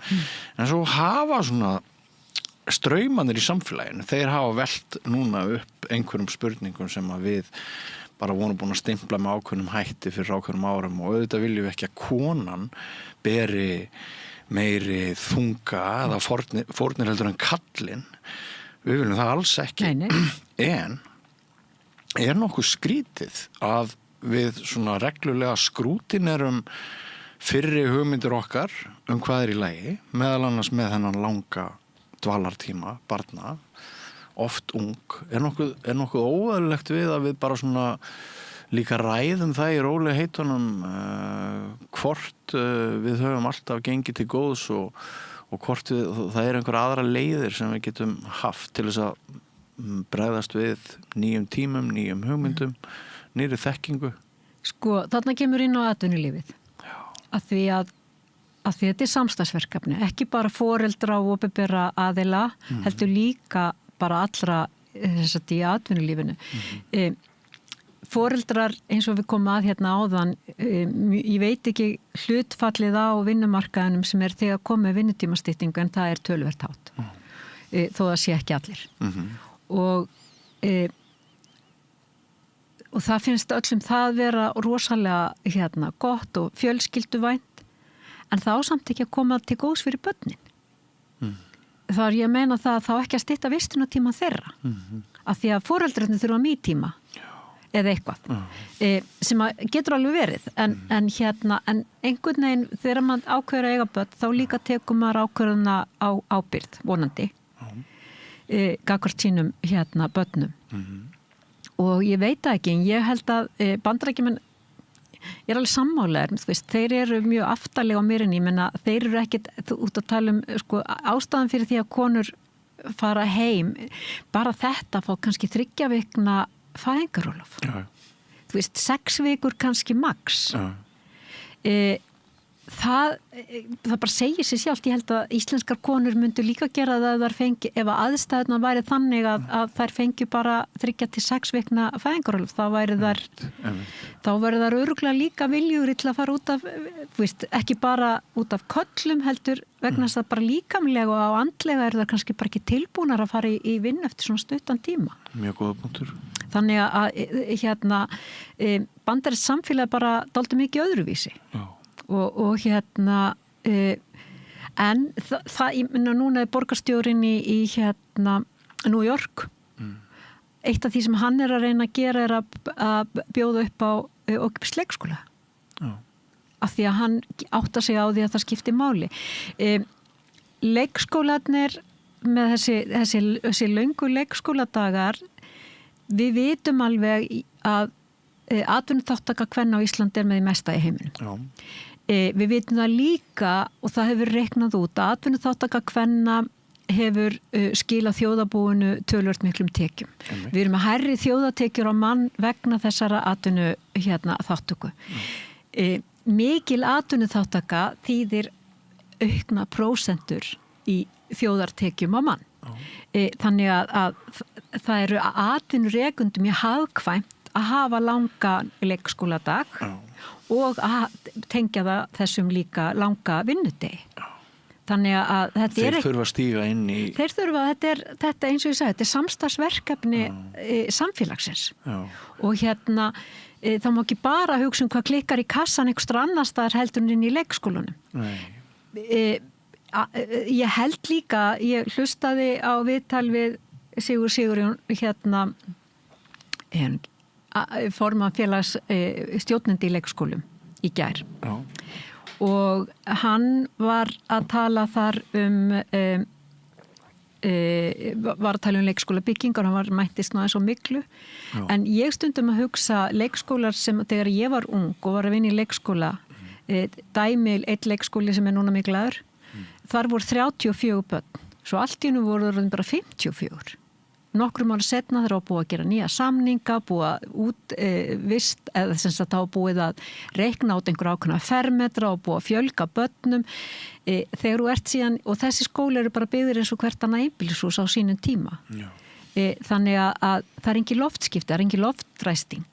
En þú bæti bara einfullt af fólki og með þessum þegar börnunum fjölgar, þá fjölgar líka starfsfólkinu og svo hefur starfsfólki líka fjölga vegna hluta eins og stuðnings. Þetta hlýtur að kosta verri líðan, bæði hjá börnum og starfsfólki. Já, og ég bara stundum er ég að hugsa, er þetta ekki líka bara myglan, þú ert með 50 útigalla sem eru drullu blautir. inn í rými sem ekki loftræst. Já. Ég bara segi svona, þú veist, þannig að ef við ætlum við þurfum að horfa á leikskólamálin ekki bara út frá mönnun, heldur þurfum við að horfa út frá umhverfinu sem við erum að bjóða börnunum upp, við þurfum að horfa upp á rýminu, við þurfum að horfa upp á menntunina, við þurfum að horfa upp á hvernig samfélagi kemur að, við þurfum að horfa á þetta frá ótal mörgum hlutum. Svo ertu að gera rannsókn eða nýbúin að gera rannsókn á mötuneytum leikskóla. Já. Og þar kemur fram hvað? Já, ég sem sagt var þáttakandi í verkefni á vegum Matís, þar sem að við vorum með lokafund, þar sem að vera að rannsaka þarmaflóru barna og ég kemur náttúrulega ekkert að því, en ég kom að því þar að hringja í leikskóla og biðja matseðla þessara barna og ég spurði þegar ég gerir það, þá spyr ég hvort að maturinn sé eldaður á staðnum með aðkeyptur. Það leið svona 1,5 ára milli sem ég ringdi í leikskólana því að þetta voru fleiri en eitt skipti og það semst verið að skoða matseðlana, eða það sem börnin voru að borða rétt áður en þessi sýni voru fengin hjá þeim og og þá finn ég bara það að það eru sífellt fleiri sem að segja að þú getur bara farið inn á þetta fyrirtæki og prenta út matseðlinn fyrir daginn. Þannig að ég hugsa, já, hefur þessum fjölgað og ég fór inn á síðurnar hjá þeim og skoðaði þá sem eru með á opið hvað þeir eru að þjónusta marga og ég sá að eitt fyrirtæki, ég held að þeir hafa verið með 80 leikskóla eða eitthvað álíka, þetta var alveg gríðalegu fjöldi. Þannig að ég, áður en ég fer á fund, þá vildi ég gjarnan vita meir um þetta, vildi geta sagt fólki þar inni. Og ég sendi út spurningakönnun í leikskóla. Ég fekk svör frá 181 leikskóla sem bara gríðarlega gott. Ég sleppti að senda á sumastæð, ég er ekki að senda á skóla sem eru kannski eins og 5 ára deildir. Þannig að þetta er mjög hátt hlutfall og út frá því þá sé ég, og þetta er náttúrulega út allt land, að þá sé ég að tæplega, það eru 45% af þessum sem eru búin að útvista matnum. Það er rosalega hátt hlutfall. Sem þýðir það að það er ekki lengur leikskólaeldhús. Nei. Og nema, það eru þetta móttökueldhús. Já, og hver eru gæðið þessa matar? Það er náttúrulega bara auðvitað upp ofan. Ég veit, að þetta er alls staðar á landinu, stóru eldhúsin hérna á höfuðborgarsvæðinu er ekki kannski að senda einhvers staðar norður. Gerðu það einhver, en sumstaðar er þetta bara kannski vegna þess að grunnskólinn er að elda fyrir leikskóla, ef það er lítill leikskóli skiluru. Sumstaðar er þetta því að hótelið í bænum eldar fyrir sveitaskrifstofuna og leikskólan. Þetta er allavega hana. En hér á höfuðborgarsvæðinu er þetta meira að minna þessi stóru fyrirtæki sem að koma inn og þau koma jafnvel með mannskap með sér. Og það þýðir að það léttir mjög álagi vegna þess að ofan á allt sem búið að vera að gerast þá hafa leikskólastjórar í gegnum tíðina mjög oft hlaupið í eldhúsin. Ég veit að þetta er gali að segja þetta, en ef þú ert með opin leikskóla með 80-120 börn og kokkurinn er veikur, hvað þarf að gera? Einhver verður að elda matinn og það er að þú tekur það ekki af starfsfólkinu á deildinni deildum mjög oft. Þú tekur það oft af, það er oft fólki sem er í stuðningshlutverkunum sem hleypur inn í þessi störf. Lesið það út úr orðuðinum að þetta geti bæði verið gott og vond, þessi þróun? Já, fyrir leikskólastjórana er þetta léttir. Þetta er ákveðin léttir og veitið þeim ákveðin fyrirsjónleika. Því að það er nú uppáhaldsorðið í samræðinu í dag, fyrirsjónleiki. Að þá veitir það ákveðin fyrirsjónleika að þú þurfir ekki að hlaupa, að því að þú veist aldrei hvenær þessi dagur kemur. Og ég veit líka, að því að ég spurði líka um það, að mjög hátt hlutfall þeirra sem að starfa í eldhúsunum er ekki með menntun á sviðinu. Já, en á móti kemur að næringagildi fjöldaframleiðs matar þar sem er einblínt á hagkvæmni hefur ákveðna áhyggjur, við höfum ákveðna áhyggjur á því. Já. Og það hafa stjórarnir líka. Já. Það er ekki, það er ánægja vegna þess að þetta er persónulega gott fyrir viðkomandi af því að þetta léttir á þér, þetta tekur eitt verkefnið af öllum þeim verkefnum, ég meina að allar skýrslur sem að leikskólastjóra þurfa að búa til sem að verið að kalla eftir, af því ég nú skoðað störf leikskóli dálítið lengi.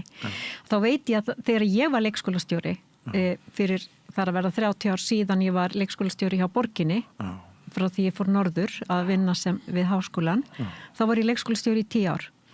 Og á þeim tíma þá skilaði ég ég skilaði vinnuskýrslu, ég skilaði uppgjöri varðandi tekjur, þar að segja það sem að foreldrarnir borguðu gjöldin. Ég skilaði kannski 2 skýrslum á ári fyrir utan þetta sem ég gerði mánaðarlega. Já. Þetta er ekkert svona lengur. Nei, nú erum við först í bírokratísku helvíti. Það er allavegna skýrslur og það þarf að vera búið til allavegna áætlanir og hver áætlun þarf að uppfærast kannski árlega, kannski annað hvert ár. Ég kom í leikskóla fyrir norðan þar sem leikskólastjórin setti allar þessar skýrslur inn á kaffistofu. Hjá starfsfólki hengdi þar upp bara svo fólk átti að sjá hvað það væri sem hún þyrfti að halda utanum. Og þú þarft að sýna fram á það, þú sért að fylgja þessum áætlunum og skýrslum eftir sem kallar á ennþá meiri. Þannig að það að losna við eldhúsið bara getur verið rosalegu léttir. Já, ég trúi því alveg. Þannig að ég bara skil ofsalega vel að leikskólastjórar og leikskólar fyrir utan það náttúrulega kostnaðurinn við matinn er kannski herri er hlut sem sagt foreldrar eiga að borga það bil efnisgjald sem það næri ekki einu sinni held ég af því gjöld í leikskólan eru þú veist það er efnisgjald fyrir þú borgar sérstaklega fyrir hátismat, þú borgar sérstaklega fyrir morgunmat og hvaða nú er. Eru engin sveitarfélög í Íslandi sem bjóða frían leikskóla? Jú, það eru einhver 2-3 lítil sem gera það. En annars er þessi kostnaður hvað mikill þess að það? Ég bara veit ekki hver gjöldin eru nákvæmlega því ég bara fór ekki að skoða þau. En ég skoðaði inn á, það er mælaborðin á Samband íslenskra sveitarfélaga sem ég rendi gegnum í morgun. Og inn á þessu mælaborði þá til dæmis borga foreldrar í Reykjavík 7% af raunkostnaði leikskólans. Þessi kostnaður þegar ég var að starfa var kannski 30%. Þú veist, borgin er með einna lægst af stóru sveitafélögum, það eru minni sveitafélög það sem er minna. Það eru lítil sveitafélög þar sem að kostnaðurinn er þar sem að teki meira. En af stóru sveitafélögunum þá er Reykjavík langlægst. Ég held hvort það var 11-14% í fyrra sem að var til dæmis á Akureyri og þá var 8% í Reykjavík. Eða þar sem ég hitti fyrra tölnur alltaf ári. Þannig að þetta er foreldrar borga raunverulega mjög lítinn kostnað af raunverulegum rekstrakostnað í leikskóla. En eins og við höfum aðeins simprað á þá getum við rætt leikskólamál frá þrennum sjónarhornum að minnstakosti. Hagsmunum barnanna, hagsmunum foreldra, hagsmunum starfsfólks. Og hagsmunum atvinnulífs. Já, svo er til náttúrulega pólitískir hagsmunir atvinnulífið og allt það. Hvað segja fræðin svona glóbalt rannsóknir svona langan dvalartíma í leikskólum eins og hér á landi? Er það ekki rétt skilið hjá mér að hann er yfir lengri á Íslandi heldur en í samanburðarlöndum í kring að jafna því? Jú, en samt þetta er alltaf svolítið, þú veist, þetta er opinbera tölur og hver hagstofa velur hvað tölur hún setur inn. Ég hef oft fyrir það með að ég veit að leikskólar við erlendis eru opnir mikið lengur en hjá okkur. En þá er það kannski bara því að það er bara hluti barnanna, sumböðar eru kannski alveg bara ennþá lengri tíma. Þegar ég byrjaði að vinna í leikskóla þá er leikskólinn opin frá kortur yfir 7 til 7:30 til 7:30 á kvöldin hér á Íslandi. Það er breyting og sumböð voru allan annan tíma. Var það? Já. Var þetta þá og enn frekar í dag að einhverju leyti skipt eftir stéttum? Já. Það var auðvitað þannig að það voru börn einstæðra foreldra, börn námsmanna og börn leikskólakennara sem höfðu heilstagsvist, hinn höfðu all bara hálfstagsvist. og það var auðvitað mikil breyting og þetta voru breyting hérna og ég meina, þú sérð víða hérna í Reykjavík, það standa hlið við hlið 2 leikskólar, bara næstum og í hruninu voru þeir sameinaðir, hrunið fór líka illa með leikskólana, en allavega í hruninu voru margir þeirra sameinaðir, bara sem dæmi það sem að ég var með barn á Sunnuborg og við næsta hús við hliðina hét Holtaborg og þar var ég að vinna. Holtaborgin var hálfstagsleikskóli, þar sem börnin giftu foreldrarna voru. Sunnuborgin var börn einstæðra foreldra, námsmanna og leikskólakennara. Þetta var svona hólfað. Þetta var bara raunveruleg skipting eftir félagsleir stöðu foreldra. Og ég til dæmis var ekki alveg að kaupa það á sín tíma þegar við fórum í þessa breytingar að breyta leikskólanum, þessum hálfstagsleikskólum í heilstagsleikskóla og það löng saga og þetta gerðist í kring 1990 en svo bara allt í einu fattaði ég, heyrðu, við erum að brjóta niður félagslega múra. Þetta snýst ekki um hvað mér finnst að leikskólinn breytist í, við köllum það brautastöðvar í hádeginu því að þá var mjög mikill álagstími að því að þá voru börn sem voru 6 tíma á morgninum og börn sem voru 6 tíma, þannig að það var 2-föld barnafjöldi í 2 tíma og þetta snýst um það að breyta samfélagsgerð. Þetta snýst að búa til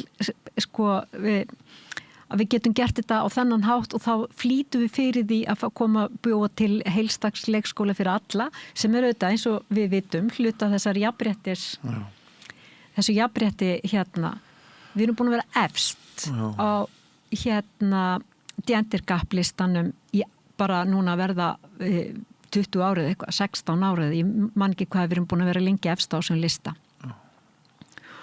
Og prívat þá hef ég áhyggjur af því ef við ætlum að móla leikskólakerfið að innan við erum alltaf áhyggjur af PISA-listunum en við höfum þetta líka listi sem að leikskólakerfið okkar hefur orðið til þess að við erum svona ofalega á viljum við, ef við erum að tala um svona samkeppnishæfni þjóða og allt það því það alltaf verið að ræða það þá þessi gendergaplisti líka mjög eftirsóknarverður og og ég hef bara áhyggjur af því að ef við ætlum að móla leikskólan, ætlum að setja bara á hann sleggju, þá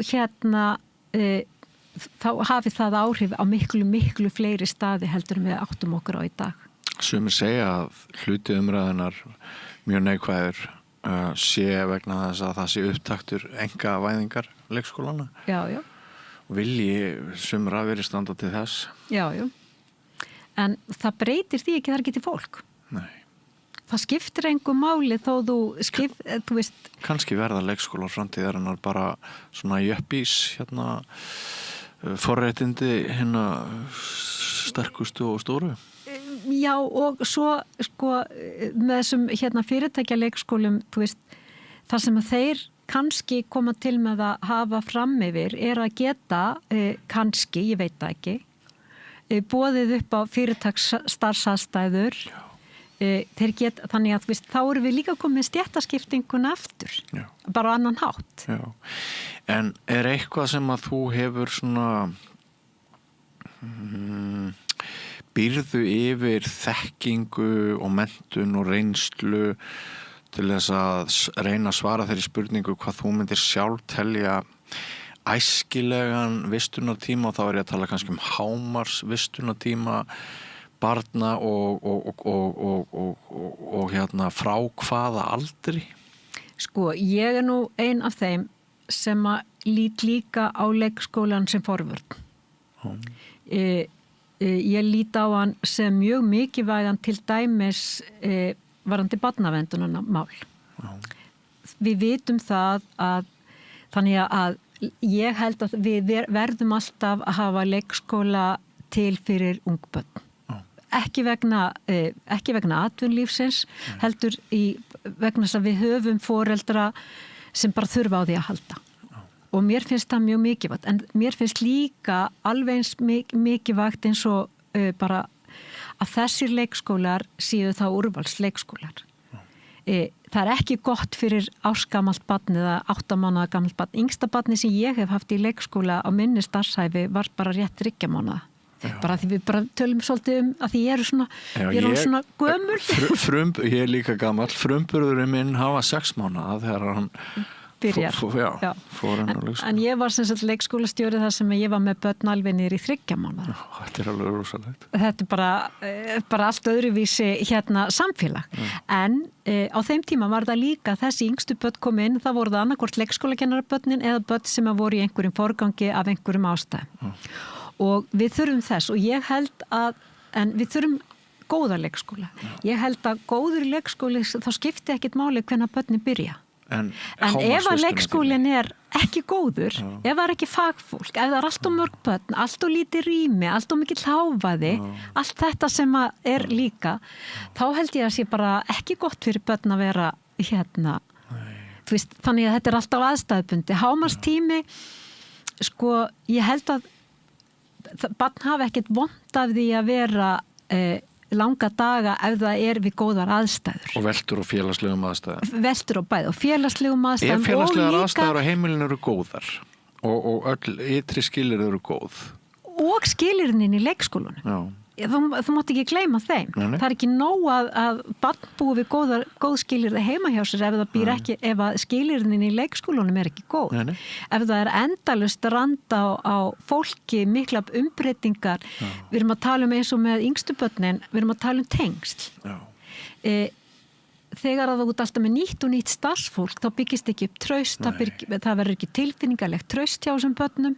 Þú ert að tala um það þegar þú varst með börnið þín í leikskóla fyrir einhverjum árum og jafnvel áratugum. Mörgum áratugum. Að þú hafir byggt upp ákveðið traustgagvart og tengsl, þú hafir upplifað mikið traust og tengsl á milli barnanna þinna og þeirra sem að voru að vinna með þeim.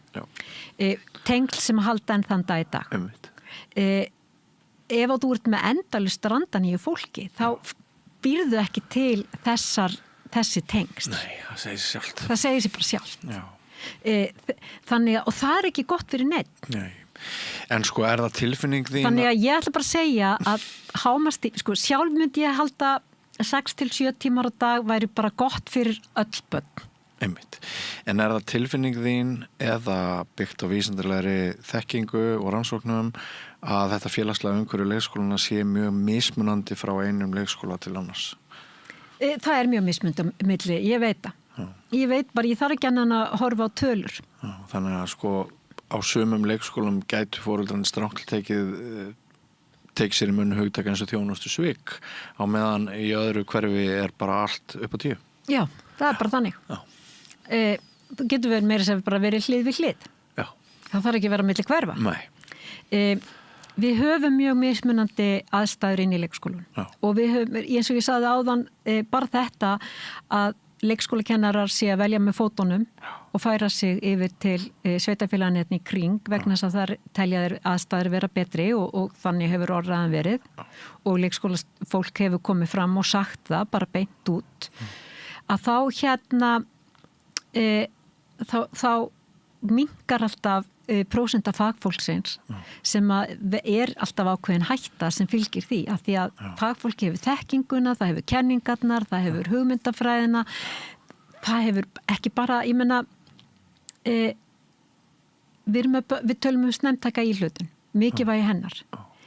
Hluta því að geta beitt snemmtækri íhlutun er að koma auga á það sem þarf að beita snemmtækri íhlutun við. Ef þú ert bara með að krakka 20 sem er að koma bara beint úr menntaskóla eða á gapári eða veistu hvað ég er að meina eða bara fólk sem er að koma einhverstar annar stað frá annarri menningu, þekkir ekki tungumáli, þá kemur það ekki auga á það sem þarf að koma auga á sem að þú hefur með þinni menntun og þínum bakgrunni og þinni fræðilegur þekkingu. Og þess vegna, það er ekki bara út af skipulega leikskólastarfs, það er líka vegna bara hvers eins bats sem þessi þekking skipti máli. Þannig að að því vorum að tala um útvistun, hluta því sem að gerist líka þegar að þú hefur ekki fagfólki, þá kaupir þér einhverja lausnarpakka. Þú kaupir einhverja pakka inn í leikskólan sem að tekur að því þá hefur kannski eitthvað pínulítið sem leikskólastjóri hugmynd um það að það sé verið að vinna allavega eitthvað faglegt starf. Af því að annars, af því ef þú ert með fagfólki þá treystur því. En ef þú hefur ekki fagfólk og hefur engan sem hefur bakgrunn, þá kannski ferðu inn í einhverja svona lausnir sem eru markasvæddar lausnir. Kristín, nú veit ég bara heilmargt sem ég vissi ekki að þér. Kærar þakkir fyrir að koma hér að Rauðaborðinu og ræða þessi mál. Já, heldur þetta að verði kosningamál? Á víðum grunni? Já, sko... Nú ætla ég bara að spyrja. Góð spurning. Já. Þú meinar þá hér í Reykjavík? Og bara víðum land. Já, eins og þú sagðir áðan, sko, þá held ég að þessi mál séu ég held að sé mjög mismunandi eftir byggðum hvort þessi mál ganga vel eða ekki. Þannig að í sumum sveitarfélögum verði þetta örugglega ekki kosningamál. Það í sumum sveitarfélögum þá hugsa ég að sé bara ríki nokkuð góð sátt og góður andi. Ég náttúrulega bjó lengi eins og þú veist fyrir norðan og Akureyri. Þannig sumpart önnur umræða þar heldur en hér á höfuðborgarsvæðinu. Samt ekki. Núna umræðan þar akkurat þessar styttingar og skráningadaga og kostnaðin við þannig að, en þar vantar ekki fagfólkið. Nei, það nefnilega mjög hátt hlutfall lærðra leikskólakennara. Ég held að það hafi verið 70-80% síðast þegar ég þurfti á leikskóla að halda sem var á Hólmasól fyrir norðan og Akureyri. En það hefur lækkað. Það hefur lækkað. En það er samt hátt og langt yfir landsmeðaltali. Þannig að En mér finnst gott sko við þessa samræðu okkar að þú ert búin að nálgast þetta frá ýmsum hliðum. Við höfum rætt gæði leikskólastarfs. Við erum ekki bara föst í þessum tæknilegu upprópunum. Þannig að við þurfum að bara heilt yfir gera meira því að ræða gæði þjónustu og starfs. Því þetta snýst ju það. Og gott leikskólastarf gulli betra og ég sagði í þessari færslu minni að þetta væri fjöregg. Og við skulum passa það. Það þú veist, það lítið mála slá í fjöreggið og þá bara brotnar það. Kæra þakkir, Kristín Dýrfjörð, hvað ertu, lektor, dósent eða prófessor? Dósent við Háskólanum Akureyri. Kæra þakkir. Takk. Og kæra þakkir til ykkar hlustendur og áhorfendur sem hafið fylgt okkur í kvöld. Þættinum lokið. Mér langar líka að þakka tæknifólki og ekki bara Kristínu Dýrfjörð fyrir komuna heldur öllum gestum, öllum viðmælendum þáttarins í kvöld og mér langar líka að nota tækifærið og þakka ykkur sem eru iðin við að deila eða dreifa efni samstöðurinnar. Þið getið tekið YouTube myndbönd sem þið rekist á eða Facebook streymi eða hvað það og lift okkar vinnu með því að deila henni og dreifa. Og það skiptir máli fyrir okkur upp á okkar framgang því við berjumst í bökkum eins og allir einkareknir fjölmiðlar. Það eru þið sem skaffið okkur það bensín sem við þurfum, eða ætti ég að segja umhverfisvænt rafmagn til þess að halda áfram störfum og því meiri stuðning sem við fáum frá ykkur, því betri dagskrárgerð getum við sint af hendi, ætlaði ég að segja. Ef þú hefur oft velt í fyrir þér að gerast styrktaraðili eða áskrifandi að samstöðinni endilega, en hefur ekki komið í verk, endilega farið inn á samstöðin.is og fyndu þar á forsíðinu hnapp með því að skrolla niður þar sem ástendur áskrift og fyrir aðeins 2.750 krónur á mánuði sem að kannski þig munar ekki allt og mikið getur þú haft allt að segja framtíð okkar. Og það ekki allir sem vita það að við erum líka útvarpsstöð 89,1. Það hægt að fylgjast með okkur í alls konar öppum. Sjálfur nota ég spilarinn.is mikið til að fylgjast með samstöðinni þegar ég ekki hér að störfum. Og þannig að það eru ýmsar leiðir til að neita okkar. Við erum rás 5 hjá Símanum og erum að reyna að eiga samningaviðræður við fleiri sjónvarpsstöðvar eða dreifingar aðila það að fá okkar efnin. En kæra þakkir í kvöld, ég heiti Björn Þorláks, verið sæl. Segðu það á Samstöðinni. Samstöðin í eigu hlustenda, áhorfenda og lesenda. Sláist í hópinn og gerist áskrifendur.